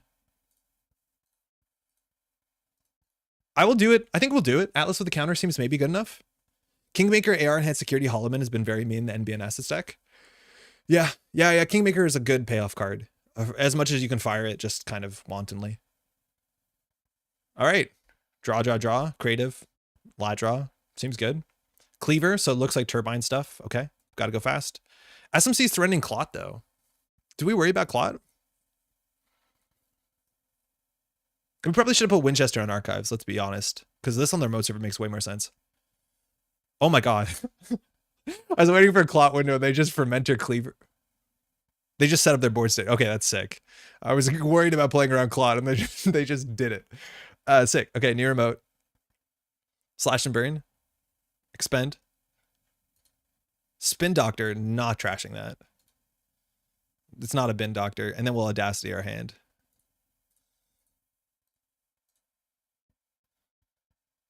That's a bummer. Maybe we do. It's such a good top deck, though. I know Jiteki's gotten cool ice like Snack, and the set is the existence of Ashen is a bit concerning. I'm not sure I correlate Snake's power to Ashen's existence. Yeah, I don't know how I feel about that. You have 2 more Spin Doctors? I do, but like top decking it is like the best top deck possible in this board state with no cards in hand. Like it is literally the best top deck because not only does that, it protects the slash and burn. Like I don't want to use the Atlas for a Spin Doctor, but like next turn our turn is draw, and that's really quite bad. I'm praying people find good ways to play Nuvem because my brain is too small to play Op. Oh, don't discount yourself. The more you play Op, this easier it gets. Ooh, Hyperbaric, cool. They're gonna run Archives, maybe? Ashen isn't that great. I think Ash is competitively playable.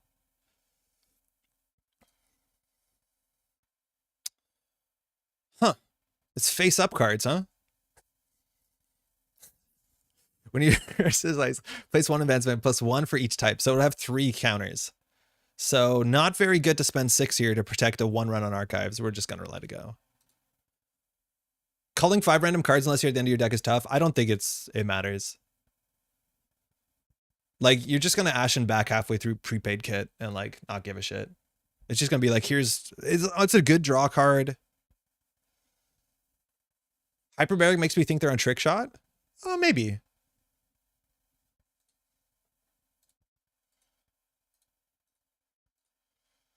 Okay, that means we can score next turn if they don't contest a Spin Doctor. I'll draw once, and then we'll hedge fund. The Winchester is relatively good into Echelon. It's a hedge fund off the top. Do we trash it for 2 more credits? I think we do. But they're probably going to contest Centrals here. Singer did a great stream of talking through op lines a while back. Yeah, there's a series of good op streams. But it's not that bad. It's like you trash the 4-cost border control, what 3 costs are you going to get? There's not that many options. This would be a bigger logjam, but I don't think we want to spend 6 credits there. Like they break it for 3 3 or 4? DJ, oh, that's going to HQ. So now the Winchester has to be pretty good. On 4 credits is not bad. But if they trash the slash and burn, we're in a pretty bad spot. I think you need a... Oh, that's really not good. We'll still res it because any extra credits goes into hyperbaric. Not that we have that many code gates of high strength. We have just gatekeeper. But now it's a 50-50 and it's really quite bad. We could use Atlas to add a card to our hand. I don't think we want to do that. But if the slash and burn lives, we're in a good spot. So this is still like 6 to break. Actually, only 5 to break because you don't care about the middle subroutine.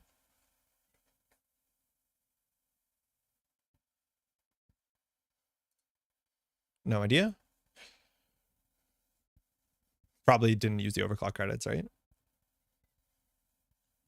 I don't have the brain cells to build a pilot them. It just takes a bit of practice. I think too many people discount themselves. It just takes a bit of practice and then a lot of stuff becomes pattern recognition and you're not sweating the hard stuff.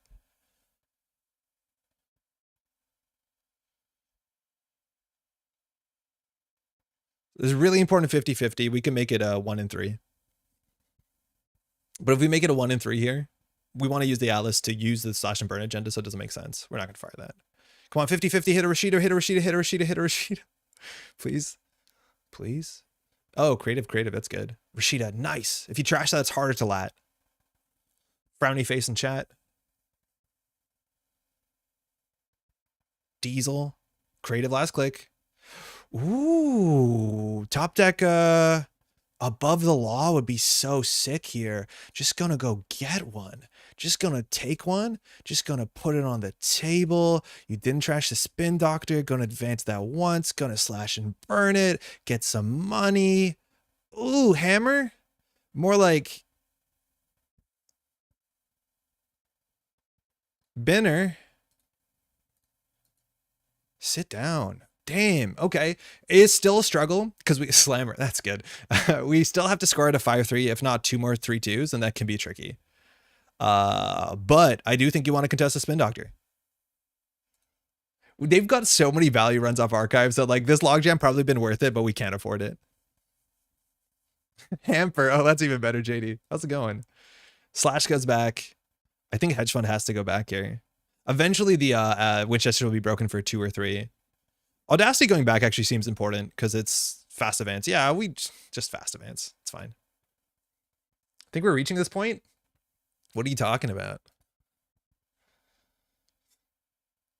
I maybe phrase it too self-deprecating away. It really ops seems like it's much work. I'm a simple BTL deck. That's fine. Oh, trick shot. Cool.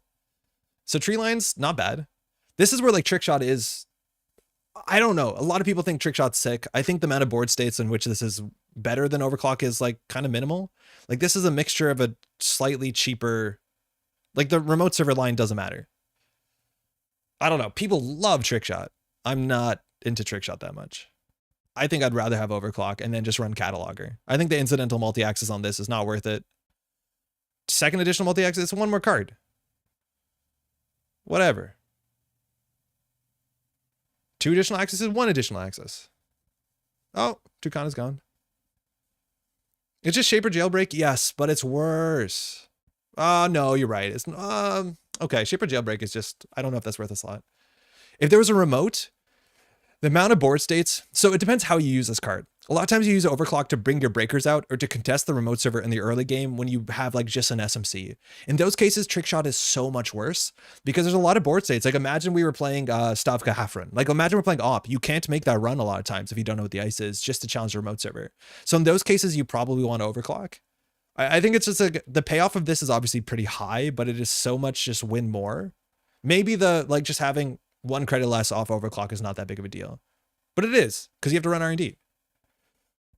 It's also Shaper Dirty Laundry. Yo, Augustus, you said this in the thing. It's not Shaper Dirty Laundry because Dirty Laundry is largely used to like check assets. Like the benefit of Dirty Laundry is you can use it to like undo the tempo loss of checking the stuff they're spamming in their board in that matchup. I think Shaper Dirty Laundry is like, there's Into the Depths, which is comparable. So I don't get it. I don't fully get it. I think it's way too narrow and the payoff is good, but I think it's way too narrow for a deck slot in most decks. Unless like you're hitting max breakers as fast as possible. So like if you're doing Lobosome and Orca, yeah, sure. Cause that's playable on most board states with Kid. That's for sure. But I think for most other stuff, and even in Kid is a bit tricky. Do we tree line this tree line? I think we do. Cause it's money and it's cleaver. Yeah, let's go. Descent. Do we want to draw Descent? No, we don't. So it is descending into the trash. Descent to the bin. Draw. That's a good draw. I'm just going to click for credit. Last click. It's great to asset spam, though. It's sometimes great to asset spam. It's not bad. You're right. It's not bad. Is it better than overclock? Probably not. But like, those are the sort of matchups. Like if you're asset spamming into NBN and you have to face check into a ping, or you have to face check into like a Starlit Night, I would rather have Dirty Laundry or overclock, even Bio Bands, right? Against Table Carnage, Trickshot would be good. I think Table Carnage is nearly unplayable with most of what the set looks like. But against that matchup, I'd rather have Dirty Laundry or overclock. Pay 9? Pay 9? For a single? Okay, it was a spin doctor. Feels weird. They just paid 11 for that. And now they're just clicking for credits. What's their multi-axis? Ooh. Draw a card. Let's draw once. Hyperbaric into Gatekeeper's good. We want that for Moser. Let's draw again. Do we expend another tree line? I think we do. Or we can just armed for money. Let's just armed for money. Economic warfare on the top. We're going to keep that. So now if you run R&D, like that's the mind games. Nuka's there. Draw 3. We have 4 in hand. So I don't know if we're going to be seeing a lat draw unless there's a rigging up here, which I'd be surprised. Daily cast. Nice. So we're at the point where the remote server is tricky because the breakers are here. We can make a big tree line. We have no more tree lines. Well, 1 in hand. Once the ping is res, you just bounce and strictly better than the Eve or overclock. It's not. I don't think it is. Like having a card. So saying strictly better after setting up conditions means it's not strictly better, right? Like I think imagining the best case for a trick shot, it is very, very good. I just think there's a lot of board states depending on the decks and depending on the meta. Like how do you play this into, can you play this into Thunderbolt? No. Do you want to play this into Thule? No. So not strictly better. There's a lot of decks in which this is actually way harder to play that the payoff is not worth it. I'm excited to be incorrect about that. Like, let's that be very clear. Okay, so we'll just Audacity that out. We should play Hostile, I reckon. And then I think we'll put the border control in HQ to like beat a burner because we're going to get burnered soon enough. Do we treat line this again? I don't think so. It's also strictly worse than overclock if you're bouncing a ping. It's 1 fewer credit. If you're bouncing the ping, it is strictly worse. You're right. Yeah, you're right. It actually is strictly worse if you're bouncing a ping because you don't get the 2 credits unless the run's successful. So it is strictly worse. Okay, so you think they're on Clot? They're on no money, so I don't think we have to worry about it. Oh, the Spire's here. Oh, shit, the Spire's here. Oh, man. Can we Audacity a Spire? Can we? If you can't run R&D with +3 credits against those lists, what are you doing? Concede? No, but that's not how asset spam works. Like, your goal in asset spam is not to get a double access on R&D. You're generally trying to control the table. There's a lot of board states where you're trying to control the remote server. You're not pinning R&D yet. I don't think it's if you can't get into R&D with +3 credits, you should concede. Like, what do you do here? You bounce off the tree line. So is it better than overclock? No. Yeah, I don't know. It has restrictions on it. I think it's much harder to play. Okay, thinking. This was the worst top deck. Let's not care. Let's make them have to play into what's it called? Into a Hostile off the top. Hedge fund? More like dredge fund. Yeah, let's go. Meanwhile, trying to fit Trickshot into my Pudma deck. Yeah, no, I know. And Pudma, it's better though, because you want to run and bounce off of R&D in more board states. Like that, I get. But I think I'm probably going to play more overclocks than trick shots. It depends how the deck uses them, because I generally find overclock to set up or the early game, which is not exactly where you want trick shot. Like trick shot seems to be in the same spot where you kind of want into the depths, which is like you're already relatively set up and you're looking for a value-based run. So maybe they have Clot here, but with a simul chip, they're not threatening Clot unless they discard it from hand. They have Clot. Okay, we have a virus somewhere. That's really funny. Install Basalt, install Gatekeeper tree line. They probably run it with an overclock. Maybe you're right that we had a window there. That's probably reasonable. But then we have to top deck there's a lot of seamless in 26. Wow, we're in 26 cards. We do get through this. Sauce, how's it going? Yeah, maybe that was a line. I think I'm underestimating Hyperbaric into Gatekeeper being like pretty bad. Yeah, we need to advance it once, but like we could have top deck seamless. There's 3 and 26. That's not like the worst call, or 27. So we need a map. Let's draw. Okay. So Clot trashes one of their breakers. That has some value. Draw. Okay, draw. We'll push next turn. Oh, if we draw Descent sooner, we can rescue the Basalt. They don't know about that, so we have to be cool. Muse can pull a Clot from the grip. Oh, that's true. Yeah, that's a line that you have to learn to play around, that you can install a Muse from grip. So you'd have to like, but it's expensive, right? Because you have to actually pay 2. Yeah, Gatekeeper needs, yeah, it's very expensive up front. With a Hyperbaric, you technically don't save money on that turn. I wonder if they're on Hush, because they're definitely drawing for something here. It might just be like the old Haley into Clot. Yeah, from hand. Overclock R&D, let's go. Oh, Archives. That's a problem. That was just 1 turn too late for us because we wanted the Descent. Should we res the Logjam here again? I feel like no. But we're going to lose the Basalt here. They also don't have the mem for Muse into Clot play. They have to trash one of their cards if they're going to simul-chip anyways. So it's largely the same. Now it's hard to Vast Events. Yeah, we basically need them to hit him a virus, or we need a bluff. So we need to do like install and ask for an action with a Rashida. And then if they do pull the Clot there, because we have our playing around, like we install Rashida iceless and then ask action. And that's how we bait Clot. But they have Aspire. That's cool though. It does something for us. It means we can add an Audacity to hand. Like that's honestly kind of sick. Do we have them a virus? I think you do res there. I don't think so. Right? Like they break it for maybe. The agenda wasn't face up, so it's not that great. So the Tucanas seem really bad in the deck. They haven't been doing anything for us. We should keep that in mind. Just having another operation like a sprint or a planogram or something. I think the Mavirus is important. It costs 7 billion to break. Yeah, but they had 5 on overclock. It would be 4 strength. So it would cost 4 to break. Nah, it's not good. Because it gets 1 and then it gets event, ice, upgrade, acid. Okay, no. So it would cost 2, 4, 6 to break. It's basically the overclock. So I don't think it's a good res. It costs 6 to break. So 1 more credit than they had on overclock. But now the Mavirus is really important. Those credits from overclock went to Hyperbaric for free. Yeah, but like what Koge are we going to res? Like our Koge's in the deck, I think are just Gatekeeper and Descent and Hoardem, which like whatever.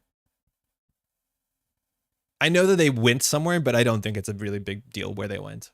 I think going down to 6 credits is a bigger deal because then they can contest HQ and then we just don't have money. All right. New remote server, action. They have to Clot here because we didn't pull Audacity, but if this looks like a hostile, they have to act right now. Yeah, good. Now they trash one of their breakers. So now we present 3 things that they worry about. We put them a virus on HQ, which is now even worse with Echelon. Okay. We ice this up. We'll do the border control. No, they just trashed their code gate. Why not this?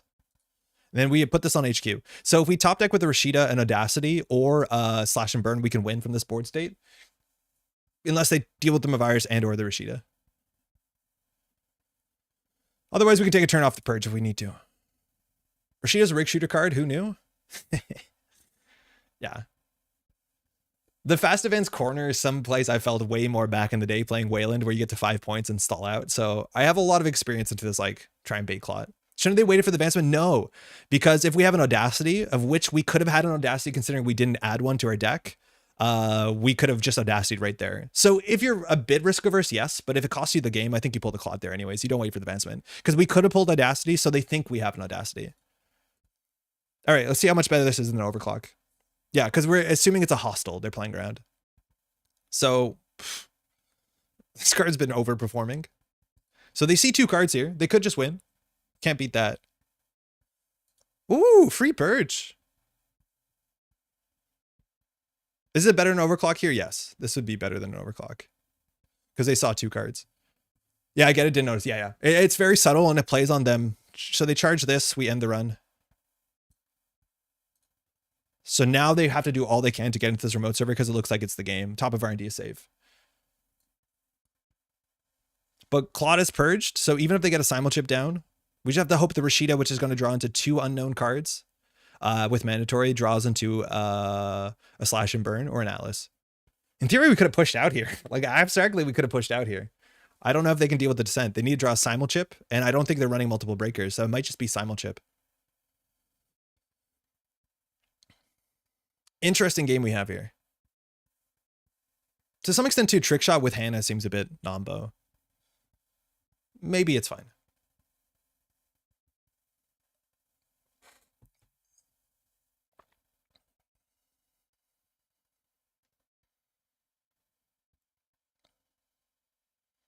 Three clicks left here.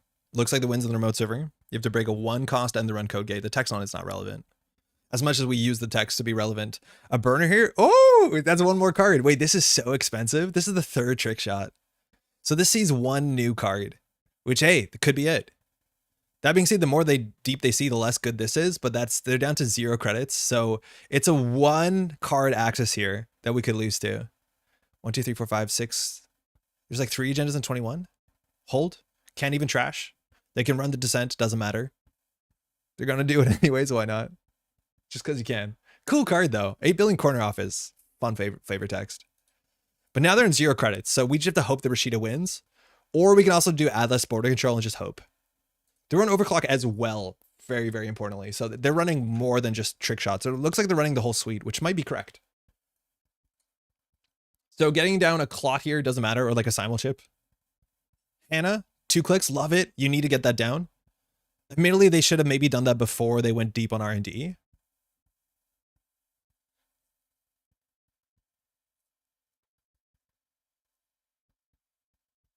Ooh, cool. I don't know if this is enough, though. Border control. You have to hope this was not a code gate. This is the line you make, though, because it does win the game sometimes. Obviously, border control is not great. So Winchester, to boost, it's 3, 4, 5, so they have enough money. Actually, no, one of the subroutines fires, right? And then we can just border control. Because it's 3 to boost, and then you can only break 1 subroutine. Which means you lose another program there. That's a good spot to be in. Trash or hardware, yeah, that one doesn't matter. But end the run matters, so we're going to fire. So this is trash a program, so we're going to take down, I think, a cleaver. Actually, the echelon's probably more important. Because they can run back HQ if we don't win. Yeah, that's more important. This is trash or hardware, this one doesn't matter. And then we'll just end the run here. They don't lose. It's a Rashida. Imagine they had catalog rather than trick shot. Probably would have won already. I agree. But it's a different card. But I do agree. I don't think it's a card you want to lean on for multi-axis. So we need to find here. We're going to keep descent there. Oh, you could do that after, right? Add it back to HQ. It might be correct. Because I don't think we need the remote server anymore. Unless you think we're going to do... Yeah, actually, we probably do descent Hordem border control on the remote server. Okay, so we can't fast events out, so we push out. This is where putting the Atlas back in hand would be good, but we didn't know they would hit him a virus. Or sorry, the Audacity. So we'll do server 5. Oh, they have a cleaver. Wait, this is cursed. This actually might be a losing line. Server 5. Server 5. Seamless actually makes us credits, so we can score out on a lower credit total than you think. Because this is actually +1 credit. What happened to their rig? They trashed one of their breakers to get a clot out on a bluff, and then they had to fire a Winchester subroutine. All right, let's go. Seamless. Armed asset, more like whatever the pun is. Score. Good game. Close game. Interesting. I still think Nuvem is not doing anything. Like, let's check how many times Nuvem fired. It gave us some information on the top of the deck, but I just don't think it fired a lot. Like, I don't know why we'd play this over op. Nuvem. Okay, so let's see. We looked at the top, but we didn't trash. Trash it. Okay, wait. Is Nuvem listed in the log? Nuvem doesn't say when it fires. Does it? Oh, it does. Okay, so we want to say uses Nuvem to gain 2 credits. To gain 2. Okay, so let's search how many times that happened. So we got 2, 4, 6, 8, 10. We got 10 credits. That's not bad. That's definitely not bad. But is it worth playing an inconsistent 54 card deck? It doesn't feel like a slog because we are ripping through our deck. That's a really good thing about the Nuvem. The 50 doesn't feel like a 50. But is 10 free credits good? And card filtering? Yeah, maybe it is good. It just doesn't feel like. And maybe when I'm playing it in person where I'm actually looking at the card and trashing it and like remembering it, I think it might like kind of, you know, gel with your blood a bit better. It's not ETF money. Yeah, it's not ETF money, but it's not bad. Having info is okay. And a bunch of times we chose not to trash, which I think was probably correct.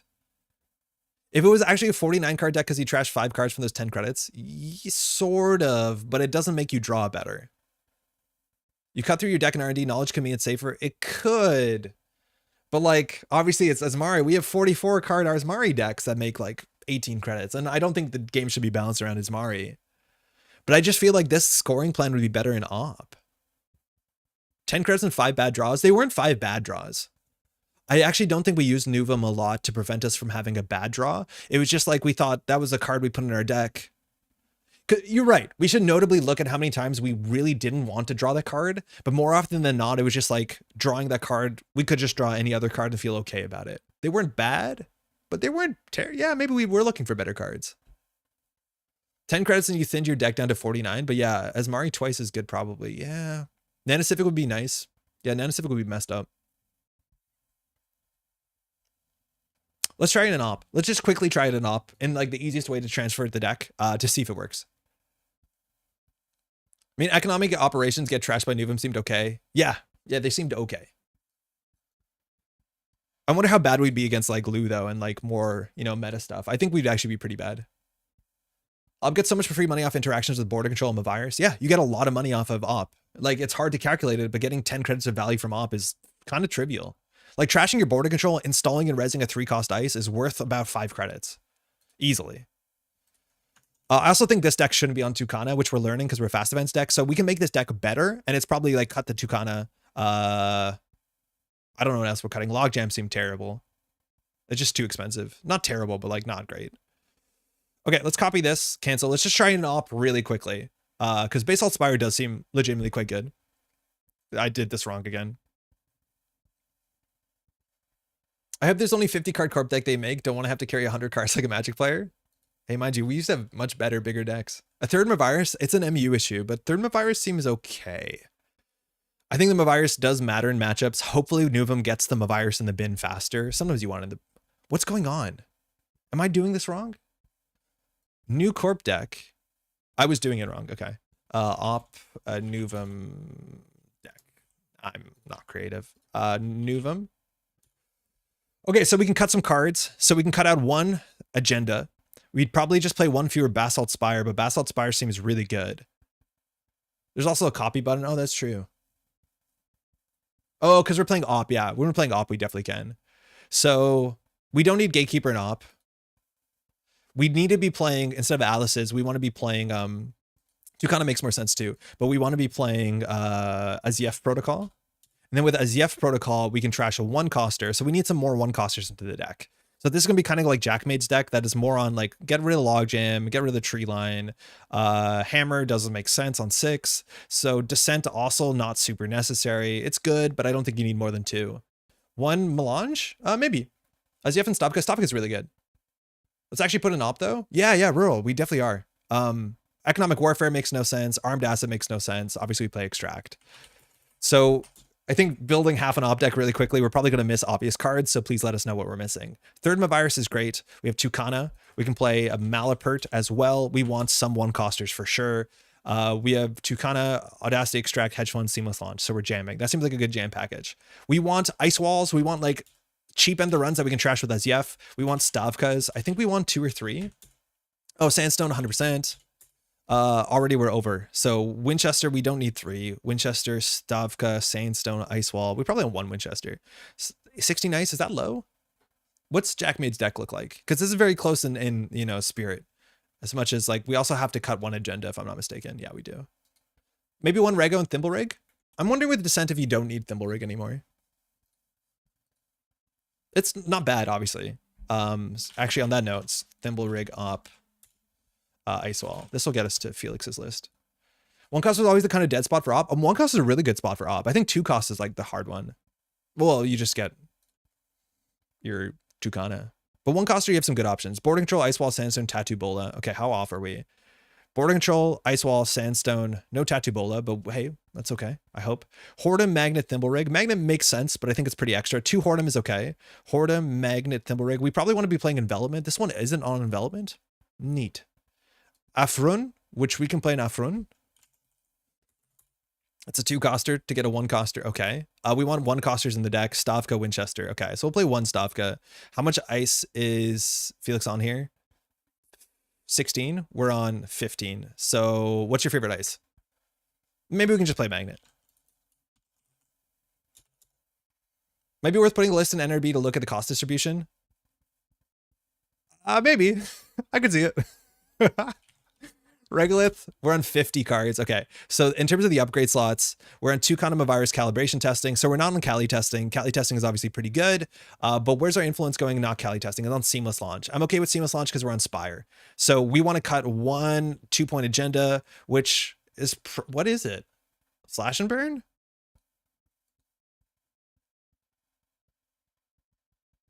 What do you mean minimum 22? Oh, because we're not op yet. Like, is this the deck? Wraparound good at 2-cost 1 influence. It's not bad. We don't have influence to burn though. I think Magnet might just be better because we need a 3-cost code gate after border control, and that's really important.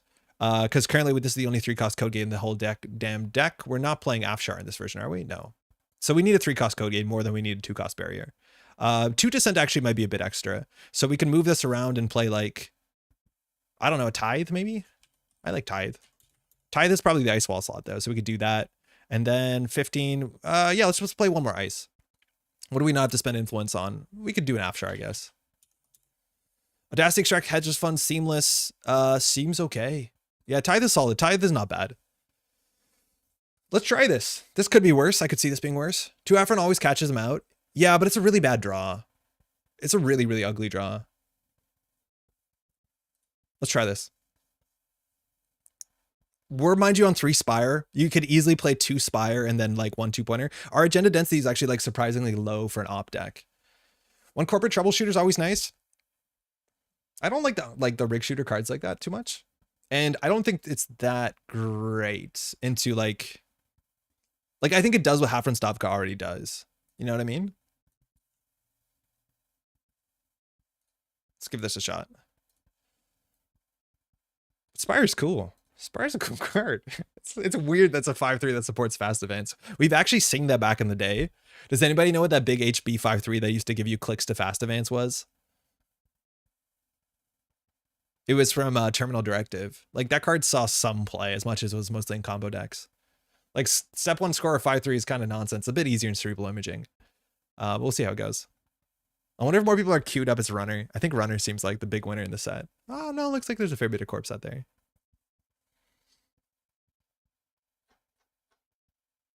Timberwolves Corporate Troubleshooter was a fun combo in the past. Oh, you can move it around? It's for the whole turn, right? Yeah, it's really goofy.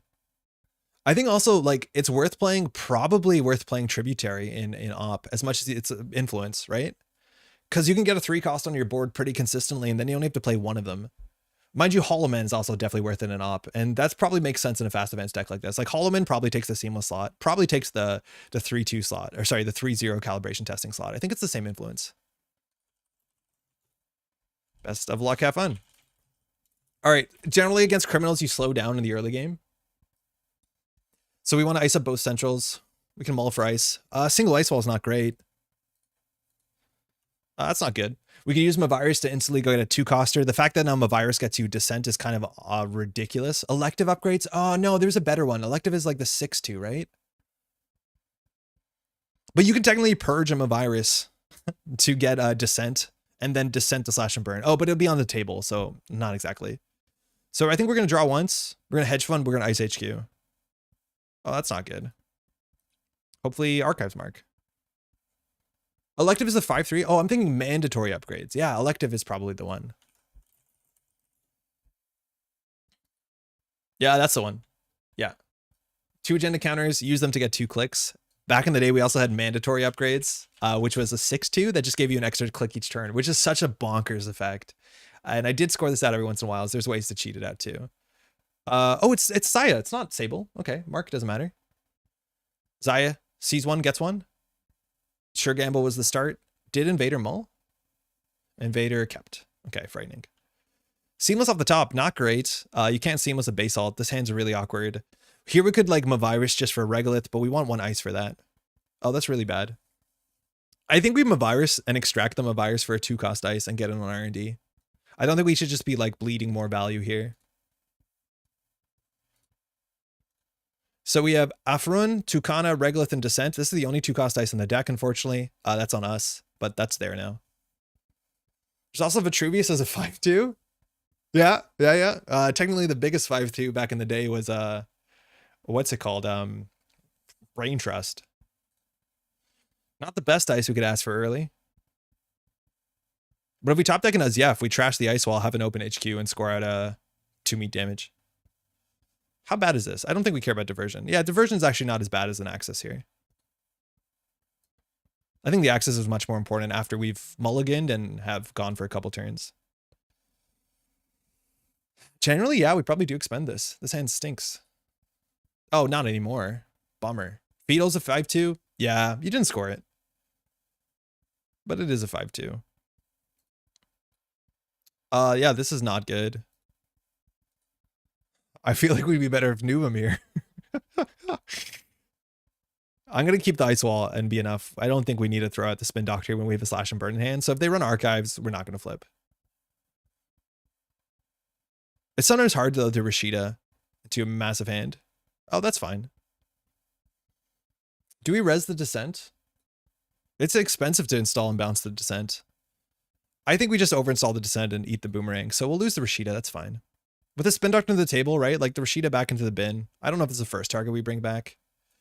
They can't force a shuffle here.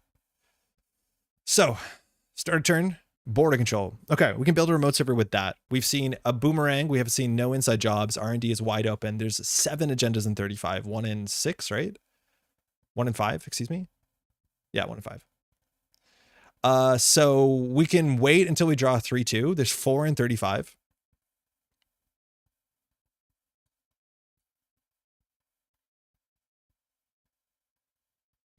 I think we just push. We can score this out next turn with Seamlesses. That's what we're trying to do here, right? Seamless Advanced Basalt Spire for 2 credits. Me before the expansion, I'm going to be a Nuvem main. Yeah, hey, you and me both. We can barely afford to do this. A diversion here would actually be impactful. Oh, Career Peer, that's fine. So it forces op, which is good. But this is where like jamming out a base alt is probably easier here than a Nuvem because we have this play line. Admittedly, we could have cracked before they spent money, but we're okay with them spending money. So an inside job here gets us really, really bad. So Magnet or Sandstone or Afshar, we'll do the Magnet. Me after Nuvem is bad, I'll never play Nuvem again. Ah. They had all of it. They've drawn no cards. Oh, bummer. That's a good play line, but yeah, that's going to cost us dearly. Choose a card to add to HQ here. That's a fun thing for us to get. What a treat. Hedge fund.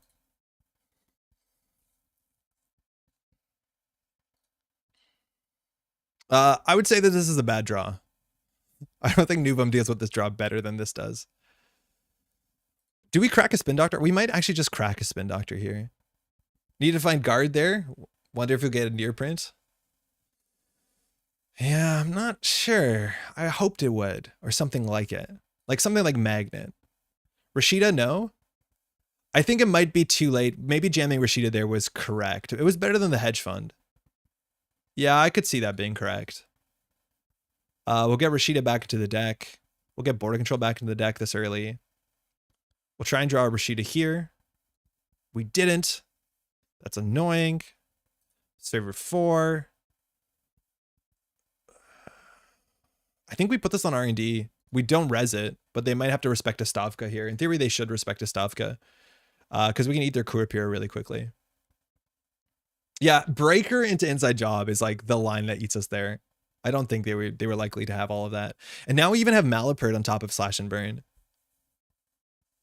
It does feel better Nuvem to slash and burn to gain money than actually to lose credit. Hermes. Okay, rough. Regolith. I was going to do the hedge fund. This seems better now. And when this is trash, we can get a 1-coster. We just want to wait here till we get, what's it called? Well, either another ice would be good. We want to get an Adziev. Hopefully it hits a breaker before Invader can afford to pull one down. Losing breakers from hand can be a real problem, especially because face checking can be a bit difficult if you're worrying about Stavka.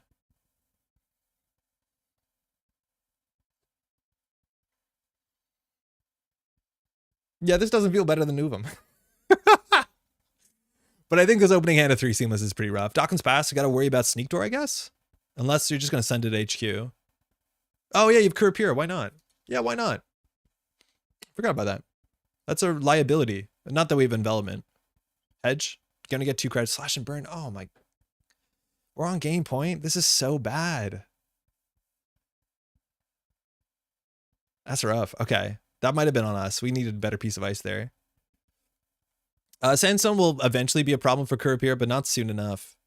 If we finish a Regolith, we can get a 2-cost ice. We have none. We have Afrun. We probably should have another 2-cost ice in the deck. Maybe just 2 Descent is good enough, but I don't know. Probably. But we're no longer in fast events waiting. We need the border control for server 4. Now leaving R&D open is a huge liability for obvious reasons. So we need border control on their remote server. We need Sandstone on HQ. Ideally a better ice on HQ would be better. Let's draw once. Oh, that's not good. So we're just going to hope R&D holds, I think. So I guess we put this on HQ. Then we hedge fund. If we put the border control there, Nuvem look ahead feels like extra value now. Yeah, it did feel a bit better. Because we were just like ripping through the stuff we didn't want. I think this Eye archetype is just really good matchup for op. Yes, it forces us to slow down and ice up centrals. As much as now any rip off R&D is game winning. Which I think they should be taking that run every turn. Because even if they, well, yeah, there's no 1-pointers, but yeah, we can lose on any axis here. That opening, yeah, the opening hand is rough. We'll definitely run him back. Him, that's okay. Still, it just feels like we're, you know, in a waiting pattern. So we can hit this twice. Next turn, we can clear it. And then we probably can push border control. Heaven forbid we push a slash and burn. I wonder how many slash and burns we should be playing. I know I played very early into Atomic Initiative a version of this op deck that played like Cyber Sand Harvesters and like Rokokos. So you can make the Aziefs into even further fast events. I think that's neat. Checking archives here. That seems fine. Okay. But in theory, any face check can cost the Kurapira, so I don't know if Invader is going to respect or not. Above the law here would be okay, I guess. But now if the Hordem gets bounced, we're in a bad spot. Secure and Protect seems good in Nuvem for more operations and less ice, and maybe Pivot's enough value. We tested those cards. Secure and Protect is a bit slow. It's not bad, but it's a bit slow. Mind you, Op has built-in Secure and Protect, so that's fun. And then Pivot turned out to be slow. I think if we wanted agendas, we wanted DRM, but spending 2 clicks for a single operation, unless the operation is like really game defining, probably doesn't work. But DRM to get like 5/3s out of the deck, yeah, not bad. And I do think you need more operations. I think you're totally right on that. So we can just get an Ice Wall and R&D. It's not great into Kurapira, but it means we don't totally lose to Hermes, I guess. Tithe is fine too, actually. But you can just run through a Tithe. Man, just Slash and Burn is such a bad card to push. I think we'll do this on R&D. I don't know if we have to play around Sneak Door. I don't think we do. Do we draw here once? We could.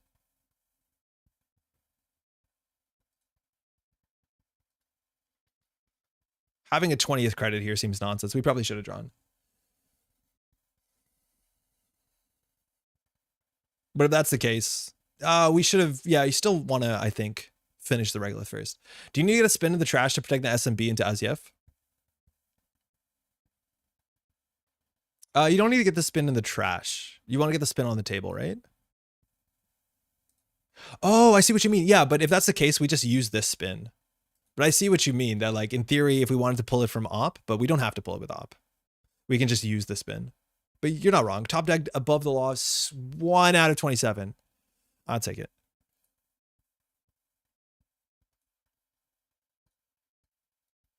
All right, it's turn 10. We're making a play. That was not the play. We're making this play.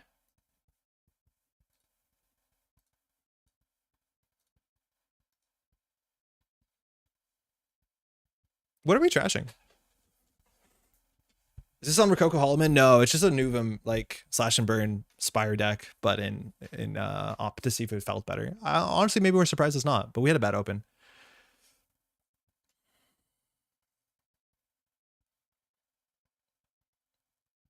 So we can't get a Rashida. Can't get a Spin Doctor. Ice Wall's really bad into curve here. Ice Wall for Rashida, yeah, but we have to put the Rashida out here. I think you're right. It is probably the Ice Wall. It's probably Rashida in a new remote server. Now we can do Azyef to get damage. Hit a Boomerang and a Bravado. Not bad. Non-agenda card. Non-agenda card. I think we'll get a Winchester. We have an Audacity. Extract is pretty good. We have to push for the remote server. I don't think we need more money. Let's just get the Winchester. Stavka's good too. Why new remote? You can't put in the server because paying the cost for the Azyef is still in the server at the same time. Right? Because it's an additional cost, so you have to pay it before you score it, which means that op fires while this is still in the server. It's a bit unintuitive. Yeah, because it's still in the server. A lot of people mess that up on paper, but JNet has your back. Let's just do Tucana. Audacity might make them think you have an agenda in hand. I already showed them in Audacity, though. I accidentally played it. Now they're going to run HQ for sure. I think we don't need a second Seamless. We have Tucana, the Magnet would be correct. Oh, we have a Magnet, though. Oh, to get the Tucana. Yeah, this Magnet's pretty good on the remote server, but I see what you mean, yeah. Trashing the Magnet, you can get the Tucana. It would be rezzed with op. Yeah, you can do that. That might be okay. Even getting the Stavka means you could trash the Magnet, but we've already used op this turn, right? Yeah. Because it might have been right, actually, not to use op on a ZF and get a Stavka, and then use the Stavka to trash something to get something at our own cost level. Yeah, this is a good check. Seamless Tucana, okay. 15 credits. Gain 9 after that run. They paid 1 for it. Yeah, we're cooked. I don't know how we win here unless they like really mismanage their R&D pressure. Oh, no, hold on. Oops. Sorry.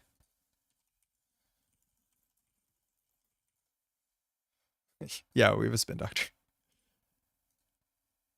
So we'll get back to slash and burn, of course. And then I don't know.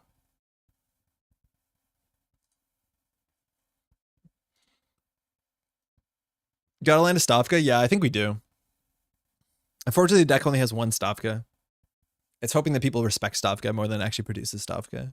That being said, pre-resing a Stavka is something a lot of people misplay into, because when they encounter the Stavka, or approach the Stavka, excuse me, and they continue on, you can actually still get a half run to fire. So I think pre-resing the Stavka is actually a way to make people like lull themselves into a false sense of security. And I appreciate that. I guess an extract? Face down for like secrecy? Seamless launch is like the only way we can score out a base ult, I guess.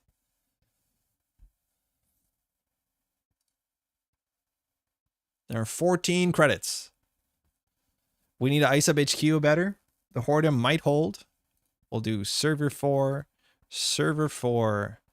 credit. Getting the Spin Doctor under the table actually might be reasonable. I just don't want to do it into an ice wall. So we did it too late in the turn. Because if we installed it here, they run it, we have to res it, and then they can just run HQ. And they definitely want to run HQ once a turn. So we're probably going to lose the Spin Doctor, but I don't know if that's better. Because with like, oh, we run 5 cards in hand, maybe. Hopefully this attracts enough attention. But like, they make money running HQ, so why not? Let alone Courier charges.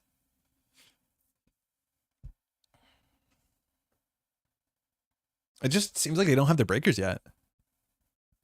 Again, maybe there's Stavka fear. Paladin?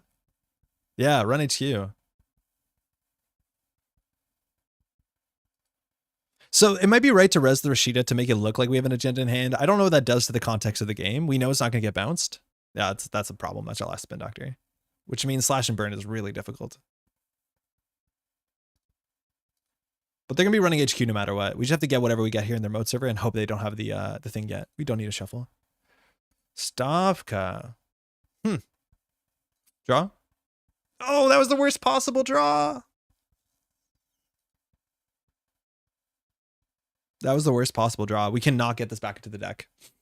Because you need this from the deck at instant speed, right? And we're out of Spin Doctors. We don't have Sprint. So unfortunately, we're not jamming here. This does work as a border control, mind you. Like, it is a soft border control. So hopefully they don't... Like, here they should just lock R&D. Now, if they run into this, they run into this. But they haven't been running R&D. I think there's some respect here for Stavka for sure. This feels bad. The Nuvem actually was like way more consistent than it looked. Just because we would have seen the next like 5-7 cards and just like rip through them. This is making me like Nuvem. Twinning. Right. Standard. That's an issue. You know what? I think this is the Rangi dodge list with no new cards. Yeah, this has no new cards in it. This is just Invader grinding like Rangi dodge, White Blade type Zaya. So we should know what's in the list. Basalt early seems necessary. What are we trying to do? Yeah, we got blown out. Because like Breaker into Inside Job, I think is the only combination that beats that besides double Inside Job. Do we Audacity this hand?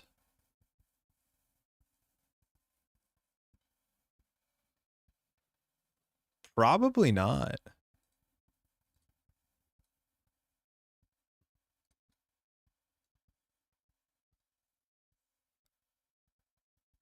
I think we need the Audacity to win.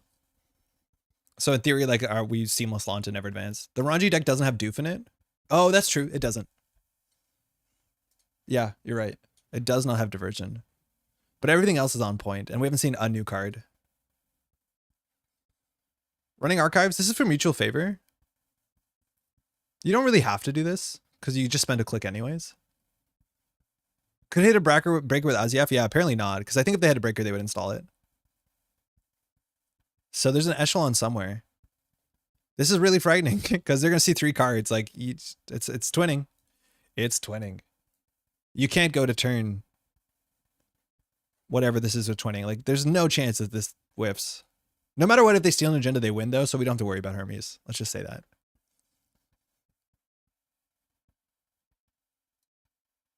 Are we good? We're good. Evie says hello. Hey Evie, how's it going? How's your Rebellion Without Rehearsal? Okay. Great. We have survived. That was a face check, mind you. If that was a Stavka, that's game losing. They actually made the face check with Kurapir Unity. Yeah, the Cavalier Hermes is losing. Yeah, that's really wild. They made that face check. Stavka, they would have got an Axis and like that put a 1, but like they're clearly on, you know, the knife's edge. I think we just score this. Now pull out Tucana by sacking a Magnet. The Magnet is probably correct.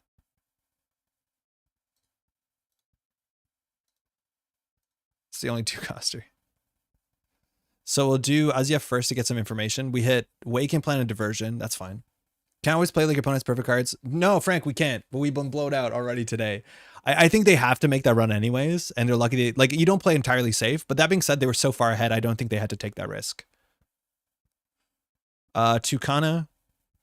We need something here that's annoying. A Tithe is probably not annoying enough, but it beats Inside Job. Winchester is taxing enough. I think we just do the Winchester on R&D so the R&D holds. What do we add to our hand here? I don't think we do. I don't think we want to thin the deck. I don't think we want to thin the deck here. We can get something to put in the remote server, but like, what are we putting in the remote server? We have 1 Rashida. If we draw Rashida, they run HQ. They're going to find their killer sooner than later. Where's Afron? Oh, on the remote server. I forgot about that. That's actually good. Let's search. We don't have to take. We can look. Spin Doctor for the Stavka. The last Spin Doctor's in the bin. We're Spin Doctored out.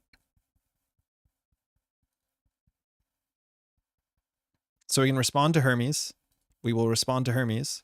Then we can put the Rashida in the remote server, or we can hedge fund. Or we can extract. We've already extracted this turn, but the Malapert is like, we can extract the Malapert for 6 credits for sure. I think we extract.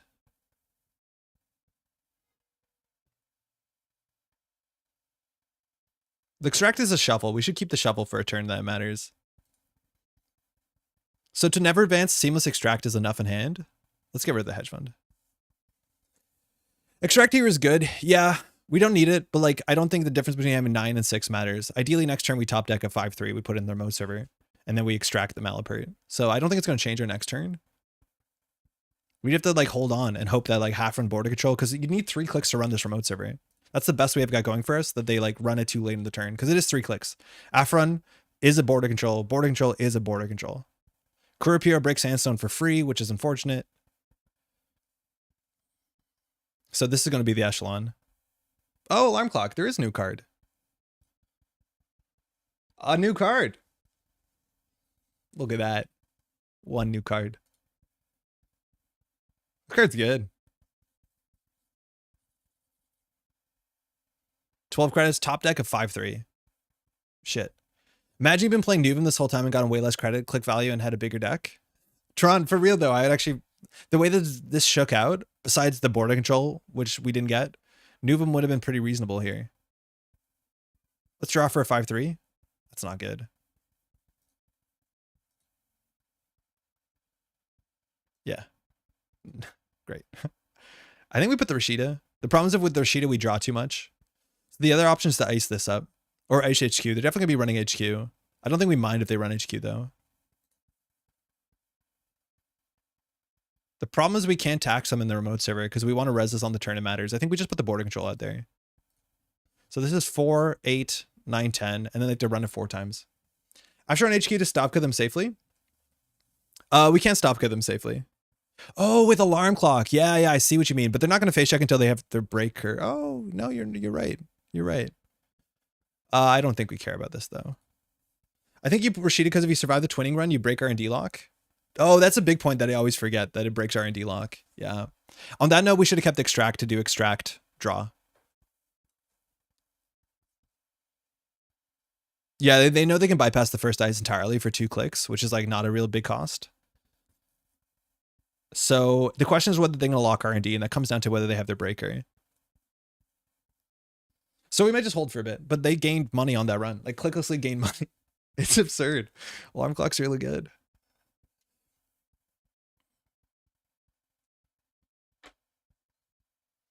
$14 credits. The problem is, can they beat border control half run? In terms of diversions of funds is, we've seen 2.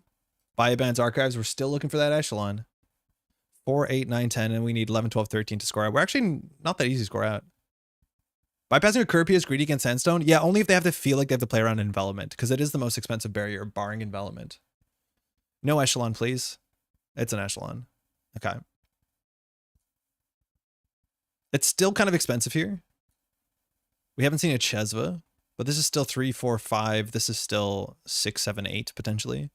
But that being said, they see 2 cards. They've used Zaya this turn, so they might hold off. And even if we get the gen in the remote server, like they can still just run R&D and probably win. Oh, that's bad. If we had a half run here, we would win. Like if half run was still in the deck, we would win right here, which is the issue, right? Because we just trashed this 3-coster. We don't have a res 3-coster actually. But yeah, if that's a stop gut and we could half run, we can win right here. Do we actually res this? How much does it cost? Yeah, game's over. Bummer. If you had corporate troubleshooter, 14 strength stop gut is quite good. Yeah, but I don't like that kind of Netrunner.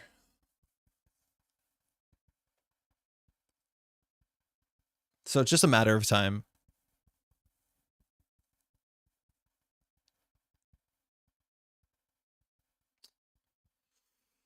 Turn 16. Not where you want to be here. They're going to lock R&D every turn. I think we can concede. Feels bad. But this is not doing anything for us. We can't res a remote server. We can always extract the Toucan. It's fine. Feels like the only way to punish everyone's importing echelon. Echelon's really good.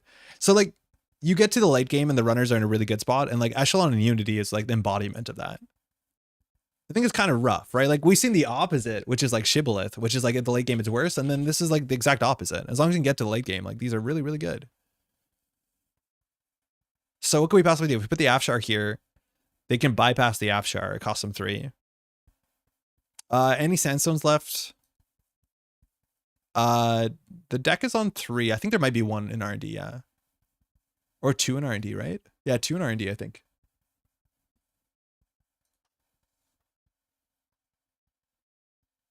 Oh, they used the current beer to save a credit in Ice Wall. That's so funny. I didn't notice that. We're floundering. We can do Tucana for a tithe. That's pretty good. It's like relatively taxing into Echelon. Draw is really bad because they're going to run HQ and C3. It basically throws the game. That being said, every time we hit this, we thin the deck, which is pretty bad. I'm just going to draw anyways.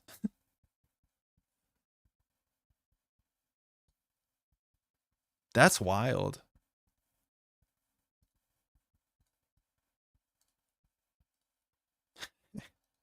Cool.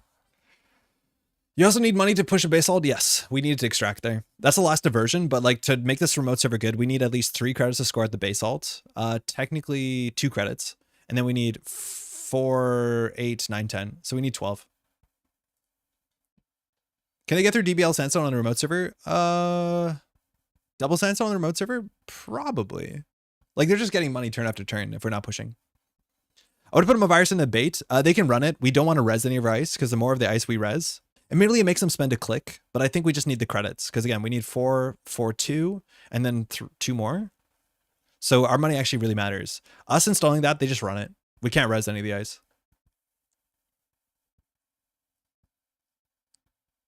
They should really lock R&D here, but I don't know if they have a reason to do it. Like maybe they're looking for a Chesva, which at this point, I think they've gone through their whole deck with Class Act. Generally, the cards on the left side of the screen have been there the longest, so this Class Act has been there for a while. Yeah, this should end the game 100%. They're going to see 3 cards. We still need 3 credits. You're not Nuvem anymore? No, but we do Seamless Advanced Audacity. That only costs 2. Right? So it's 4, 8, 9, 10, 11, 12. So we don't need Nuvem.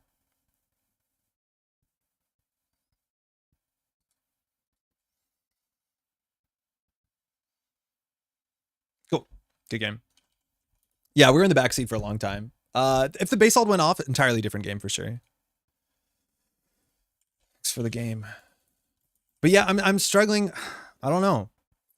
Obviously, this is like a tier 1 deck. This deck almost won Worlds. But I'm struggling to feel like we have plays. Above the Law would have slowed him down. Yeah, if we got an Above the Law to trash like the Twinning or the Paladin, I feel like there was a daily cast turn maybe. No, we're making that up. Yeah, that'd be good, but it's a 1 in 49. What can we do? Let's try it again. Are there any obvious changes we should make? I feel like we should have 1 more 2-coster. But honestly, like it makes me enjoy Nuvem a lot better. Like Nuvem actually felt way better in that. I do think we had a really ugly start though. So maybe 1 more 2-coster in the list. Sandstone 3 of Magnet, Icewall, Hordem, Half Run, Tucana, Malapert, Audacity, Extract, Regolith. So we could play like another Descent at the cost of... Let's just hope that's fine. I feel like not scoring Basalt first is a trap. Just dive into getting double Vitruvius unlocked. I agree. The Basalt is super, super important, but we pushed it behind a border control and they had it by install Fractor, run, inside job. Which is super unlikely. Especially because they didn't draw. That was their opening hand. But if we scored that, yeah, it's a totally different game. I'd actually been really excited to see how the game looked there. We'll do 1 more of this and see how it goes. Hey, Veronica. Is Akiko back? Why? Welcome back. All right. We're going to mull this for sure. At a shower in the meantime. Oh. That's a hand. Oh, that's a hand. Oh, that's bad. We want Oziv next, which I feel like we should have looked for a next Basalt. Did Akiko get new tools? Technically, yes. Best of luck. Have fun. Like, there's nothing that really screams Akiko. You have, what's her name? Pretty. Basically, when Akiko fires, you see 3 cards. That's neat. We can't really afford the Basalt push here, so I think we have to ice up R&D, ice up HQ. Did we see what Veronica's Fractor was? I don't think so. This is not good though. Draw. That's not good. Would this hand be better in Nuvem? No. Ooh, my stomach's rumbling. I think Shaper in general, though, got away with a lot. Check HQ after Mulligan? Yeah, why not? Get out. We obviously can lose here in HQ. Hordem, we're down to 1 credit. We actually should have let that access, I'm pretty sure. Because we have, 7 points out of 20 in our hand. So it wasn't very obvious that that would be bad for us. We could push the Malapert there and hope that she goes ham on it, but we can't res the Sandstone. Hard to pair hands because we had more operations in Nuvem? Yes, and we had a bigger deck. But still, like, as a snapshot, to be like, is this a more playable hand in Nuvem? Will we play Malapert? No, but it's not that much better. That's okay.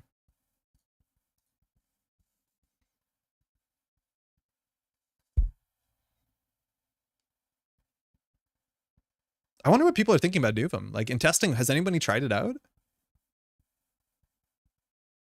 Will you and Sangram be doing a tier list again? Yeah, that's our intention. We're going to record it, one on the weekend and maybe one early next week. So I don't know if they're going to get out because I have to pop out for vacation for a bit. So there will be no Thursday stream next week. There should be a Tuesday stream, I think. All right, Parisha, Simulchip. We're not too worried about Parisha, but maybe Veronica's on Pawn Shop or something like that. We have a lot of cards in hand. Pushing the Basalt, we still don't have Seamlesses. We have an Audacity, but obviously that's a bit ugly. So we can get to Khan in their remote server. Stavka is pretty good to get there in front of a Sandstone. And then a Spin Doctor's fine, because I think we want to get rid of one of the Basalts at a minimum. Because that's the Basalt we're scoring. Malapert might be fighting a spin soon. Yeah, maybe, but we have to score. Seamless is a good start, because now we can do Seamless Audacity. It's really expensive. We probably shouldn't do it. But I don't think we want to score it an early as Yaf unless the Tucana fires. And hey, Tucana's in a good spot. 4 credit access, I'm fine with this. There is a fair few points in the deck. It could be a double if we don't pay 1. Do we want to pay 1 here? I don't think we can afford to pay 1. You can see 2.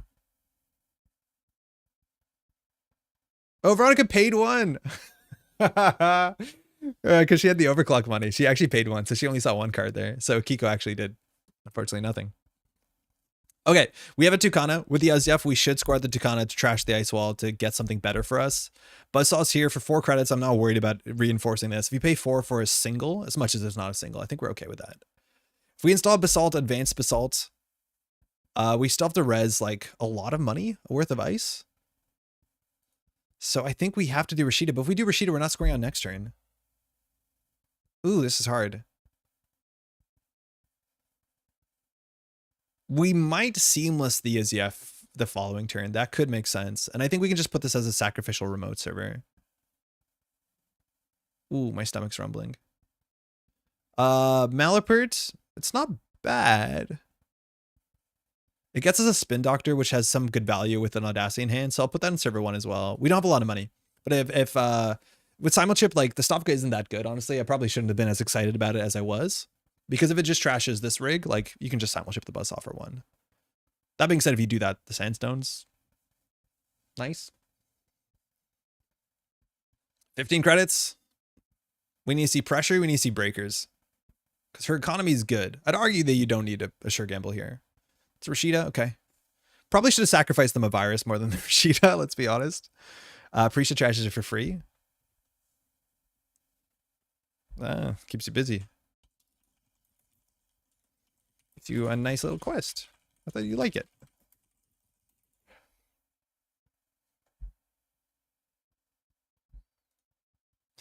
Thank you. Okay. So here, Tucana. Malapert. I think we will Seamless this. We don't have a lot of money. What percentage of your Netrunners are Jinteki as opposed to physical cards? Jinteki is like nearly... The only Netrunner I play is like organized play here. I haven't been going to locals in a really long time, so it's almost entirely JNet. My partner and I play generally casually on tabletop. She's like plays, but she doesn't deck build. Whatever I give her if we prepare for an event. So we play on tabletop every once in a while, but it's almost entirely here, unless there's events and stuff like that. So if we Seamless advance this, we have a click left. We don't have a really good jam here. This is where like we should have had the Rashida for sure. We have to trash one of our cards. Trashing the Ice Wall is rough, but the Tucana can fix it with a Winchester, and that gets us a Spin Doctor in the table. That seems fine. Seamless. Advance. Score. Trash the Ice Wall. Will we op on this? Yeah, we will. So it'll be a Spin Doctor in a new remote. That's good. So Aziev for damage. We hit Nuka and Beatrice. That's good. HQ pressure is gone. Those usually don't get recurred. Tucana. We'll get the Winchester on HQ. I'm so sorry. I'm so sorry. A non-agenda card. Do we want to add it to hand? It like thins our deck even if we beats in the bin, even if we discard it. So we could easily discard it. We have one click left here, but I think we just grab a Rashida and jam, right? Yeah. Regulus is fine too. We obviously have too many cards in hand. We'll just get another remote server. Wait, she can run that. We have no money. What are we doing? More like be a trash. Yeah, this is not right. We have one credit. Maybe she thinks there's an ice wall here, but we're going to lose all of this. Admittedly, Berisha can't deal with all of it. This seems pretty bad. Don't worry about it too much. Mavirus into Tucana. That's our last Tucana there, which we're going to lose probably. Magnet's pretty bad. This is rough. I feel like the longer I'm playing now, I'm getting hungry and we're making really bad plays. That's unfortunate. I think we're going to play one Nuvem game after this for sure. But the Nuvem has been, okay, yeah, she definitely should run this. I don't know why we pushed the Rashida in here. If anything, we should put the Rashida out here. So if she can't trash everything in one run, she can trash the Rashida and then come back and trash this if she wants. We can't Reddit any of this. If we had an ice wall, we'd actually be relatively happy here. Okay, Rashida for free. These you have to pay money. So 4 is a lot. 1 is not a lot. But that is 5 credits down from Veronica. Dirty Laundry, going archives here. We're fine with that.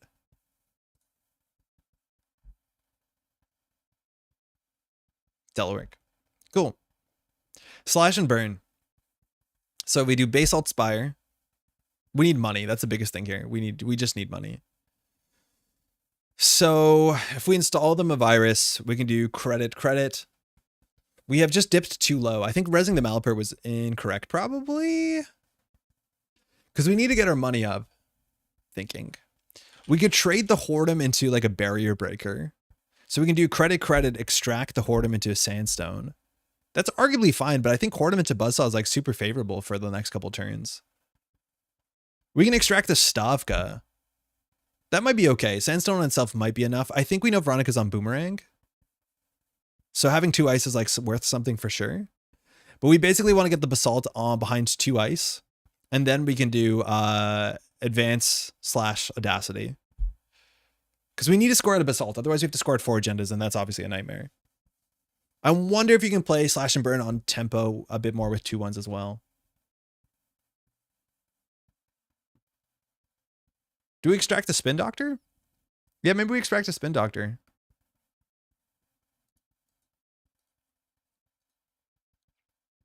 Yeah, shuffle.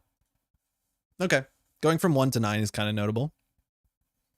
Nuka finishes. I don't think Veronica's on SMC. I think she just has to draw into her breakers. There's a turbine. Okay. We don't want to extract the Whoredom until the turbine comes down. Okay, 2 clicks later. It's fine. So now she's going to see 2 every turn unless we pay 1. I think that's fine. Oh, that's not good. We're on game point. Telework. We feel really slow. Maybe it's like I'm respecting, Burner too much, but the HQ ice, it's tricky.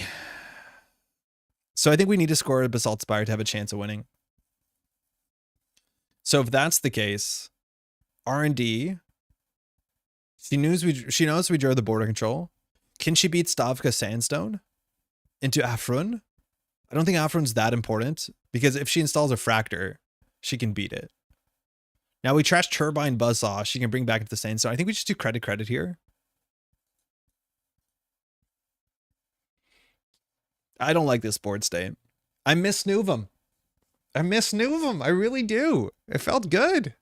We just have to take the Tucanas out of the Nuvem deck, and I think it gets even smoother. Do we have any like obvious inclusions for what the Tucanas should be in Nuvem?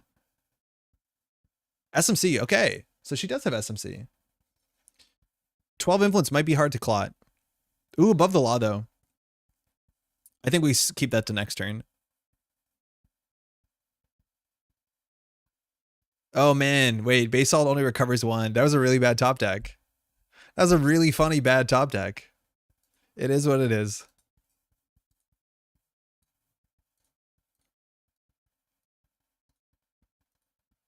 I wish it was ours so bad right now. You don't have a 3-cost res to get Afron? Oh, that's true. We don't. Yeah, probably just this will be big enough on 7. But now if we don't use Basalt here, which is a fair bit worse, mind you, when we don't know the top of the deck, we can only return one of these cards, Slash and Burn. So I'm going to use it here. We lost the last Spin Doctor. That could have gone better. Wait, putting this in HQ is also really bad. That was really bad. Because she's going to run our guys because she knows the Slash and Burn is there. But now she knows the one card in the HQ is it. So the question is, can she break Winchester this turn? And I argue, yeah, she can SMC for an Echelon. And it's 100%. No, I'm not sure. So we probably lose this turn if she can piece together. Now we can use the Basalt Spire to add another card to hand.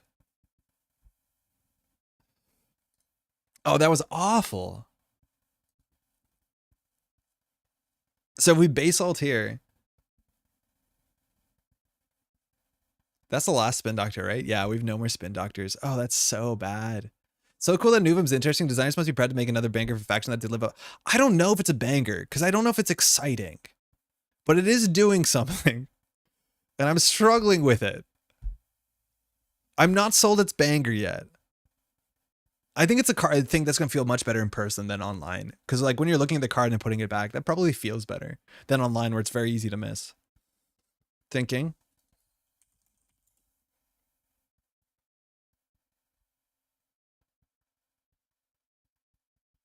That's fine. That's fine. Because we can still win from there.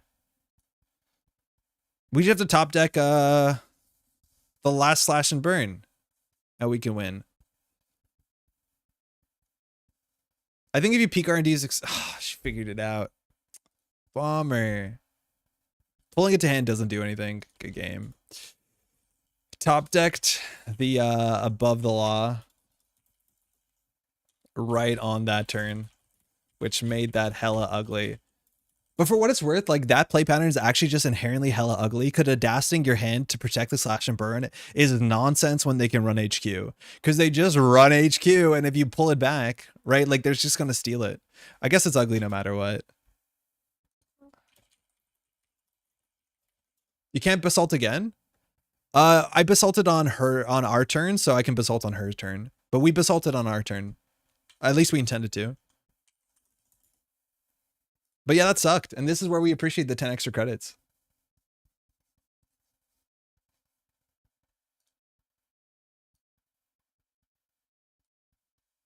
Yeah, I don't think so. Yeah, I don't think so. I went too slow and Turbine came down.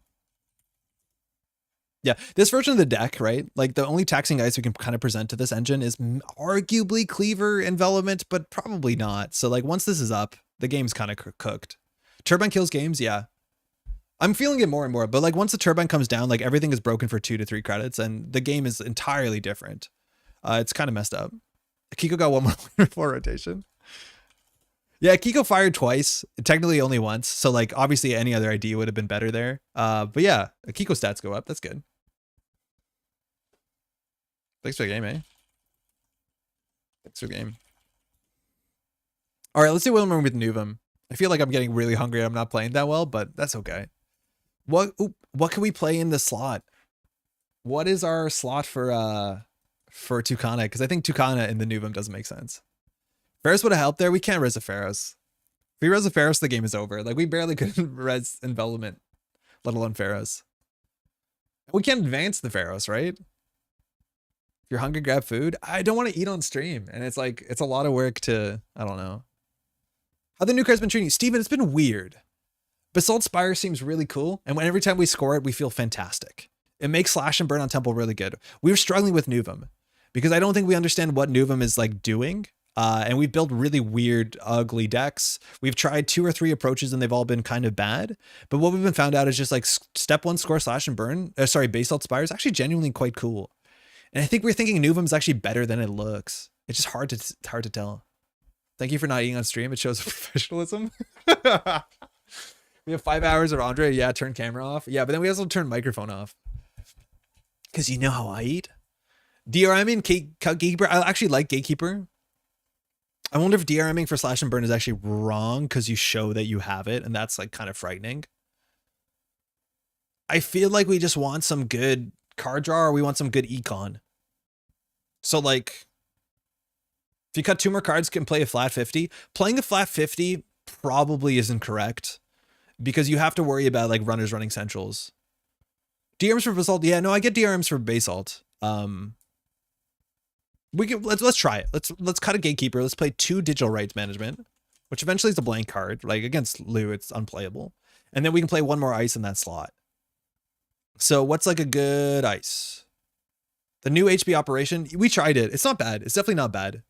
I think cards like Restore are also kind of interesting and that sort of stuff, like Kakurembo. That stuff makes sense, but the Weyland one isn't terrible. I just don't think it's like super easily playable. We should have 1 more ice here. Because we have this not spend influence. So it could be neutral, it could be Weyland. I don't know if we want Afshar. Yeah, Afshar, but we have 3 Winchester. Add wall to wall. Our remote server, we jam things in. We don't really care about advancements. Like Logjam actually should go from the list. Logjam has been underperforming by a mile. Pharaohs is 2 cards more than Envelopment and goes well with Tree Line. Yeah, but we don't expend Tree Line. And Envelopment is like an op thing, right? Like you play Envelopment because it comes a 4-coster. You don't play any 6-costers in the deck. I don't like Surveyor. We never built a server more than 2 ice. And it's also really bad early draw. A cat's like, yeah, like a cat's okay. It's like super comparable to Tree Line. Is there no like generalist Weyland ice we want here? Like, are we back to playing? How many code gates do we have?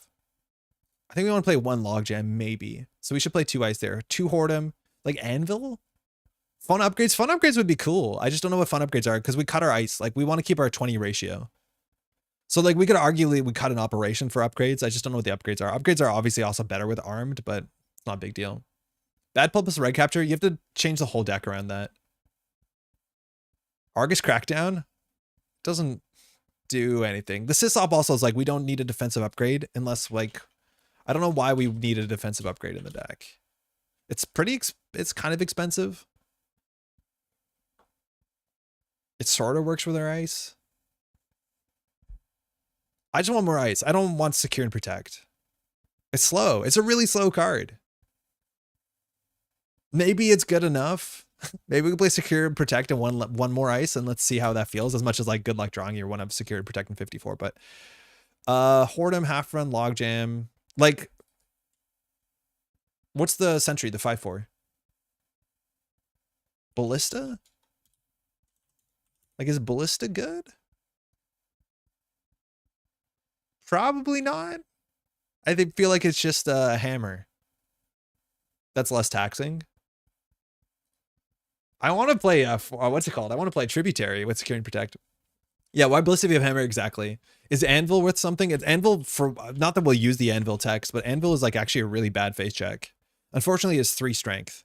Oh, geez. It's 3 strength. Okay, never mind. Yeah, maybe just an Afshar is fine. Let's try that. We've had good fun with this deck. This deck actually has been much more interesting than we thought it'd be. And like, it's hard to keep track about how often the Nuvem's going off. Mind you, don't read the name. The name is not correct. It is not a Modernism deck. That Modernism deck lasted 1 game before we're like, I think we're going to leave. Let's go. I summon Whiteblade. He's around there. He's lurking. 33 games. That's sick.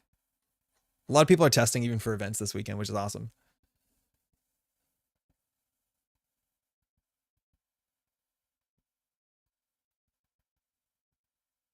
I think you really have to go out of the way to make an Eminent Domain deck. Like, it's a totally different deck, and I can't tell what it is.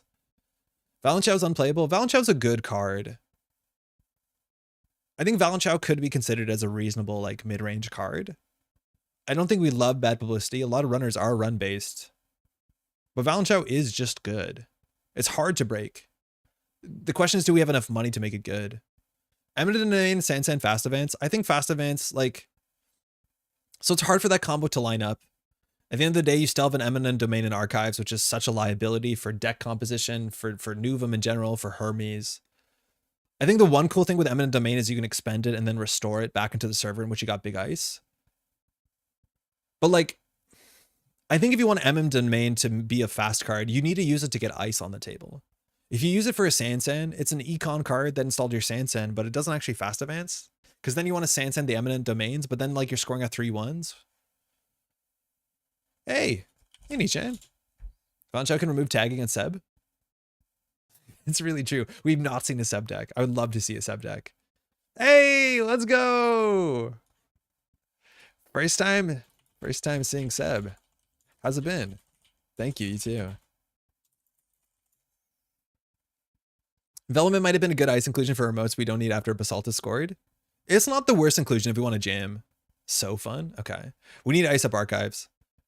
This hand is not bad. It's not good though. I don't know, like on the cusp of it. What are we worried about, Seb? We have to ice up archives. We have to ice up HQ. I'm not worried about R&D. Getting good money is good because we probably should be trashing connections, I think.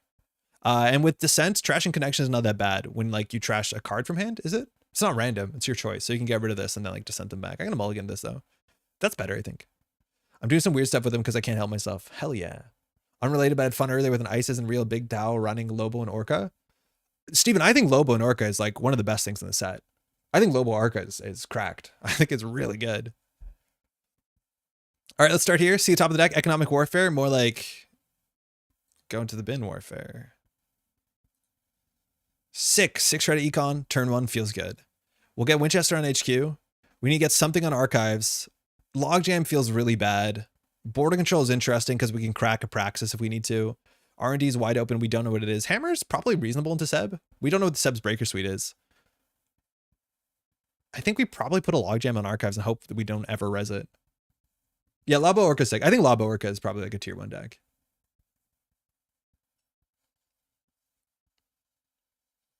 There's the Lago.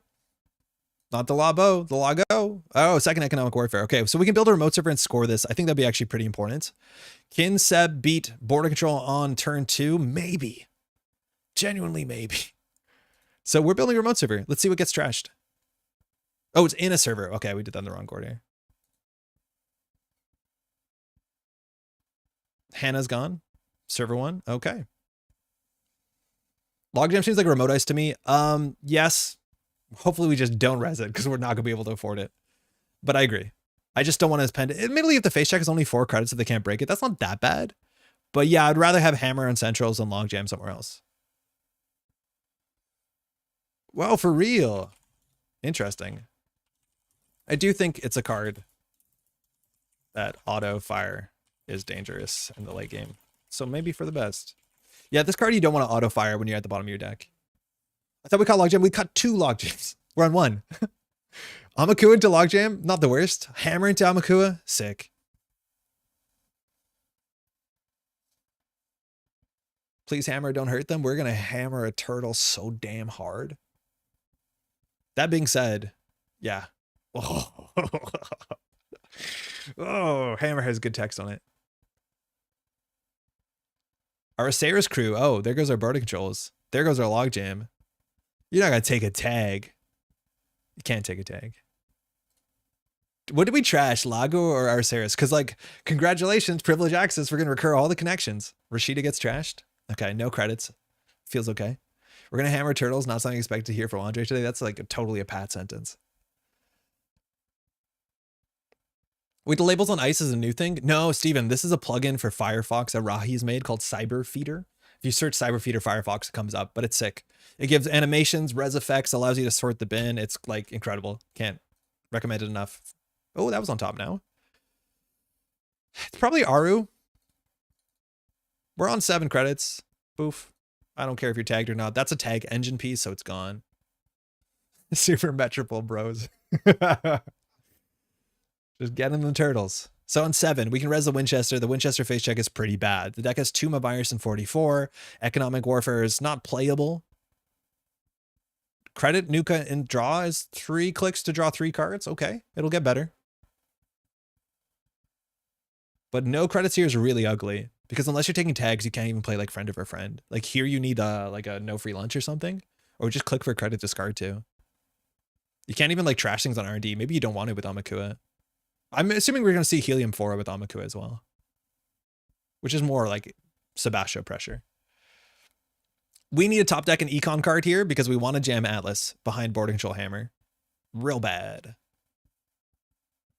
That being said, Hammer on the remote server after the board control goes, not good. There's a Helium 4. Oh, Knob Curry. Okay.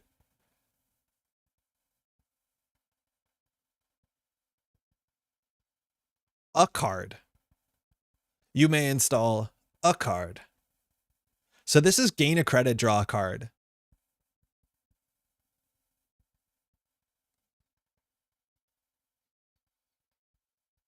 Thinking about it. Thinking real hard. Realize cupulation can get you a turtle counter when dealing with an access card? Yeah, they can.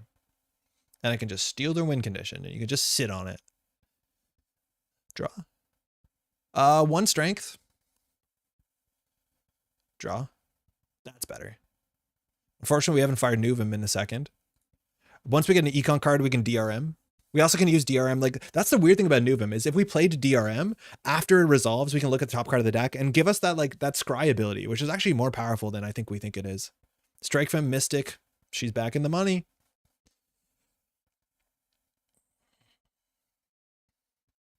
Got to discard 1 here. Leech. Good. We just do it? We just do it? We just go? Score an agenda, gain a credit? Do we just do it? Or do we DRM? DRM for an Oaktown would be sick. Like imagine DRM for 1 Oaktown and you just jam it behind 2 ice. You gain credits from this, gain credits from the Oaktown? Wait, is Nuvem cool?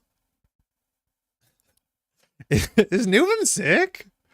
DRM Oaktown? We don't have Oaktown, but like, oh, I would love to have an Oaktown. I'm just playing it.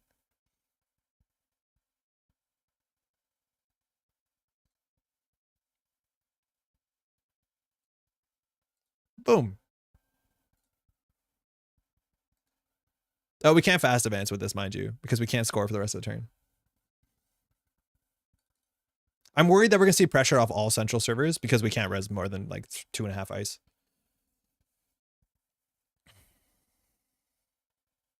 Will we slash and burn this for tempo? Yeah, with the descent we will. Maybe we should have advanced it once, honestly. I just worried that she's going to pressure us. She's on 9 now. I just wonder how scared she is of face checking into like Stavkas and stuff. 13? Maybe not that scared. She's not running. We haven't seen Seb fire. DRMs get slash and burn, install other agenda. Hate last sentence in DRM combo. Yeah, exactly. What? Hold on. We're cooking now. Boop.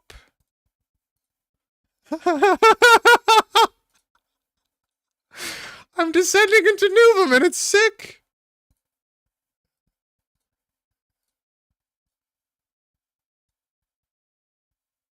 This fires in the wrong order.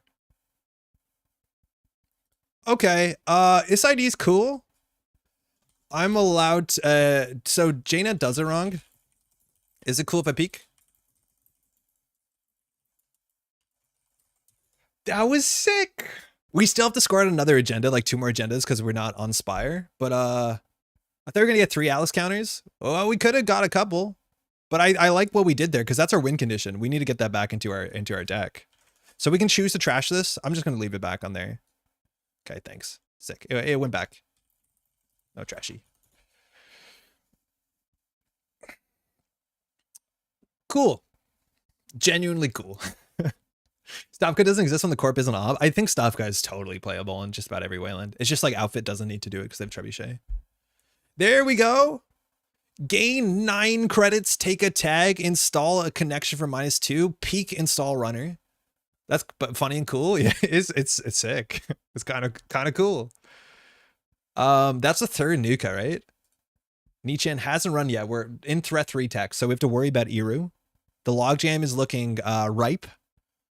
3 counters. Okay, not the ripest, but ripe enough. What is this? Oh, this is already a tree line. That's fine. It's another tree line. Boom.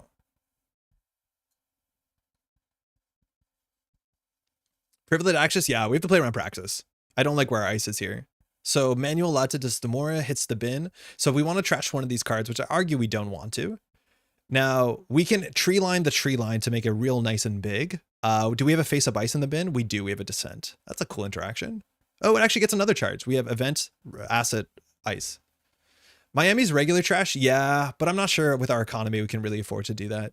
So what we want to do here is draw into a 3-2, like an Atlas. We don't have that many in the deck, and just score out. We also now can like put a Basalt Spire behind Border Control and Hammer, and then just win, because we can do Seamless Advanced Audacity. So we could tree line here for advancements just to draw a card. The question is whether we need another ice. I think we actually don't want the Logjam. I don't think we can afford to res it. It reses for one less than tree line though, if we can afford it. I'm going to do this. Expend. Just because it's cool. It's a Winchester. We don't want Winchester. Get out of our game. Draw. Last click draw. Don't worry about it. Okay. Kind of okay. I like that the more I play Nuvem, the more I'm like, wait, this is neat. I wonder what it's going to come down to, like whether people are playing 50 or 54. But we end games with like 33 cards in our deck on turn 7 is like kind of reasonable. I just don't know if it's better than Op, but it is fun. There's the Araceus crew. Okay, so this Winchester can be 2 strength. Araceus into Amaku is really quite mean. We have to res the Winchester here. That means we can't res Archive, so Praxis hits us like a truck, let alone Eru. But the Winchester here is going to fire some traces. Only 2 of them really matter. So the first one is Trash a Program. Pretty expensive. The Axis here we don't care about. We have 2 Mavirai somewhere. Not in Archives. But we have an armed asset to gain like 6 credits. Or something like that. I didn't do the math. This one we don't care about. But next turn now, well, even next click, she can run and trash the Winchester. Because she'll have an Amaku counter. I really enjoyed the design of the last 2 Weyland IDs and the different ways they approach trashing cards for profit. Yeah, it is cool. I just wish we knew more about what Nuvem is, but I think the fiction is going to be coming in the near future. I think it was just like pushed down. The calendar. Seamless. Okay. So now Amaku Araceus can trash this. We'll probably have to trash Araceus. It is worth trashing. And then we're weak to Praxis. But opening HQ here is not the worst for us besides Amaku runs rampant. Yeah, Biobands is also good in Sebastian because the remove tag is way more consistent. Interesting. Interesting. Admittedly, we can't res Hammer into that. Can't trash the Winchester. Crew needs the ice strength to be 0. Oh, so true. I thought with Amakua. Yeah. 100%. Okay, yeah. You need 2 Araceuses or leeches. You need leeches. Yeah. Very, very good point. I thought if you could break it, you could trash it. You're right. But you know, you have to be 0. So leeches is the thing we're worried about. Is she going to clear the tag?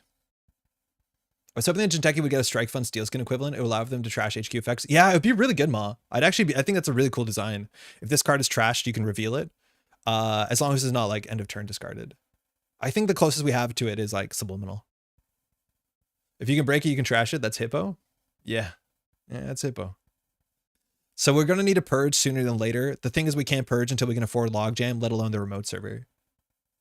Leech doesn't work because you're encountering? No, Leech should work. Esteban, how's it going, by the way? Because it says an ice you are encountering, not when you encounter. So here's the Praxis. I don't like this card. Just recursion nonsense. She had to clear the tag first for this. Leech should work. If I'm not mistaken. Because it's not when you encounter, which if it was when you encounter, Leech wouldn't work. But if the ice you are encountering, Leech does work. So now we need to ice up everything. You know, it would be good if you purge in the deck business as usual. It doesn't purge though. Recursion? Like, that's the click. Praxis is 1 click, run Archives, install Leech, install another Ice Destruction, and install DJ Fenris. I don't get it. Why is there so much recursion on a single card? You correct my mistake? No, not at all. Why is it like this? Just brick of value. No, crew's not unique. So you can use 1 to get -2 strength, 1 to use -3, 1 to trash, and then you just keep like trashing it. It seems so toxic, like just recursion. Oh man, on top of recursion. So what do we want to do here? Yeah, All Seeing Eye, like we need something like that because you can't manually trash this stuff. It's way too expensive. I think trashing DJ Fenris makes sense. One Arasaris crew is going to trash the Winchester, but the biggest issue is we had a logjam here. That being said, there was no ice that Nichan couldn't get through there, I don't think. Besides a hammer. Like, hammer is so good in this matchup. Thinking. So we probably armed acid protection, which gets us 3. So 1, 2, 3, 4. 4. Also, it didn't flip the cards. Not that it matters in this instance, but that's some funny. So we have to start trashing this. Hammer going to get crude? Oh, that's true, yeah. We can definitely trash one of these. Let's start with the arm to see what the top of the deck. Seamless, we don't need that. So we should trash DJ Fenris, I imagine. The problem is like it's just going to come back with Praxis. The Arasaris means the Winchester's going to come down, so we just have to do this. It's so annoying. Try game over to target resources. This game sucks, 2 RNG. Too much blue has it going. I would say nothing of that effect. That's all card games, huh? Trust Operation does resource trashing on tempo if only wasn't a brick. Yeah, the problem is like it's 3 influence on a brick. I don't know what you're saying, too much blue. It doesn't make a lot of sense. So what do we do here? Economic warfare to drop her down is something. We could trash this again. I don't know if we need the seamless. We're trying to win off of fast events, but we just can't have these happen. I think we have to trash this and then like purge next turn. Second Winchester? Maybe it's right. That's really taxing a Damakua. The seamless matters because this remote server is actually relatively good.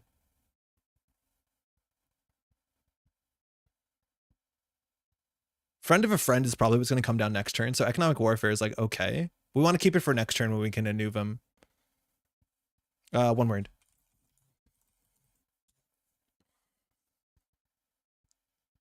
Yeah, of course. Probably can't score on a remote server. Okay. As soon as I was getting excited to play Nuvem, we got Ice Destruction Recursion. How's Armed Acid been? It's survived the cuts. It's been okay. Like with a deck of the big size, you just need to run enough economy. I think there's a chance that Extract consistently giving you 5 credits is better than Armed Acid Protection. We have to check how often Armed Acid Protection gives us just 3 credits from Extract. Usually it does give you about the same and or better. It's playable for 2 instead of 3. I think that's marginal. I don't know if we've been in that many situations where we want to really extract something that we should have just trashed anyways.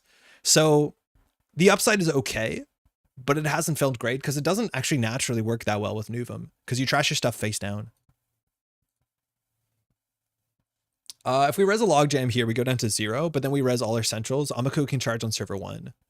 The logjam will come in with 1, 2, 3, 4 strength. I think we have to res a logjam.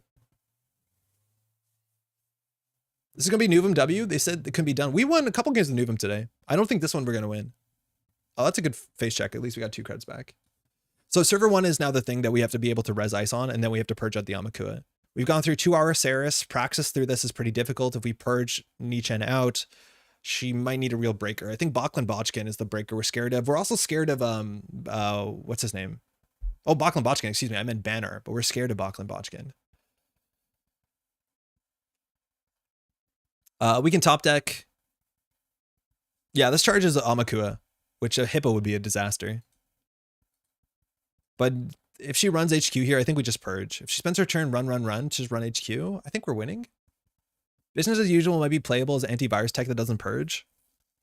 I'd be surprised. I think this is the only matchup today where we felt we wanted it.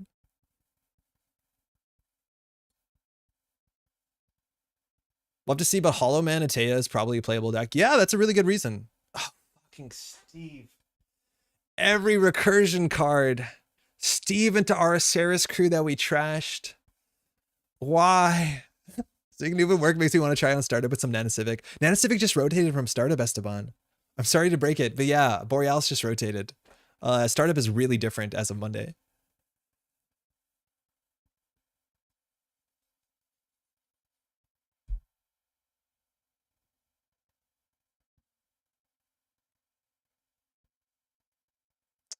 Okay. Iris Clears would be my least favorite card. Yeah, I don't like it. I don't like it. Tag is not a downside. It is just free value. Hollow Man being start a turn move makes Atea really sad, I think. It's not swap, so it's move. Yeah, I could see it being a problem, but it just seems universally good, right? Okay, so how do we play out from here? If we grab an agenda and audacity it, we have an above the law scored, so it'll put us on. We just need to normally top deck an agenda so that we can use the Atlas to find the last win. Let's start with economic warfare. It's a dissent. Do we want a dissent? No. Let's get some more money. Nuvem is cool. We probably have to trash DJ Fenris, let's be honest. And then we'll trash a card from hand. It'll be the border control. And I think we click for a credit. I don't know whether a single ice can be trashed this turn, but if we lose any of these ice, which luckily are relatively high strength, we're in a bad spot. Warfare trash Steve, credit. Yeah, exactly. You could haul him in double Neurospike. Yeah, probably. I think it's hard to rely on Neurospike in this modern meta with as much as Imp and like Burner and stuff like that. But I don't know if you need to do Hollow Man to Neurospike unless there's like an OTK combo. Because like you already had Lacosta and you could play Seamless, and there's a lot of ways to make Neurospike okay. The thing is, like, we trash DJ Fenris, just Praxis brings it back. Like, it's just this deck probably has like more recursion than we're seeing. Like, it has labor rights. So we're getting to the point where it's like Arasaris crew, labor rights back for Arasaris crew, DJ Fenris. And like, no matter what, unless you remove them from the game with DJ Fenris. Oh, man. Yeah. So it's a weird thing. And I don't know why the set is broken like this. I know I spoke about this, but I've ran the numbers. How many recursion cards, and it's very important to understand that we're not judging a set on how good it is, but how many recursion cards are in the set. That's not a watermark for a good set. That being said, NSG has gone out of the way to make recursion as minimal as possible and has banned out recursion cards. So, okay. How many recursion cards do you think were in the entirety of the Borealis cycle? Praxis seems like it's not going to be okay. Yeah, I don't like it. Double recursion on a single card? No, thank you. How many recursion cards? Cards that remove cards from archives or the heap. How many do you think are in the entirety of the Borealis cycle? 130 cards.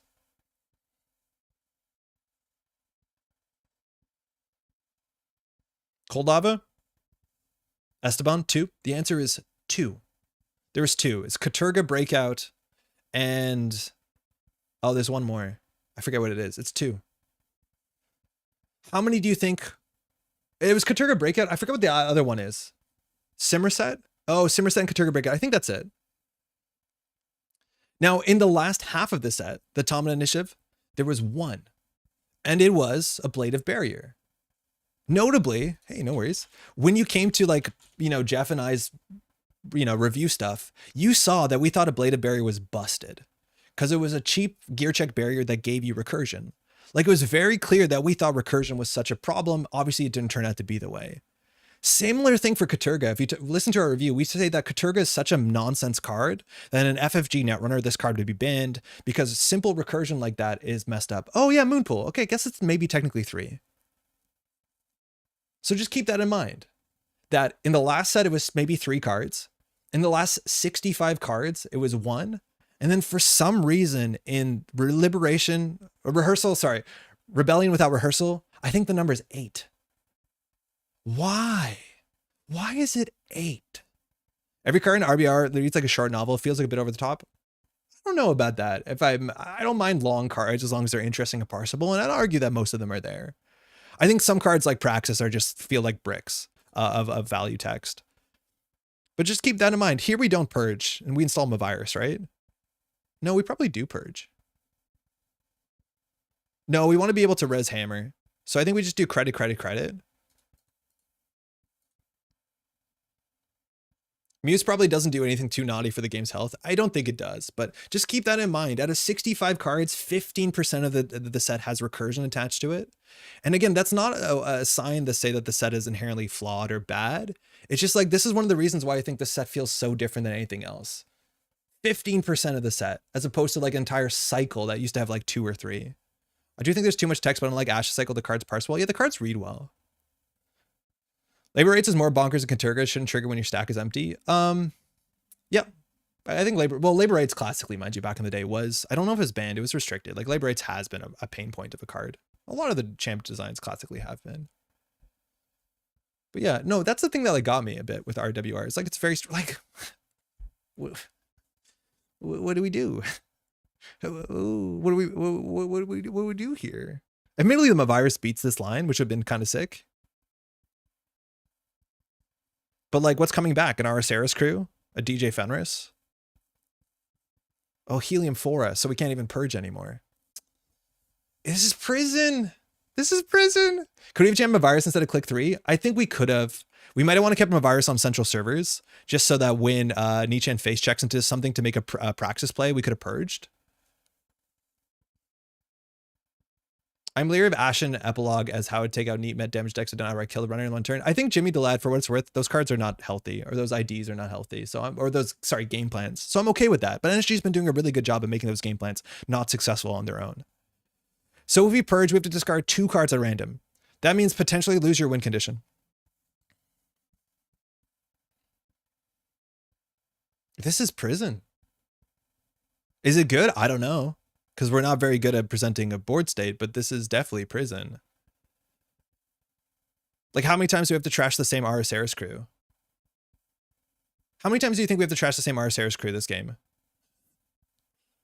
Like, what's going on? And if we don't trash the Araceris crew, we lose the Winchester this turn. So it's either purge or lose the Araceris crew.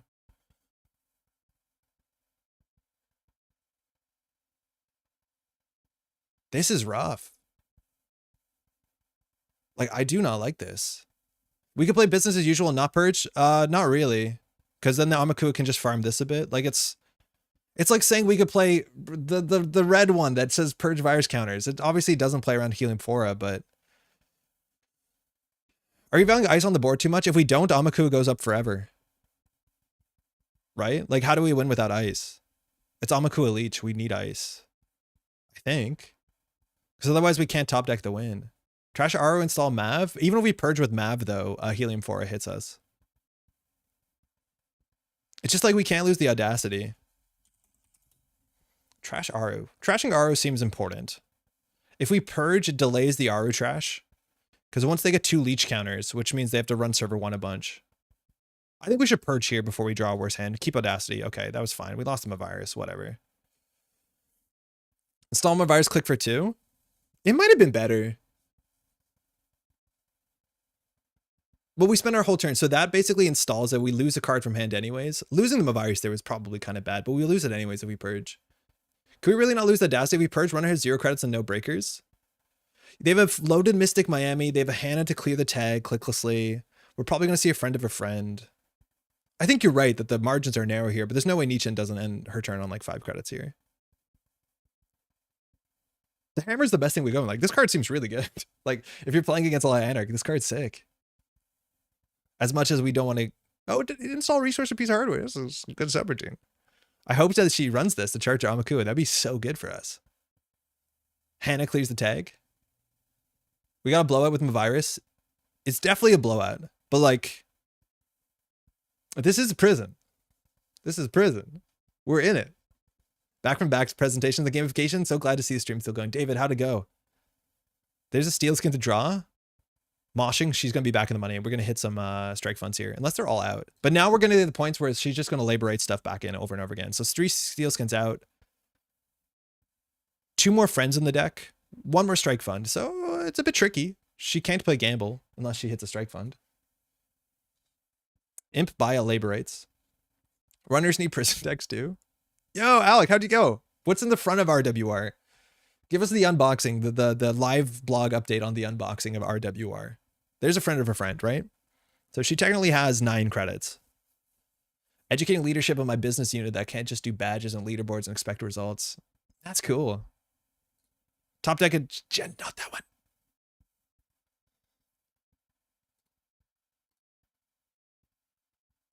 This is where you don't want to auto-resolve. Auto-resolve. Credit, credit. Now, she can steal this. If we res the hammer, do we win the game? Probably not, because she's going to labor rights and praxis back her breakers over and over again. Friend of a friend into friend of a friend. Oh, I don't think I like this. Click to gain 9, click to gain 5. I played against the Endless Crew setup yesterday, and boys, this seems massively toxic. Friend of a friend of a friend. Like, this is going to be now Araceris spam over and over again.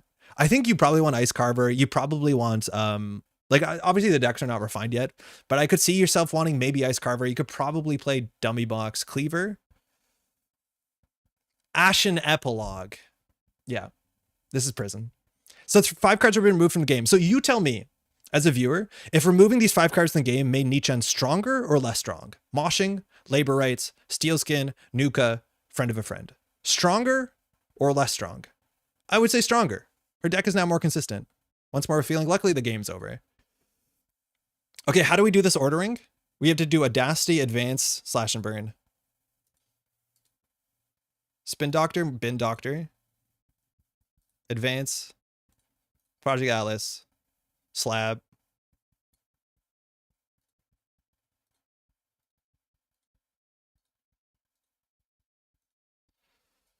All right.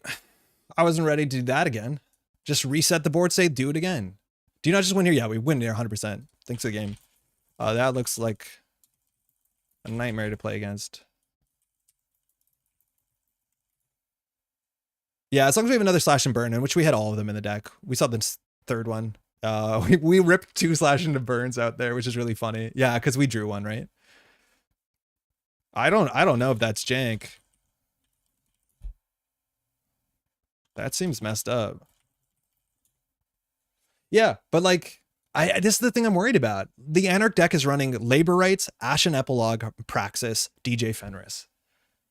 It's going to take a while to refine that list, but the deck is like nearly 1 in 3 cards is a recursion card. Yeah, I believe it. We trashed 3 copies of Slab that turn. Reinforced Destruction is the trick. Sad Arc Lockdown is out of standard. You know, for what it's worth, obviously Arc Lockdown would help, but it's not my favorite kind of design. Where you have to play really narrow tech cards just to deal with things you don't like. Hey, you too. Catch you around, eh? Yeah, the hammers are really good. The hammers are really good. I think if this hammer was at the Logjam instead, the Logjam actually performed relatively well at 4 strength and Damakua, but on 2 strength, it'd be an issue. Softer bin hate would be nice. Yeah, it would be slightly. Flawlessly won and still prison every second word. Yeah, but I think Nichan might have wanted to contest that. Like, I think we got away a bit with it. And also, like, we were lucky that our ice was that good. Like, Winchester, Treeline on 7 strength, and Logjam are really good at 4 strength. Oh, hell yeah. Hey, cheers. Yeah, QTM going to Worlds. They're going to have a great year. Hammer would have been eaten by crew if they had already been challenged and you'd be broke. It depends how many leech counters and Araceris were on the team. We'd be broke for sure. Like, Logjam, we rezzed for 4. Was Logjam good? Is Logjam okay? We res it for 4 instead of 7 for Pharaohs. That's not bad. Yeah. Tron, you can't block Crew's ability with Dummy Box because it's being trashed by its own ability as a cost. Also, very specifically, not only that, but Dummy Box says when the corporation does the trashing. So if you're ever trashing your own cards, let alone the fact that it's a cost or not, you can't prevent it. Same thing with Clot, right? Like, this one comes up a lot. You can't prevent Clot from being trashed because when the corp vergers trash this program, Dummy Box only stops from the corp trashing. So Clot cannot be prevented with Dummy Box. So it's a very nuanced interaction with Dummy Box. And this deck should probably maybe running Dummy Box if you want to build into Araceris spam. Because, like, if there was a Dummy Box on the table, we could not trash the Araceris crews.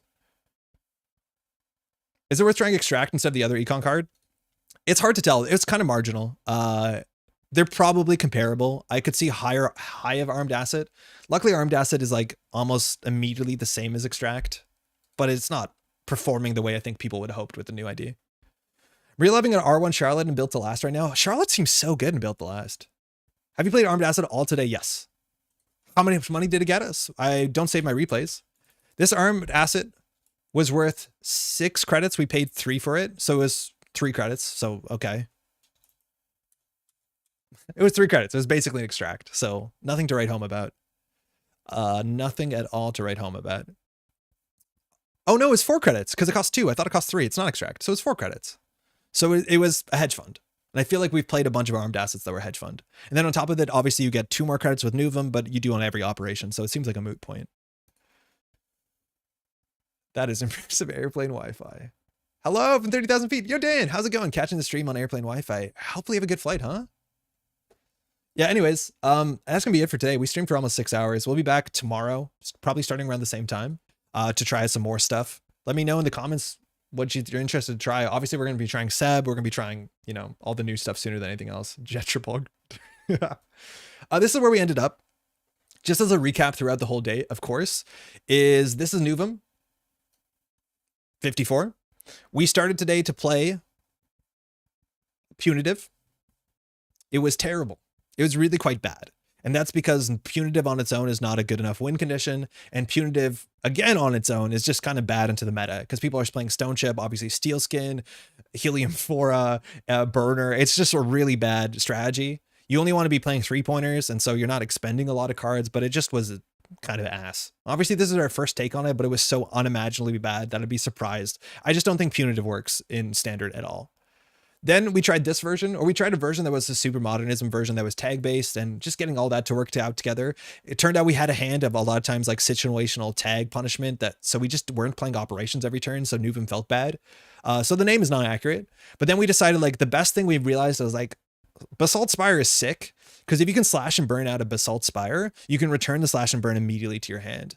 Now, audacitying a Basalt Spire is not good because of other reasons, because you bin agendas and then you add agenda as a 1 card in hand in HQ. That's not good.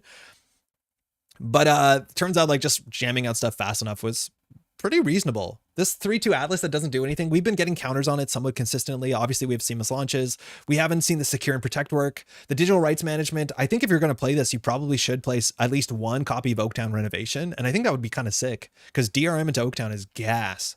But we generally haven't been scoring in remote server. We score 1 agenda in a remote server, like a Basalt Never Advance, and then we fast advance from hand, which has been great. Spirebus, Big Alice, and Op, find any card ever. Yeah. Mind you, we tried it in Op, and it didn't work out for us. I think we had 2 rough games and a bad matchup, a bad draw. So more testing has to be done here. I don't know whether Basalt is your first option in Op. We've actually saw that trash from the top of the deck be really bad in general. Like it just cost us like a spin doctor and stuff like that. It's not that often we're firing Basalt Spire with information what's on the top of the deck, but at least in Nuvem, it gets you 2 credits. So it's obviously slightly better, but I think Basalt Spire is like kind of a cool card. It kind of works. How did the corporate hospitality go? I wanted to instant, but wondering how it was on the other hand. I think it was bad in this deck because this deck specifically is structured in a way in which we don't make a play.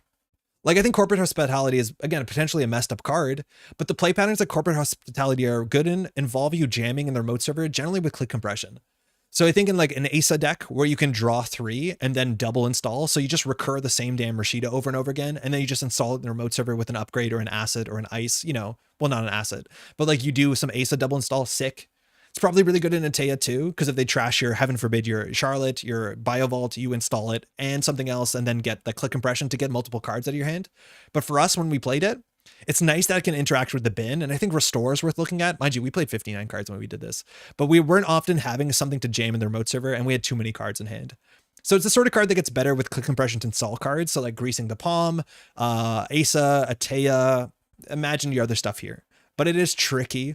But I do think in those decks, it's probably like Rashida turn after turn after turn, something like that. Or recur your fast events pieces and just jam something else. Corporate hospitality to Oppo every turn is going to be a thing. Yep. There's a lot of recursion in this set. I'm scared of most of it.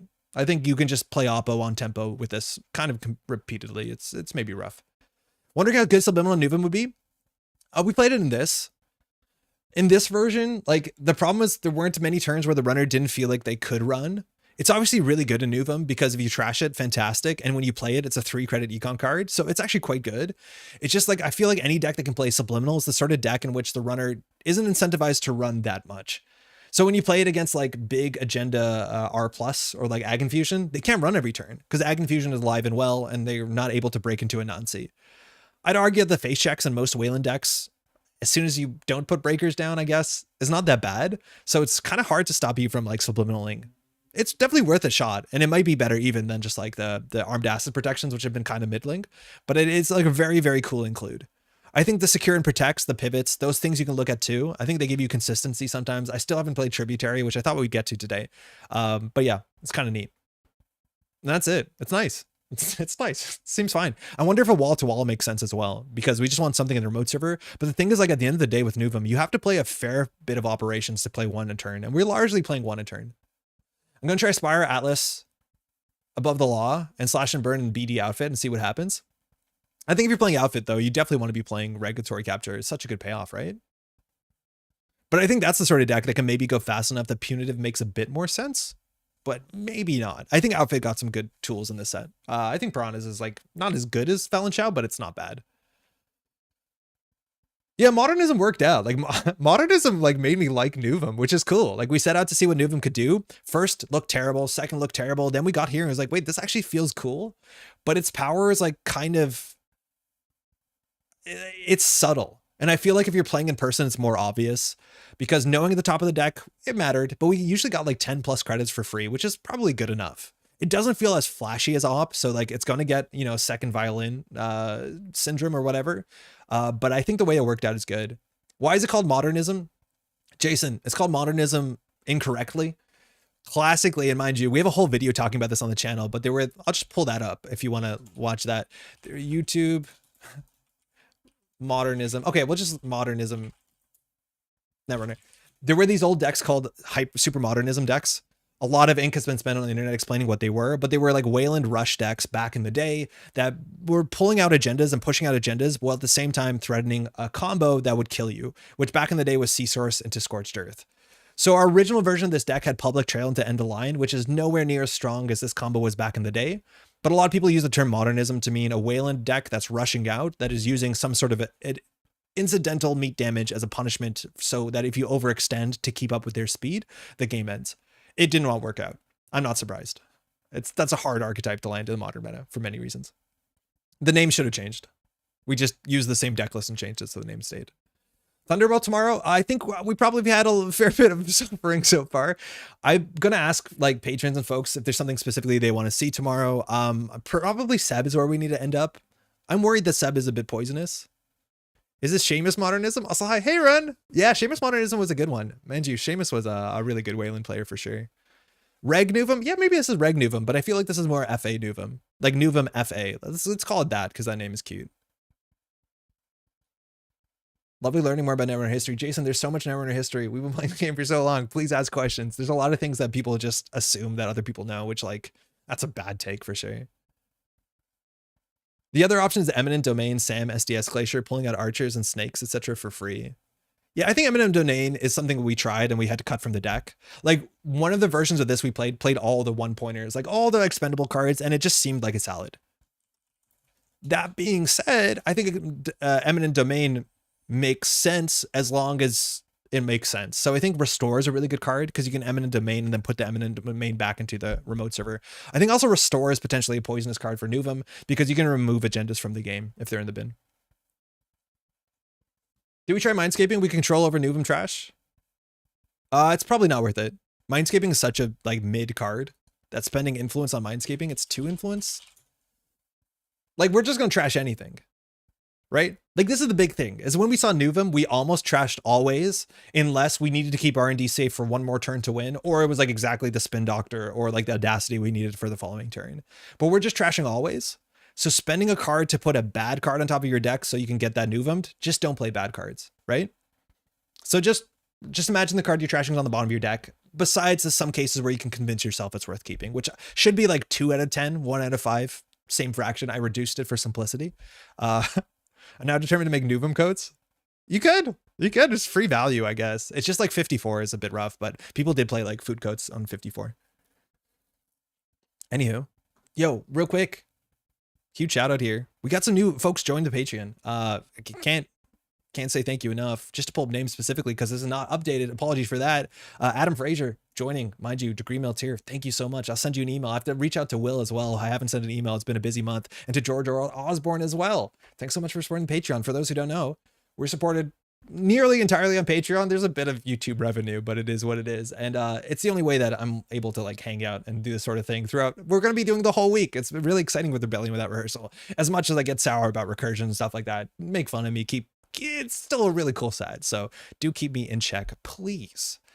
But thanks to all these names and more, we have also daily cast patrons as well. And I'm so appreciative for all the folks that help me be able to do this thing, to make this make sense. And I'm absolutely incredibly grateful. So thank you so much. If you see your name here and you want a little symbol next to it, there's some names at the top that have done it. Just send me a symbol, a little PNG on Discord, on Metropole Grid at Gmail. Just say your name, obviously. Hopefully it's obvious. And then we can get it in there. I think it's good fun. I'm using Hollow Man and BTL to make some giant ice. It's like I'm playing SSO. Using Hollow Man to advance ice is like pretty wild. It's kind of like that idea of how back in the day, well, you can still now, but like Oberth to advance ice is good value. Hollowman seems a bit more playable. I think Hollowman's like one of the cards that's getting a lot of attention in the set. It's based when I choose to play 54. It's cringe when I have to play 54/S. Come to Toronto Man NPC. Kyle, I can't. Unfortunately, I can't. Because it's the exact same time as Mansion Runner, which I signed up for a while ago, unfortunately. I didn't realize that at the time, but it is the one event that I won't be able to get to. I'm going to try and make it to the Boston. I know there's people locally there looking to go, but I'm really bummed out that it lined up like that for sure. The Toronto NPC event is in like, what is that? I guess April 20th? Suburban Wasteland, yeah, I'm going to make an effort to be there. The tournaments are like the most fun. I am constantly wearing my Toronto, my Torse Hog rep. I think I wore the t-shirt yesterday. It's like one of my favorite Netrunner shirts by a mile. On that note, thanks so much for hanging out. Hopefully you're enjoying the set. Let me know in the comments what you think. If you want to take a second to like the video, subscribe to the channel, hit the notification bell. I can't tell you when we're going to go live tomorrow. It's probably around 10:30, 11 my time. If you want to hit the notify button, you'll know as soon as it is. So that's pretty cool. Nuvem, way more fun than I thought it'd be. I'm going to keep doing that. That's actually quite cool. Thanks so much for watching, and we'll see you tomorrow.